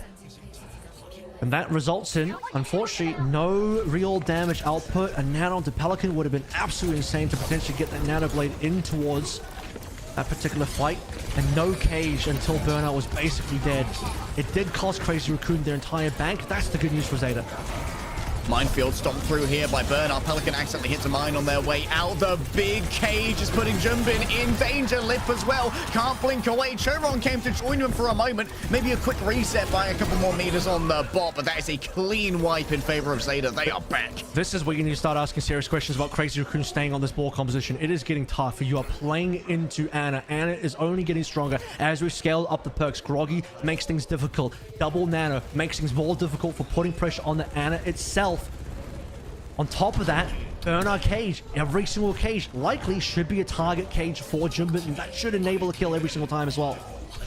Shu ferried up to high ground, but guess who's clued in? Pelican over here. That's going to be an overclock coming through now from Flora. Finn super low. A single shot will do it. Violet exactly the same. Both of these supports are absolutely clinging on to their lives by a hair. But this entire time, Flora zoned everyone away. He's getting more progress on the objective. A drawn-out blade here, going after the Lucio, falling low. Chorong actually manages to get a quick 180 there and break the ankles of Pelican. He is out of position, though. Look, they can converge on top of them. Burner from behind, Pelican in front. No escape for Chorong at all. So yes, momentary escape, but that now transforms into 5v4 advantage with decent timing for Violet and Finn to collect ultimates. Pelican would like to have a better blade. Despite that, getting one kill is nice. Can Zeta do something before Chorong becomes a factor? No, they can't. Lip gets the opening. Yeah, Heesang, Junbin, and Lip all converge onto Flora, but this entire time, the bottom is stolen away again. The objective play might well be lacking here for the side of Crazy Raccoon. In comes the Kitsune Rush, but it's so dangerous going up against a nano-boosted Bernard. Violet manages to dodge away from the incoming mines, and Finn's in an area where it's fairly safe up there. Bernard stuck, doesn't really care, to be honest. Cardiac overdrive, don't care, didn't ask. The remainder of Crazy Raccoon will be taken away, even with the consolation kill on Flora. There it is, the swap. Junbin over on towards the Malga. We're just basically going through history once more. going back in time. It's essentially what you saw in that seeding qualifier match. We start with Malga versus Ball. The Ball just doesn't deliver in the matchup, and eventually Jimbin has to relent, go towards his own Malga. The problem here is, though, they've got the wrong supports. There's no Juno, there's no Ana. Shu really needs to be on the Ana here. You couldn't live with your own balling. And where'd they bring you? Back to Maug. Goodbye, Violet. Goodbye, Finn. Damage permanent now to Zeta Division. Bernard surely won't use the cage fight here. Just stalling out for time and distance as Crazy Raccoon recapture the initiative. Pelican could even choose to go Echo here. Abandon the 85% over towards Blade. It would be quite costly. He'll decide against it. Blade still important, but eventually Heesang needs to be targeted here. And for it, I don't know if he can be the only one to do so. Crazy Raccoon, they've made swaps, but have they made enough swaps? Lucio Kiriko is still questionable to really support Jimbin properly. You'll also notice that Jimbin, because it's a fresh swap, starting on no perks. Yeah, going to be a reset of the perks indeed. And Lucio is going to add a little bit of speed to Junbin, but maybe not ideal in terms of staying power compared to Violet or Finn. The healing output they have is immense. Bernard still got the cage fight in the back pocket as well. Pelican sieging up the top. And the remainder of Crazy Raccoons are kind of stuck down on low ground at the moment, just trying to poke out Bernard, who's getting so much healing this entire time. That's going to be a cage coming through. Everyone piles in with a Kitsune rush. But wow, the blade drawn out. Flora's already done the damage. Pelican brave to try this one out, but in the end, it was just a sideshow, a distraction, a little bit of a shindig to try and draw in the attention. Junbin falls, but Flora's already been punished down to 30 HP. A single melee would do it. Lips the one to deliver it. And now it's down to Finn to try and take the 2 versus 1. Chorong survives via some fancy footwork. You can see that Zeta took a risk there as well because they didn't decide to put their double support ults in there. They wanted to greed it out a little bit, and maybe, just maybe, it still works out. Bernard first to die, Bernard first to respawn, stops Lip the only survivor, and it prevents Crazy Raccoon from capping. And at this point in time, because Zeta have done that, they then get to play with the saved double support ultimates that do end up working out. But losing a fight there still doesn't feel great. Bernard, despite caging on top of Junbin, is stomped on by Junbin's charge, and that cost Bernard his own life within his own cage. Yeah, not the ideal right there. The Kitsune Rush instrumental in bringing out a huge amount of damage. Out comes the... Did he miss? He missed. Yeah, miss. Bro just missed an entire cage. Okay, Nano as well. Flora's time to strike on back after the cage is taken away. He sang up in the air with the barrage. Takes out Finn, yes, but the Nano overconk is too much to deal with. Still 3 members of Crazy Raccoon are slinking around in the back in their stealthy positions. Live even further back as well. They might be able to take away the bot here if they can force Crazy Raccoon into a disengaging state. These are late kills. Chorong catches quite the headshot. These are going to be late kills. Violet under siege is finally going to be finished. Lip's been slept. A parting gift from Violet. Once more, a love tap exchanged. The one kill to Violet and the subsequent kill to Flora do make a difference, though. It does mean that Zeta Division cannot push super far forward. There will be respawns in time for Crazy Raccoon. If you can even get to 100 meters here, it would be nice. But the main goal is that Zeta need to reset bot into Crazy Raccoon territory. Now it's going to cost Crazy Raccoon time, possibly resources, to get the bot into the mid before they can even threaten to get further meterage. And during that time, Zeta will find more ults. Bernard now has a cage again, but it's cage versus Kitsune Rush. And last time, Bernard died here. They at least have the cage blade combo, which is quite nice, assuming Flora doesn't die here. Flora low, he sang swapped as well. No more Pharah straight over onto the Genji. I remember that forward spawn's now active for the side of Zeta Division as well. Down comes the cage after by the Kitsune Rush. Cancel the cage. Well, that's just good. Yeah, Bernard just calls it after the Kitsune Rush is used. They go for a full disengage. And now it's time for the second phase. Out comes the blast from the past with the blade. Pelican can't quite find the slashes he wants. It's all about Lips mechanics, getting the picks. I'd like the play to try and disengage, but the problem is they're trying to play this like they're playing against a Juno. And in a situation where you bait the orbital ray, yes, you cancel the cage, you disengage. Kitsune Rush, though, speeds up the enemy team, and they can chase you down. Better yet, Junbin gets a beautiful stomp on multiple targets, and it's another situation where Junbin just gets the perfect charge into Zeta backline, and it catches frontline with Bernard as well. And that is what the difference maker is. Now Chris could have the capability to flip this around. 15 seconds. 20 meters, one fight is all it takes. Lip can do it right now. If Lip just gets kills, it's done. Lip overclock. Flora, though, gets Lip early! Demands survival in the series! Unreal mechanics for Skipper is here, and is going to be skipping overtime. I've had it with you guys. State of Division will get their second map. Well done, Flora showing up when he needed to. That was insane. And Chorong drops the beat but doesn't get to save Lip, the key target. As pointed out, if Lip lands the rails and if he is the one to kill Flora, if Lip is the one to dominate Zeta Division in this OT, Crazy Raccoon absolutely can flip 20 meters. It got too tight for Zeta at the end there. When the Jimbo Maga swap came through, suddenly the matchup became that much more winnable despite being on the Lucio Kiriko. Something I consider to be worse in that support matchup, they still made it work. It's Flora right at the end on top of Zeta already having advantages, already having the defensive pressure there, having the Nano on top of the overclock, Lip not hitting the shot, but Flora doesn't miss when they need him to hit the most. Bars, bruv. We'll see you after this.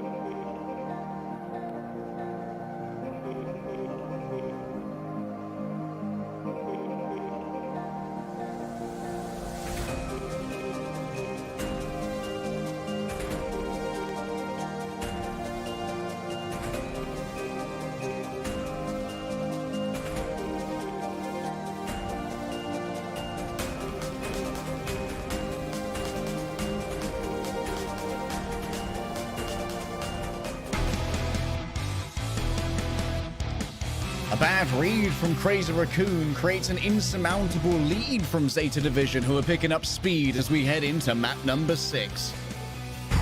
The series in the grand finals now delivering. We were at risk of a 4-1 Crazy Raccoon victory. Look, Crazy Raccoon certainly are still in match point, but Zeta are proving that yes, they can obviously beat the ball. They've done so before, but a little bit more confidence to say, you know what?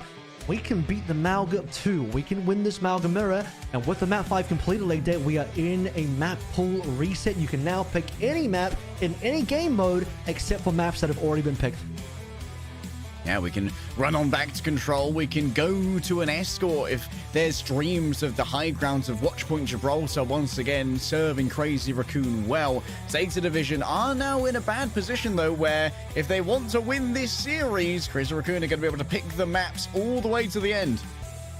Now, obviously, one map that needs to be talked about quite importantly here, as a couple actually, Watchpoint Gibraltar, I still think is a super important map coming in. That is going to be a clear dive map, a clear Winston map, a clear situation for Crazy Raccoon where they should feel like not only do they have a good win percentage versus every other team. I know it only says 50 there, ignore that.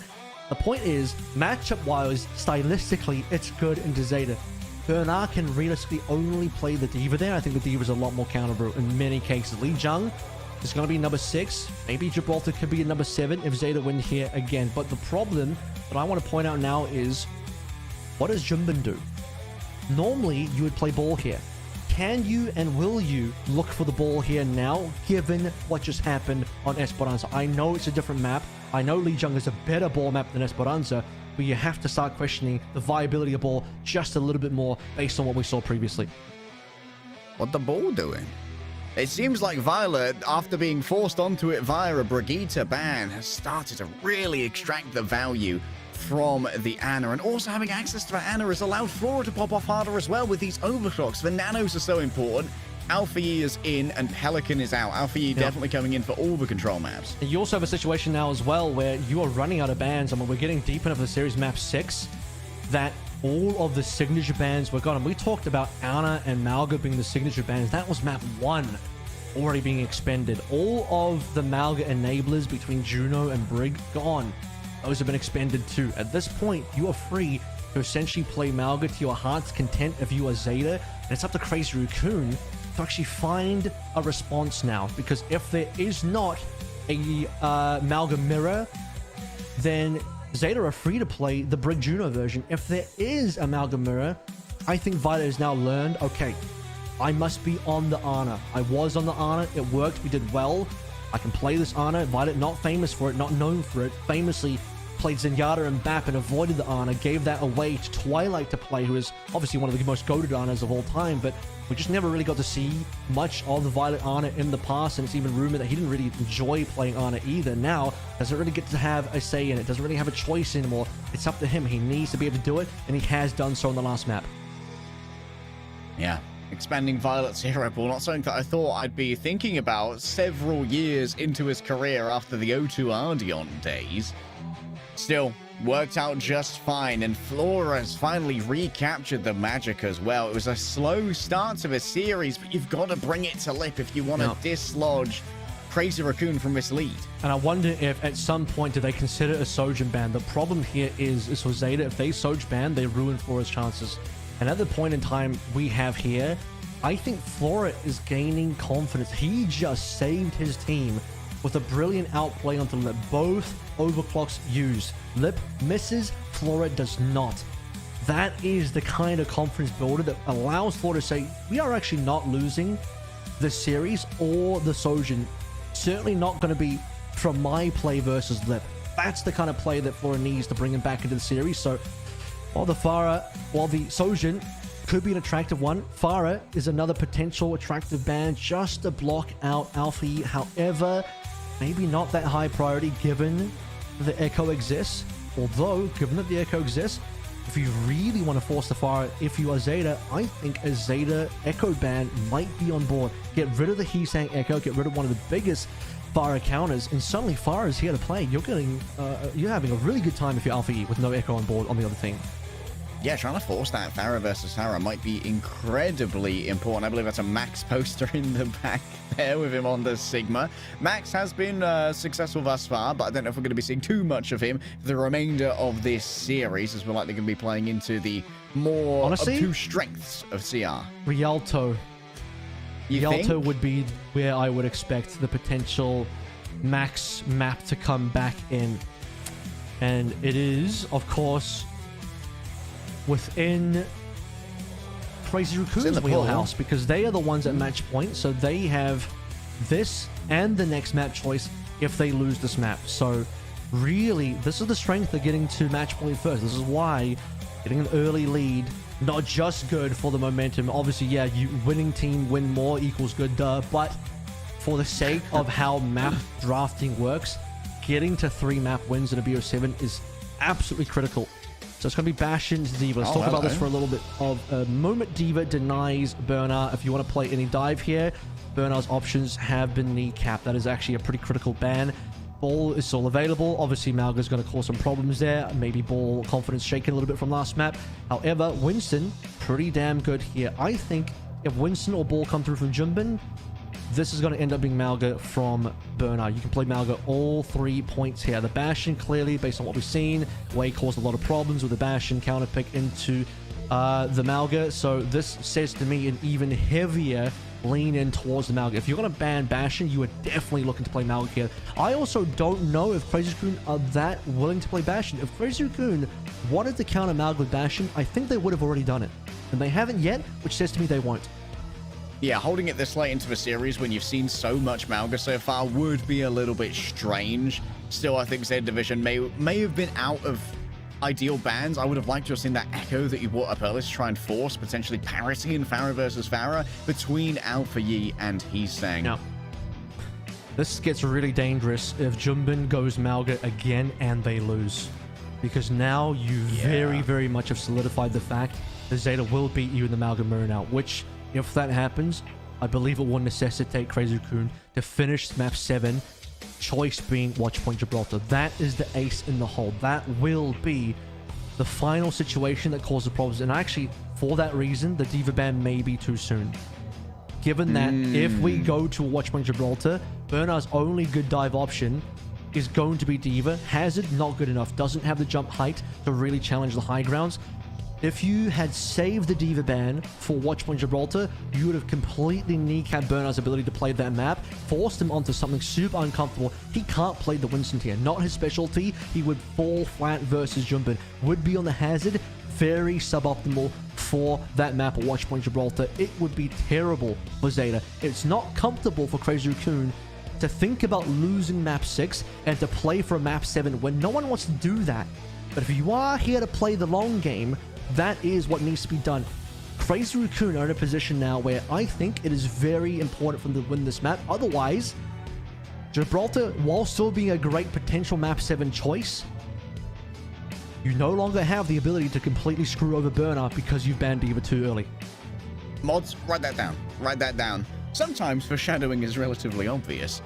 I'm wondering here which submaps are going to be particularly powerful for the ball. We know the night market has so many opportunities for boops, as well as some intricate pathing for the Junbin ball here.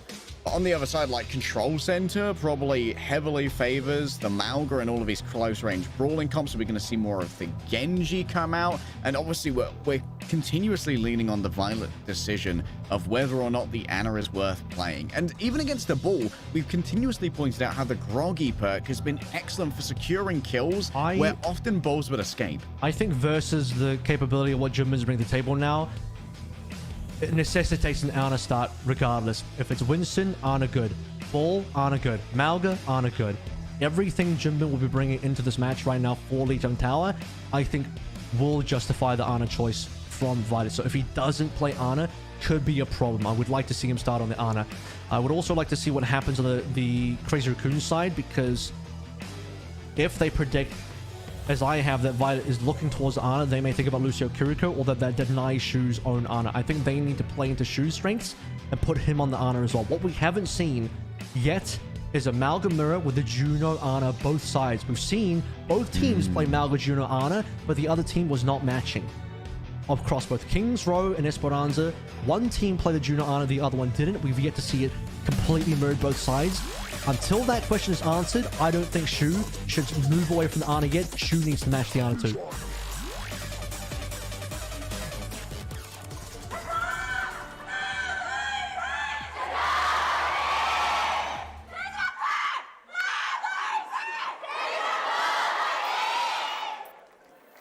Pause for a disconnect. A disconnected player. Now, we are still in Hero Select. Should actually still be paused because Flora hasn't reconnected in yet. But just looking at the current hovers, okay, this is kind of crazy. They need to maybe pause right now. I don't know what's going on. What? Guys? Looking at current... Okay, do you notice how everyone swapped at the end there? Because, like, well, we don't want to allow them to tab. We don't want to show what we have. But what we can see, watching this now, is that Crazy Raccoons did, in fact, intend to roll out on an Ana with Ball, Churong. It was going to be Juno, Ana, Ball. He's saying it's unlikely to actually play the Widow here. Probably not going to happen. So it was going to be a Ball dive with Tracer with a Juno, Ana support line. Heesung, I'm going to guess, is going to play Fire here. Or he's going to assume the Fire from Alpha E, and he's going to go straight for the Echo counter. So higher likelihood statistically, Lip Tracer, Heesung, Echo. And then what was the Zeta comp? Burner was already on the Malga. It was Violet on Brig, Finn on Juno. Violet potentially making a pretty large mistake here. I actually do think Brig is pretty reasonable on Night Market. He will probably pick the, if he levels up enough, the perk where you can knock back extra damage by whip-shotting someone into a wall. Just because the Night Mark has the 4 walls, it's quite easy to achieve that on. But you do lose the Groggy. You do lose the capability to shut down the Ball. And it is control, though. Maybe he's concerned about being dived super heavily by the Ball, and he won't have the level 3 double nano for quite some time. So there is a consideration there as to why he's picking Brig. But yeah, I think it's much easier for Jimbin to go from Ball to Malga and then be on the correct support lineup than for what Zeta are trying to do here. Violet would have to... I mean, Violet could just swap too, but it'd be better if we just started on Ana. That's my thinking. We got some time to re-outline our team's professional histories here as well. For Zeta Division, this is their first time in a finals, I believe, despite being one of our partner teams here in Korea. And Crazy Raccoon, they do have international titles to their name, but they've never actually won in OWCS Korea. It's mostly gone the way of Falcons. This will be their first time collecting the local title, which can be a point of pride for some of these Korean teams. Zeta themselves as well has had a pretty unfortunate run of results versus both Crazy Raccoon and Falcons, but definitely Crazy Raccoons here, given that this is who they're playing now. I believe the match record to date across both OWCS years, as I'll just confirm that really quickly, is 1-7. So they have lost, just counting one more time, 2, 3, 4, 5, 6. 1, 2, 3, 4, 5, 6. So 1 to 6, sorry, not 1 to 7, 1 to 6. And one of those was in the Soup Invitational Final. So that is a final, but not an OWCS final, which is why we say a first OWCS final for Zeta. As Soup was a different invitational event. That was a 0-4 finish, though. They've done much better than that. Most of their results have been at least semi-competitive. There's a 2-3 versus Crazy Raccoon there. A couple of 0-3s, a bit of a 1-3, a 1-4. Another 1-4 was Soup, 0-4 was Soup. But most recently, the only win ever versus Crazy Raccoon was last week in the seeding qualifier. And I actually think that might be their... Okay, that's the second win they got against Falcons. The first win against Falcons was in Soup. Second win was in the seeding qualifier. So yeah, they have had a very rough history against both Falcons and Crazy Raccoon. Yeah, Zeta Division are kind of a team on the rise. Like, the players on this roster, we have known for a long time are incredibly talented. But the DPS line in particular of Alpha E and Flora haven't really reached incredibly prestigious heights, at least during the Overwatch League era, and now are really showing how effectively they can hang with the big dogs. Flora in particular didn't get a huge amount of success on the New York Excelsior, but the post-Overwatch League era has been thriving on this Sojourn pick. Oh my god, quick correction. There was also a Stage 2 win versus Falcons. So this would have been their third win versus Falcons, but only the first win versus Crazy Raccoon under Zeta. We have to kind of remember there was the team FTG as well, which is where these guys came from. Although I don't know if I want to specifically... You could make the comparison. The only real swap there was they lost Balissaria, but largely the core remains the same. They didn't have Pelican though, but if you were to look at those results as well, if I just look at where those CR results are, yeah, I looking all red to me. An additional 3 losses. So if you combine the Zeta record with the FTG record, it is a combined 1 win versus 9 losses to Crazy Raccoon over the history of both years of OWCS. Yeah, critically though, that 1 win last week. And during our coach interview, Moon was saying how angry he was at the Crazy Raccoon performance last week. Maybe an uncharacteristically bad week. Maybe someone was sick or just a bad read on the Perks meta as they had gone in with very little preparation, I imagine, given that the time constraints were incredibly tight as Perks launched, I believe, on the Tuesday, and then they played on the Friday. But since then, Crazy Raccoon have been able to tighten things up a little bit. We're seeing a lot of exploitation of these double nanos from Shu, who has been obviously popping off on the Ana. Very hard to dislodge him from that hero. And the burn on the Ana ban very early in this series was a tacit acknowledgement from Zeta Division that if we want to start this series off on the right foot, we've got to try and get Shu off that Ana. I need to make one more correction, unfortunately. I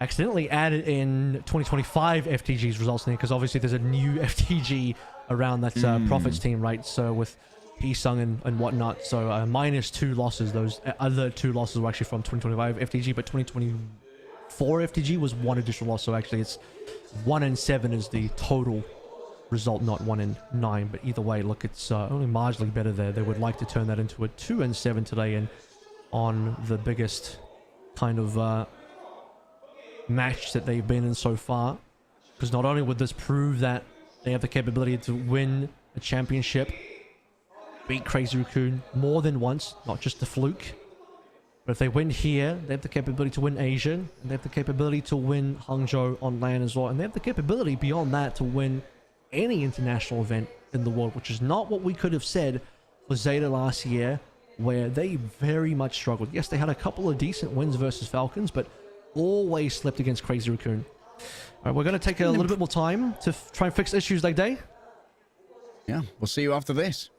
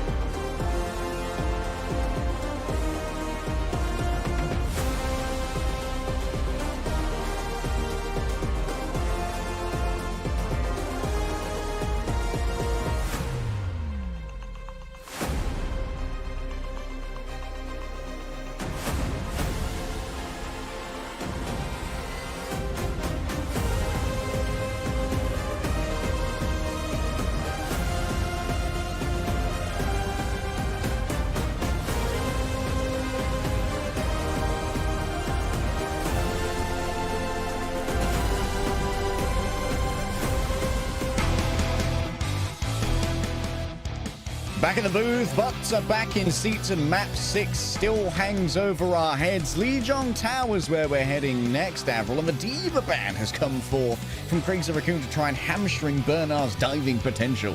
I don't think Bernard wants to do much diving on this map anyway. Lijiang Tower, pretty flat map. Very, very good for the Malga. They've even banned out the bashes. Something that I don't think Crazy Raccoon are actually likely to pull through, given that we are already 6 maps into the series. In the last 5 maps, plenty of opportunity for Crazy Raccoon to display the Bastion, and they haven't done so. There's just simply, in my mind, no way they've been waiting this long that they would want to have played Bastion here. They, to me, haven't really prepped it. I'd be surprised if they brought it out. So it's a safety ban, I think, for Zeta Division, and in these types of situations, why the heck not? You might as well, because this also might be the last time you get to play Malga. If you win this map for Zeta Division, in my opinion, high likelihood that Crazy Raccoon take you to Gibraltar for the next map where the Malga is not going to be viable.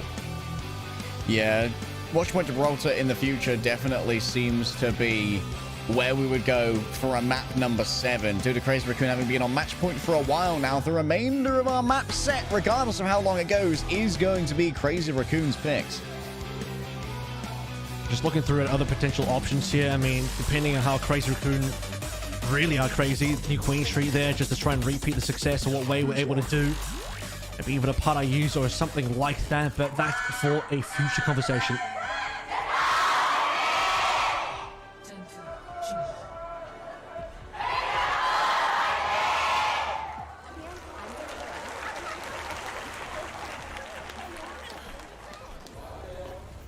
They want to win him a hero now. All right, we actually Crazy have... Raccoon, they're on the edge of it. I do have a bit of a question as to, you know, maybe did any shenanigans occur between the break where, to be honest with you, there was ample time, if you were a curious little fly on the wall, to check what comps teams are going to run. And perhaps Junbin and the rest of Crazy Raccoon have thought better about putting the ball into play. They're just going to match the Malga straight away. But Violet has shown himself to be on the wrong hero. Should have started on the Ana, is on the Brig. Shu knows what he's doing. He's on the Ana early. Yeah, Shu's going to definitely be a huge playmaker here when it comes to delivering those anti-nades. Man puts Junbin in a good position versus Bernard, who's going to constantly be worried about what that nade is doing. This is where Zeta can prove that they are indeed the better Malga team, but Violet's already emptied out 1 HP, possibly first death. Is he down? He is not. Alfie slept though. Oh, Alfie stepped off the map. Shu puts the daughter to a permanent bed. It's a tragic thing to see as the remainder of Crazy Raccoon just wash through Zeta Division and say, nah, nah, nah, nah, nah. You don't get the Malg near me, boy. In one hand, he is able to get the sleep onto Violet, or the nade onto Violet, and the other gets the sleep onto Alpha Yi. You're too busy looking after Violet that you forgot about the other target that Shu has. And just off the back of that, they win the neutral, and Violet immediately stops, recognizes the error of his ways. And Alpha Yi shot out this guy. Combination shots with Junbin. Honestly, he's saying deserved the credit for the assist there. Even Violet was getting it done as well. Flora's down as well. Zeta Division, they're just coming in dregs and rags. What's going on? It's snowball effect right here. This is what we're talking about at this level of play. Best in class, best in the world. A singular mistake, even on the compositional level, can cost you dearly. Another air shot would be critical here. Alpha Yi is able to combo with Flora. Oh, Flora with 2. The skippers arrive to stomp off the map, potentially. Flora's taking so much damage. Junbin's off the map, though. A nice boot from Alpha Yi. Not CC immune. It's a desperate push here from Lick, trying to get that overclock in the end. What an execution from Zeta Division. Alpha Yi not to be outdone by anybody here. Takes down his competition in the skies with Heesang. Again, combination shots with Flora coming on in. And then for Zeta, it's catch-up time now. 57, very comebackable. Ban news for Zeta. Crazy Raccoon still on a ton of ultimates now. Crazy Raccoon retake situation. Ooh. Oh, well, should be pretty easy now. They might not even have to ult. Bernard's off the map, or Bernard's just dead. Lack of attention. Bernard just wasn't given the care that was needed. Being first picked as a Malga's crazy, and Crazy Raccoon already get the control. Yeah, that is something you really can't afford at all. And now the opposite point. Oh, Junbin now. Wow. Oh, this time Junbin so far away. Lip gets 2, I believe, with a single rail. The Colette is strong. And you know what? Lip's always been a strong old boy. Rest of Zeta Division, they may have got the opening pick, but they didn't get the cap. This is still flippable though, because Zeta saved ultimates. Flora can't die here. He does. Flipper's carrying now. He is not happy about the ending on Esperanza, taking that game into his own hands. Does Zeta have to play the 4v5 here? They also have to ult. Nano Barrage, probably the play. Jumbin in trouble. Touch enable. It's got to be a backline touch here. Coming through from Alpha Yi in trouble versus Heesang. Happy to take the duel. Now with the Nano as well. But damage is going to be overwhelming. Flora never stood a chance. Bernard sleeping. Nano napping. Out comes the cage. This brings Chorong in. And the remainder of Crazy Raccoon simply fade away into the ether, allowing said division to just go through their ult bank. Jumbin here on a Doom just to go for the touch. He needs to potentially look for the swap, but Heesang is dominating Alpha Yi. Going over towards Spawn, gets punished for that. Jumbin still kills Burner. This is winnable by Crazy Raccoon. Might be able to camp it back as well. Shu with 3 shots in a row. No, make it 2. The third comes through a little bit late, but just in time in the end. Finn falls down. Control coming through for Crazy Raccoon. Flora's down, courtesy of Junbin. A last-minute touch is going to be unlikely to come on. Oh my God! Oh, Shu is just the best in the world. I don't want to hear it. I don't want to hear the counter-arguments. It's all cope. It's all lies. It's all propaganda. Shu is him. He's the truth. Facts in front of you right here. Best Ana in the world. Best flexible player in the world. 5 years running. And that is why. And this is a heavy snowball off of Violet playing Brig at the start for the neutral. But as we go through this map, Heesang, huge difference maker. That sleep was gross. That sleep was after, by the way. No, actually, that wasn't even the sleep at the start. That was... a little bit later on. My point here, though, is I want to move over towards Heesang. He played against Alpha Yi's Farin, absolutely dominated him in the sky multiple times. Alpha Yi got the better of Heesang maybe once, but there was a very critical final touch. After Jumbin dies, has to come back on towards the Doom. Alpha Yi's solo on point for the touch. He needed to kill Heesang. He died. Very unfortunate. Crazy Raccoon 1 round away from securing the grand final. Junbin already antied, same for Chorong. Well, actually starting off on the Ana this time, luckily, as Junbin's already taken a huge amount of damage. Going up against Bernard here, there should be some health still coming through from Cardiac Overdrive for additional survivability. And once again on the outside, we can expect Heesang and Alpha Yi to be exchanging rockets. And neither one relenting, neither one wanting to go towards the Echo. Another air shot being landed, but speaking of landing, shooting down by Violet, that's important. We've been waiting for Violet to show up. Shoppy has this fight. Lip around the back will grab Violet, but not much more than that. First control goes the way of Zeta Division this time, and now they can really tax the entry using the poke of the Farah. Yeah, and this is where also the raw brawling power with not as much influence from the Farah is going to come through. Farahs are mostly marking the outside of the map, marking the coastal side, and given the fact that Zeta did win, Heesang has to back out. Has to just see the area on the outside away to Alpha Yi. Not comfortable for Heesang to do that. Oh, Lip taken down by the skipper. Flora getting revenge in short order even more. He's saying, get out of here, bud. I ain't here to hear about it. Flora just continues to roll on forward with a Cardiac Overdrive. It's going to be difficult to get the final blows, but Shu still falls down. This opportunity now to catch up on ultimate. Chorong off the back of Jumbin, super low, doesn't go down. Will now find the orbital rate ahead of Finn, but won't be in the play early enough to get it before Finn will also have 50% just above his Zeta Division. And this is all taking place before ults are in play. That's so huge for Zeta Division because they're ahead on ultimates and they're ahead on cap percentage. Oh, Lip antied out for now. Deep into the back goes Junbin. Stunned out themselves as well. Chorong gets Flora. Both of the Sojourns have been traded out now. Alpha Yi just hops about on this mega pack. Shu dragged in. Has to be an emergency nano here to heal themselves up as well. It goes on to Heesang on the outside. One to the knee. I used to be a Farah like you until I took a rocket to the knee. Heesang now has the barrage if needed to try and get rid of the Malga at range. Flora continues to lay down the pressure, but Crazy Raccoon flip it.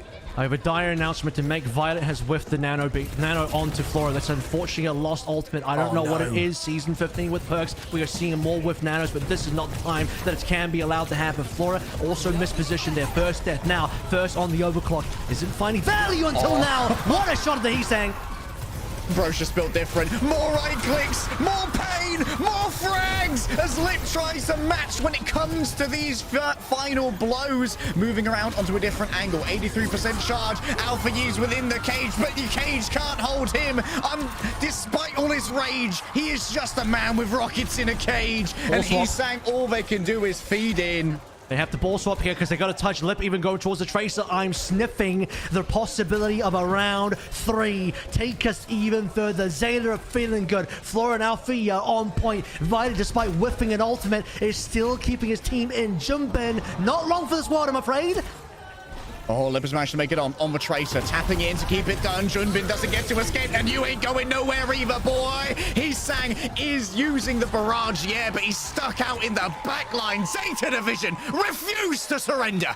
Yeah, wow, what a comeback. Dominating on towards Control Center after a pretty lackluster start on Night Market. Didn't start on the Ana, started on the Brig for Violet. Poor choice. Knew that he needed to fix that immediately, does so, but the snowball already started rolling. Sang got the better of Alpha E on that map, but you go to Control Center, it's more about the team play on the actual brawling. The Farah's really playing the extremities until caps come through, until you actually maintain point control. Sang's impact basically minimal to none. With no map control, no point capture, where does Sang stand? He doesn't really have anywhere on the map to play through. Dominated he was for most of that map. Zeta Division now, can they keep it rolling? Speaking of rolling, Jumbin, he's given up on the Malga. They want to do this through ball. I don't know if that's going to work. We will see. They're going via the Lucio as well. Lige gone tower in full effect here. Violet already threatened as Junbin just makes sure that any peek out onto these angles. Where are you going, Bernard? Well, back to spawn's going to be the answer right here. Zeta Division may already well have lost this. Violet super low. Everyone else going to disengage. And Crazy Raccoon now going to be able to make sure that every entry is super perilous. Junbin's going to swap over as well. Yeah, I mean, just after getting that initial pick, the problem here is they have to reset themselves. It's almost like Jumbin dying. He does respawn in quotation marks, given that he has to go back to spawn, swap, come back in. By the time he comes back, Bernard is still there, and actually Bernard's ahead on all charts because Jumbin has to reset. The one good thing is Crazy Raccoon do cap off the back of that one, but they don't get to set up forward as much as they'd like. On the cast, maybe trying to punish what could have been Junbin or even Showrong as they went in deep to look for those boops, but it's Malga all the way down now, so you aren't going to be able to farm off the rails of that. Alpha U moving towards the back, needs to be the playmaker. Eyes on the Ana, managing to pull them in with the concussive implosion. A finish here would be everything. Shoes down, that's a huge amount of healing now gone. It's only the Lucio and their Spotify playlist to try and make this work. Forrest been taken down by Lip, but on the edge, he's been driven to the cliffs. The Warriors of Sparta drive back Xerxes' army, but Xerxes is struck with a fatal blow at Thermopylae, and Zeta Division are just scattered. Alpha Yi, he's got to be pissed at that moment. He played so well, took down Shu early, had to reload at the wrong time, ran out of rockets. One more would have done it. Reloads, fires a rocket, hits the wall. He needed to connect that, and because he just doesn't land 2 rockets in a row, one due to reload, one due to hitting a wall, Jumbin lives. Jumbin lives. Crazy Raccoon wins. Alpha, he could have carried that, but he just whiffed. And now Crazy Raccoon have all the ults they need to try and hold strong here already. The overclock coming over. Finn, danger in the air. Flora's already down. Finn the same. Taken out in midair by the barrage, by the way. Now Bernard tries to commit. Use cage. Why is going to be all of my questions. One fight remains. And Flora goes back to the Soj anyway. You were always meant to be on the Soj. You need the long-range damage versus the Farah. You need the capabilities to slide away. Bernard's now on board. This is disaster. Zeta about to get knocked out. This is looking like a grand finals for Crazy Raccoon. They could finally get their title in Korea. The edge guarding here from Chorong does not deter Bernard from the touch, but they're caught in the cage and they can't walk out because Junbin just wants a cuddle for the championship off the map with Violet. Enough of you! Chorong is the final word! Crazy Raccoon waited a long time. 2 stage finals in Korea last year. They missed out because of Falcons. This time around, a 4-0 against Falcons early on to remove that threat. With only Zeta in the way. There to get deep and dirty. fingernails dug into the earth. It really cost them a lot to get this far in the series. A map 7 could have been, maybe should have been on board. A critical small errors. That's all it takes when you play against the best in the world. Even the tiniest mistakes will get punished. You cannot afford it at all. Crazy Raccoon are the team that globally consistently makes the less amount of mistakes, has the most clutch plays, has the average best players in the entire world on their roles. The fact that Zeta pushed them this far is something to be proud of, but I think Zeta would have wanted more. I think Zeta would have wanted the map 7. Crazy Raccoon denied it. Largely, Shu, particularly in the last few maps, proved his worth. Night Market, that was all Shu. Remember that play. No one does it like Shu.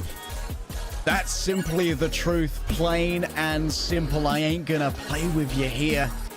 He's the difference maker every time, every nade, every sleep, every calculated shot, and a nano just in the right place, exactly when it's needed. A well-deserved player of the match, and for me also a player of the tournament.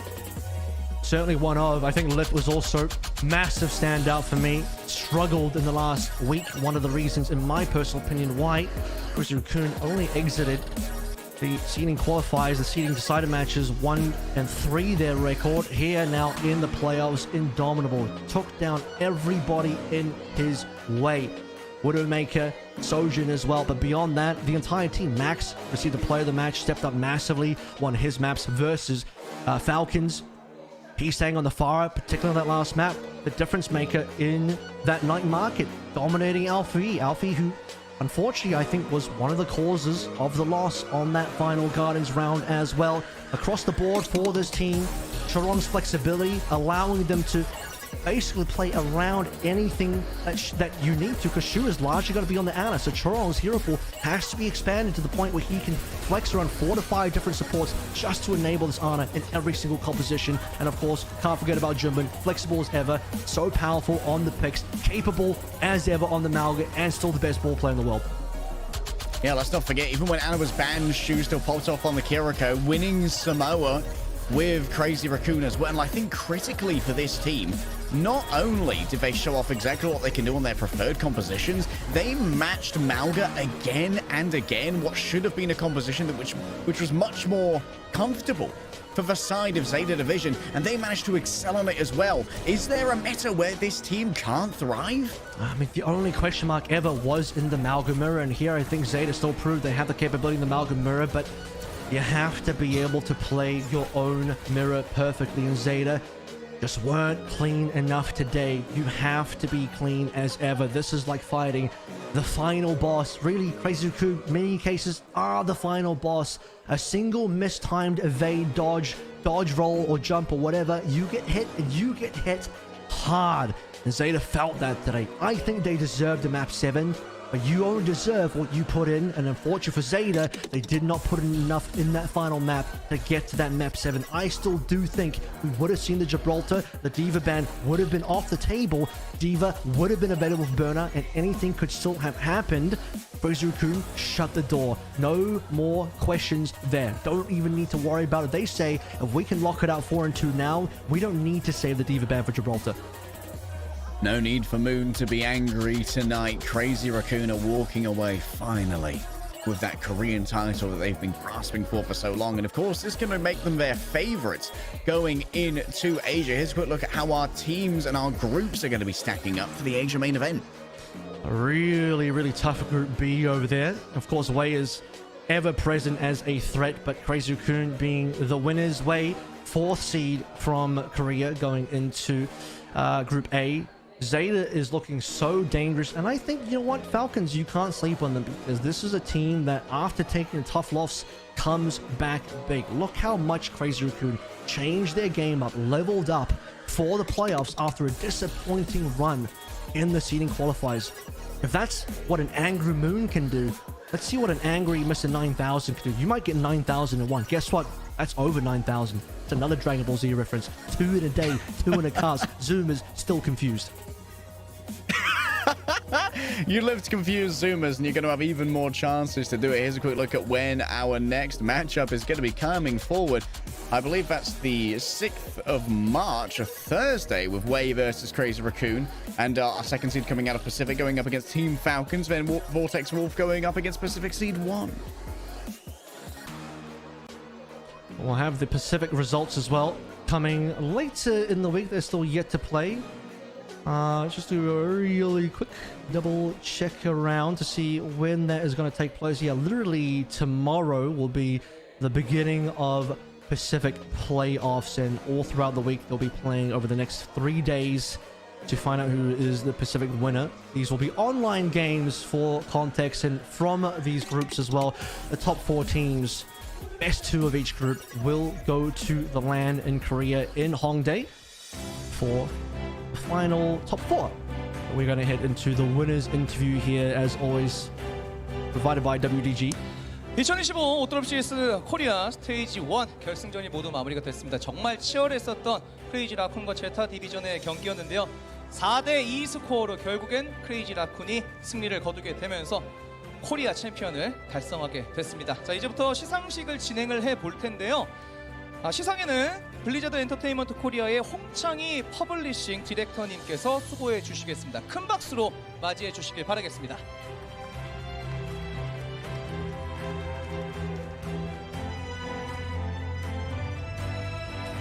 The official award ceremony, representing the trophies. Alex Hong, the publishing director here from Blizzard Korea, to present. 자, 이제 우승팀을 불러보도록 하겠습니다. 정말 치열했습니다. 그리고 위기도 있었습니다. 하지만 의심을 확신으로 바꾸는 데는 단 일주일이면 좋겠습니다. 결국 크레이지 라쿤이 오늘 우승을 차지하게 되면서 그동안 계속 고배를 마셨었던 OWCS 코리아에서의 우승을 차지하게 됐는데, 그 크레이지 라쿤 팀들을 모셔보도록 하겠습니다. 여러분은 큰 박수로 맞아 주시기 바라겠습니다. OWCS 코리아 스테이지 1 우승팀 크레이지 라쿤입니다.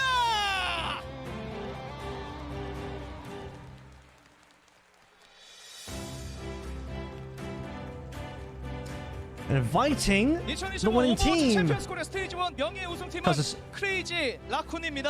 Synergy Suit bringing the team on with Coach Moon as well. Lip ever as imposing in and out of game. 챔피언스 아시아 스테이지 1 직행 티켓이 주어지겠습니다. 네, 전달 부탁드리겠고요. Oh, big check incoming. Or champion placard. 꽃다발도 함께 전달해 주시면 감사하겠습니다. 큰 박수로 한 번 더 환영해 주시기 바라겠습니다. 자, 시상에 수고해 주신 블리자드 코리아 홍창희 퍼블리싱 디렉터님께도 감사하다는 말씀드리면서 박수 한번 부탁드리겠습니다.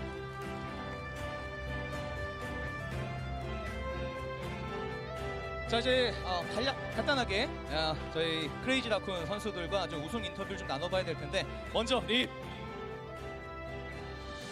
예. 정말 흔들림이 없었습니다. 사실 상대 플로라 선수의 오늘 고점도 엄청나게 터졌어가지고 사실 흔들릴 수도 있었거든요. Let's first up. 오늘 우승 소감 좀 말씀해 주시죠. 사실 저번 주까지만 해더라도 저희가 좀 패배도 많았고 해서 솔직히 좀 준비할 때 걱정스러운 마음이 좀 없지 않아 있긴 했는데, 다행히 저희가 그 The question is, Lip, you played well against your opponent Flora. How do you feel? He responds, there was a lot of losses recently and I was worried. 외부 활동을 한번 해야 된다면서 이제 저희가 와플을 사러 나간 적이 I'm glad I won. 이게 외부 활동이에요? 저희한테는 그래요. Big turnaround for Crazy Raccoon. Learning well from their losses last week. 경험하고 있어서 그래서 아마 와플 단합이 이번 우승에 큰 기여를 하지 않았나라고 생각을 해요. So to gain some new experiences by going outside. Brother literally touched grass. Ego gamers. You want to be like Lip? You got to go outside. Bro's got no hay fever privilege, I see. 와플 단합밖에 없어요. 웬만해서. 그렇군요. 최강의 와플 단합, 그것 덕분에 우승했다라고 좀 말씀을 해주셨고, 어쨌든 이제 아시아에 또 진출을 하시게 되고 우승과 동시에 이제 아시아까지 가시게 됐는데, 아시아에서의 좀 각오를 들어보고 싶어요.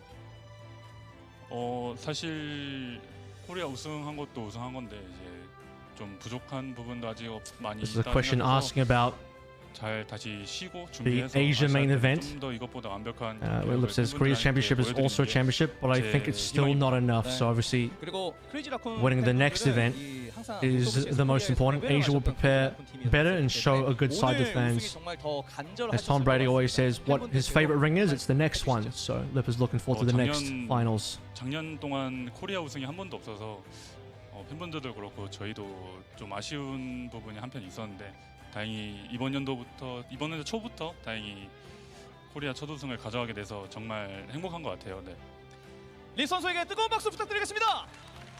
A word to the fans. I was disappointed that we never won Korea last year. I'm happy to have my first win this year. 오늘 기가 막혔어요. 우승 소감 좀 말씀해 주세요. Okay, next interviewee coming up. 솔직히 이번 코리아 하면서 Going down the line to Heesang. How do you feel about winning? 저 와플 단합이 큰 것 같네요. 자, 그놈의 그 와플 단합이 뭔지. 아니, 얼마나 도움이 됐어요, 와플 단합이? 일단 한 왕복 한 30분 I didn't know I would win in Korea. As expected, unity activities were of great help. I wonder if that was what Lip meant by going outside. Maybe Moon tried to turn things around by doing some team building exercises. 많이 해주더라고요. 아, 그래요? 그럼 본인 I got some exercise and talked a lot with my teammates. Bonding. 아, 그건 영업 비밀이라 안 되고. 아, 그래요? It seems like many people went outside. A lot of going outside has happened. 마찬가지로 OWCS 아시아에서 또 You know what? I've been outside in Korea. I can confirm outside Korea is not bad.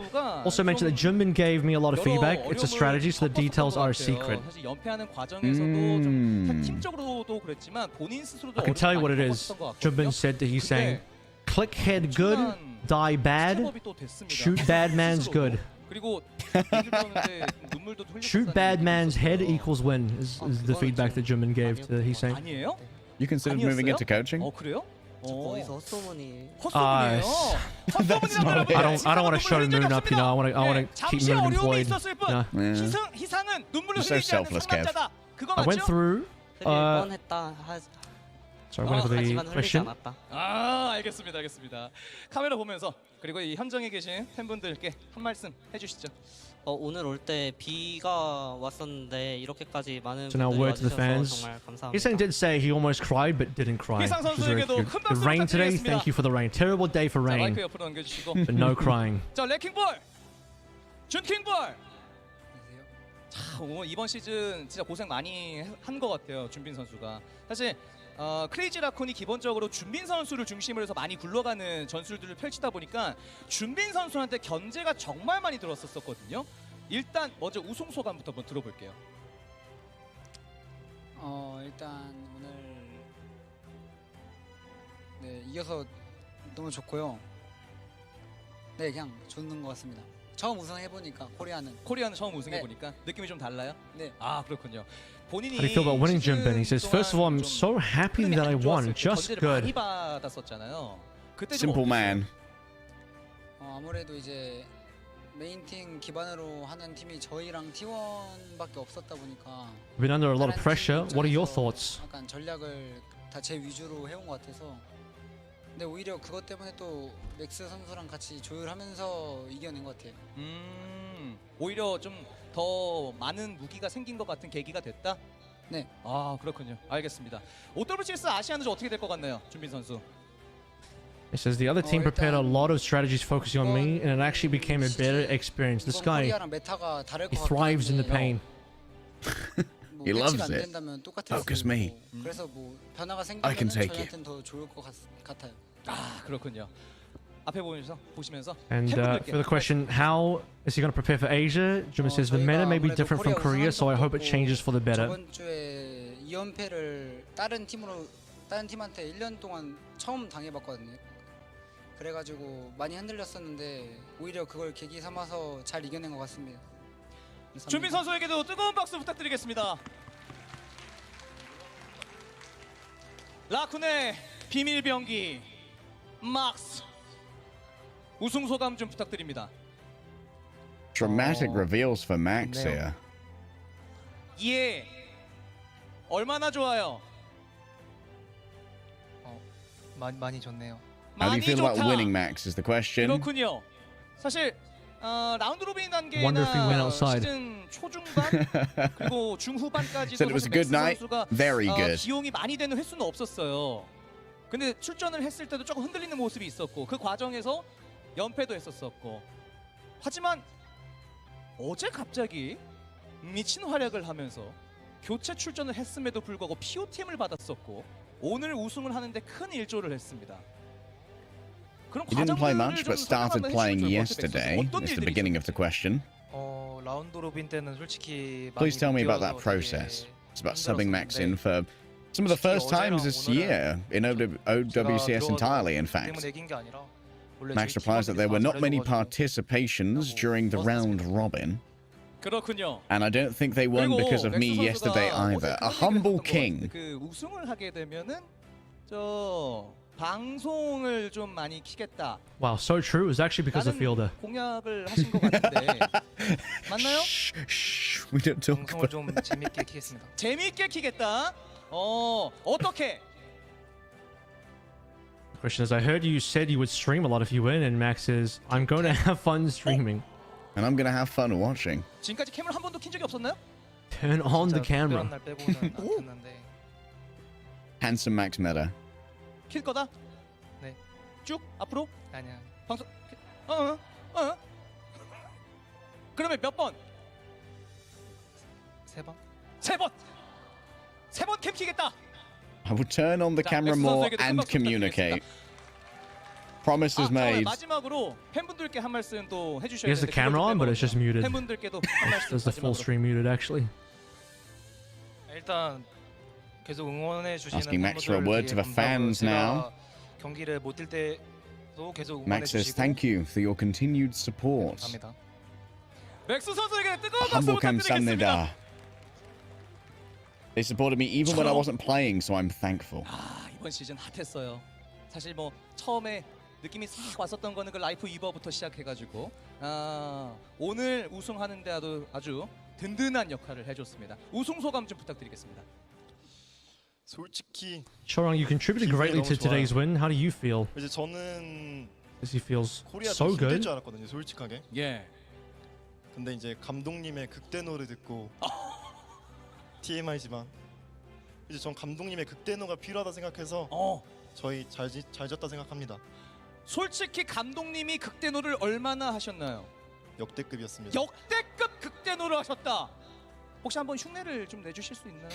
어떤 느낌인지 좀. He said, I thought Korea would be a bit more difficult, but I got better after hearing Moon's anger. Moon was the most angry.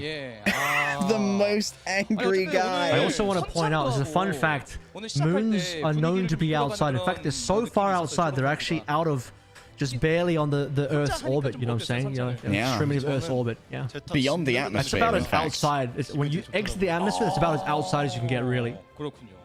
알겠습니다. 좋습니다. OWCS That was the cheering chant. I like the feeling of pressing down on the Zeta. Wow. 저는 It's 이제 very descriptive. 감독님의 극대노를 Bro is dominant in the lobby and on the LAN. 이대로 유지하겠습니다. 저희 팀 모두. 알겠습니다. 마지막으로 하나만 더요. 라이프 이버. A question about moving forward to Asia. Chorong says, I won't let Moon get angry. 한번 해보겠습니다 또. Always a good strategy. You don't want to get Majora's Masked by the moon. 감독님이 오히려 좋아하세요. 너 잘했다. 방송감 잘생겼다. 표정이 저 표정이 아니신데? 알겠습니다. 뭐 어쨌든 뭐 그거는 합의를 좀 잘 이뤄내시길 바라겠고 팬분들께 한 말씀. 진짜 너무 고마워요. I'll do it one more time. Moon's expression is not good, but he'll probably like it. I think that was a question about Lifeweaver. 마지막 결승전 POTM 슈. Now for our MVP, Shu, with the interview. 우승 소감 부탁드리겠습니다.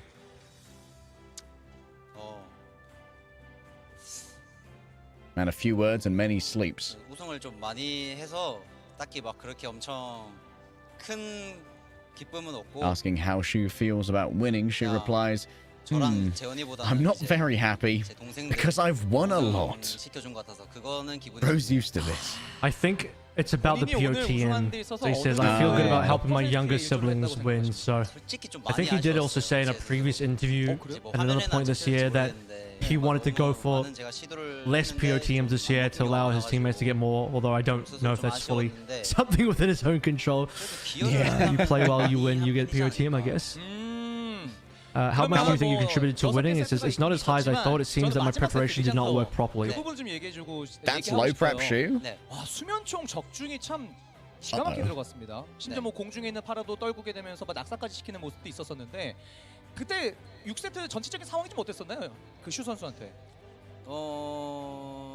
일단 저희 전략이 상대 거점 보내는 거였고 거점 가길래 So you got hit with a sleep dart at the last Lijiang Tower. How do you feel? 그냥 감으로 쐈는데 딱 맞았던 것 같아요. 애초에 내 전략 자체가 거점 보내는 거여가지고. Oh, I got a good hit. So he landed a good shot with the sleep dart. 잘 통했던 것 같아요. It says, I shot by feel and it was good because it hit well. Bro closed his eyes and lets the force guide him. The strategy of pushing the opponent into a base seems to have worked. 솔직히 아시아 이런 걸보다 일단 항저우까지 꼭 갈 수 있게 할 거고 앞으로도 계속 우승할 테니까 많은 응원 부탁드리겠습니다. 큰 박수 부탁드리겠습니다. Wait to the fans. Thank you so much. I will allow you to go to Hangzhou. 감독님 우승하셨습니다. 그동안 OWCS 코리아에서 우승이 없었었는데 그리고 Alright. 이번 시즌은 Coach 특히나 Moon is our 중간에 final interviewee 연패도 here. 하면서 어려움을 좀 겪었었어요. 그래서 크레이지 라쿤이 좀 하향세를 Still loves Croatia. 아니냐라는 의견도 있었는데 그걸 Croatia 말끔하게 loves them too. 어제부터 오늘까지 싹 Moon, there was 씻어내셨습니다. no win in 우승 Korea, 부탁드리겠습니다. and there was a recent losing streak. How do you feel? 맥스 선수 닮아가시나 봐요. 일단은 준비 과정에서 뱀픽부터 해서 콩코치가 정말 고생을 많이 했거든요. 네, 그래서 콩코치의 덕이 많이 컸던 것 같고 그리고 나머지 선수들도 솔직히 좀 저희가 많이 해이해졌었어요. My coaching was a big help during the preparation process. 바로 집에 안 가고 저 대기실에서 이제 좀 뜨거운 대화. Before I did that. 일방적인. Oh, it was especially helpful with the hero ban. 극대노 대화 말씀하시는 거죠? 그렇죠. 예예예. 네네네. 이렇게 나눴고 그 뒤부터 이제 좀 선수분들이 After the losing streak, I had a lot of conversations with my teammates. 그래서 이 기세를 몰아서 아시아까지 I assume rather loud conversations. 오늘 우승을 하시게 되면은 A note as well that 여기 지금 경기장 한 3바퀴 도신다고 아까 a shout out to the assistant 말씀하셨었거든요. coaches on Crazy Raccoon, Kong and Pavane as well, who have also worked with alongside Moon on Shanghai Dragons. They've been together as a trio for a long time, and 피디님 저희 시간 Moon 좀 continues to 있죠? also say, "We'll continue this feeling all the way to Asia." 있답니다.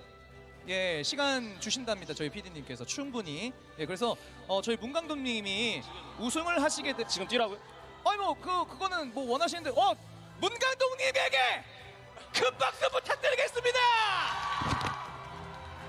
갑니다. 문 감독님 You said you would run 3 laps around the studio if you won. Okay, running now. 문 감독님입니다. 지금 카메라에다 담으세요. After the first lap, he's going to be like, "Why did I say 3? I should have said 1." 문병철, 문병철, 문병철, 문병철. That's one. That'll do. 큰 박수 부탁드리겠습니다. 아 나이 먹을 때 힘들어요.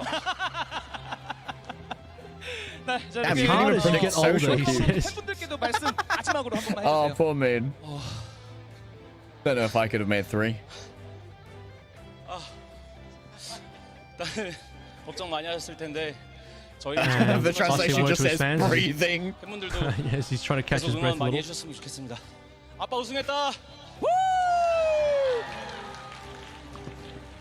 자, 이렇게 크레이지 라쿤 You were very worried, but we will work hard and not break 팀의 down. 전업, Was his 인터뷰까지 이렇게 word to the 나눠봤는데 fans 슬슬 there. 마무리하도록 하겠습니다.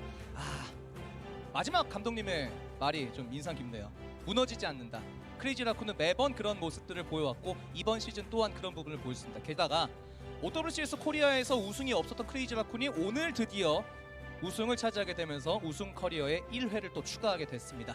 자, 이렇게 오버워치 챔피언스 코리아 스테이지 1의 주인공은 크레이지 라쿤으로 결정이 됐고요. 오늘도 역시 뭐 선수들의 땀과 열정 그리고 팬 여러분들이 보내주신 환호와 성원 덕분에 2025 OWCS 코리아 스테이지 1은 정말 성황리에 마무리가 되고 있는 것 같습니다. 이후에 OWCS 아시아도 펼쳐지게 되는데요. 그때도 많은 성원 부탁드리면서 저는 여기서 물러가도록 하겠습니다. 마지막은 크레이지 라쿤의 세레머니가 이어지니까 끝까지 함께 해주시기 바라겠고 저는 여기서 인사드리겠습니다. 여러분 고맙습니다.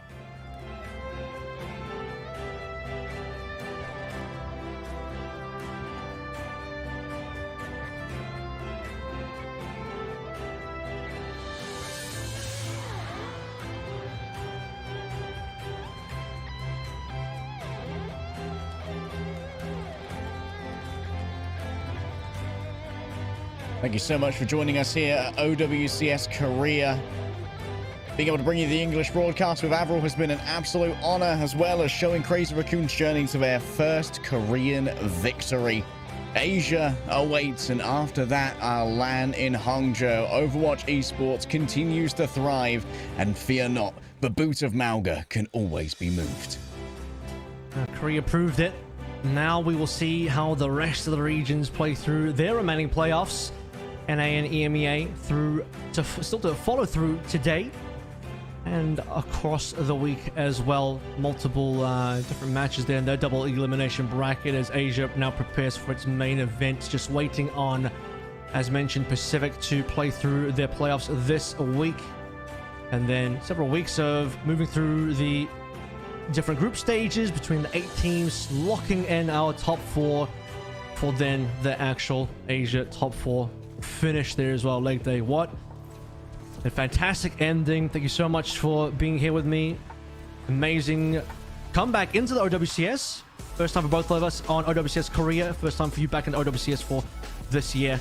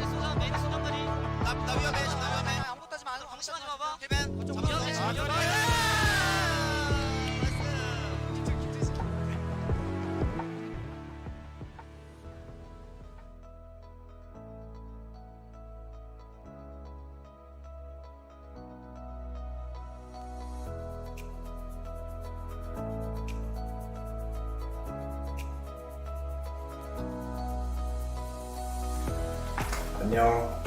얘들아 안녕. 반가워. 이거 깜짝 영상인데 깜짝 놀랐지. 앞으로 우리가 하는 말들 잘 들어봐. 이번 시즌 재밌었던 시즌이었던 게 새로운 경기장에서 이렇게 하니까 새로운 마음으로 좀 하게 되는 것 같고, 사람들이 되게 너무 많이 보러 와줘가지고 오버워치가 이만큼 그래도 좀 많이 유명해지고 있구나, 다시 살아나고 있구나라는 거를 느꼈던 스테이지였던 것 같아요. 가장 기억에 남았던 경기는 이제 FTG전 2대0으로 지고 있을 때 세우스로 이긴 게 좀 기억에 남는 것 같아요. 진짜 불안했는데 너네들 응원 소리에 힘입어서 이겼던 것 같아. 이번 라운드 로빈의 T1전 경기가 가장 기억에 남는 것 같아. 마지막 세트 때 내가 겐지로 클러치를 한 장면 때문이지 않나 싶어. 사실 첫 데뷔에 프로팀을 받을 거라고는 생각 못했는데 프로팀 받게 돼서 너무 기쁘고 앞으로 가장 기억에 남는 경기가 될 것 같다고 생각해.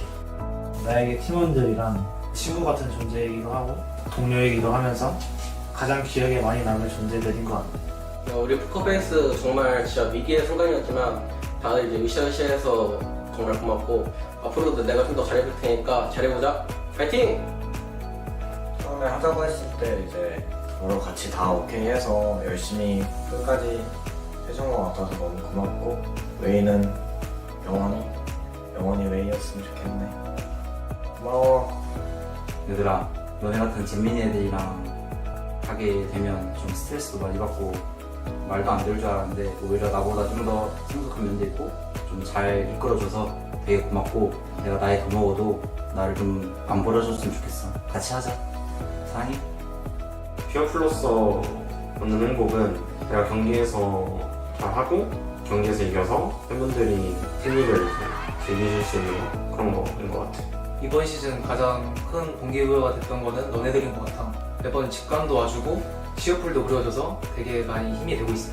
항상 와서 응원해주고 저도 이렇게 격려해주고 토닥토닥 해주고 그래서 너무 고맙고, 국밥 같은 딜러가 될게 내가 고마워 항상. 나라는 사람은 이렇게 모든 사람들이 알아봐주고 그래도 내 이름을 한번 알린 게 너네들 덕분이니까 그거에 대해서 항상 고맙고 너희들 덕분에 내가 계속 프로 생활을 하는 것 같아. 고마워. 얘들아, 오랜만에 복귀했는데 또 잊지 않고 기억해줘서 너무 고맙게 생각하고 있고, 다음 시즌에 내가 이제 선수를 뛰는 게 좀 힘든 상황이라서, 그래서 이번 시즌 자체가 나한테 너무 소중했던 시즌이라고 생각을 해. 앞으로 다음 세대에 있는 선수들을 많이 응원해주고, 이제 또 직관도 많이 와서 선수들을 많이 응원했으면 좋겠어. 너네들 덕분에 내 선수 생활이 지금 제일 보람차다고 느끼고 있고 앞으로도 계속 그렇게 해줬으면 좋겠어. 당신에 또 보자. T1 경기를 항상 지켜봐주는 팬분들 너무너무 고맙고, 또 옆에서 지탱해주는 우리 가족들, 케어해주는 가족들 너무 고마워. 얘들아, 항상 부족했지만 항상 좋은 말만 해주고 응원만 해줘서 되게 고마웠고 앞으로 또 잘 부탁해. 내가 별명이 많이 없는데 고지라는 별명이 생겨서 그 별명 덕분에 조금 더 힘이 나는 것 같아. 너네 덕분에 첫 시즌 잘 적응한 것 같고 다음 시즌에 더 잘해줘서 돌아와 볼게. 기다려줘. 너네들이 포기 안 한다고 같이 포기하지 말고 열심히 하자고 했던 게 좀 여운이 남았던 것 같아. 항상 응원해주고 항상 찾아와서 지켜봐주고 응원해줘서 너무 고마워. 얘들아, 너네 덕분에 프로한다.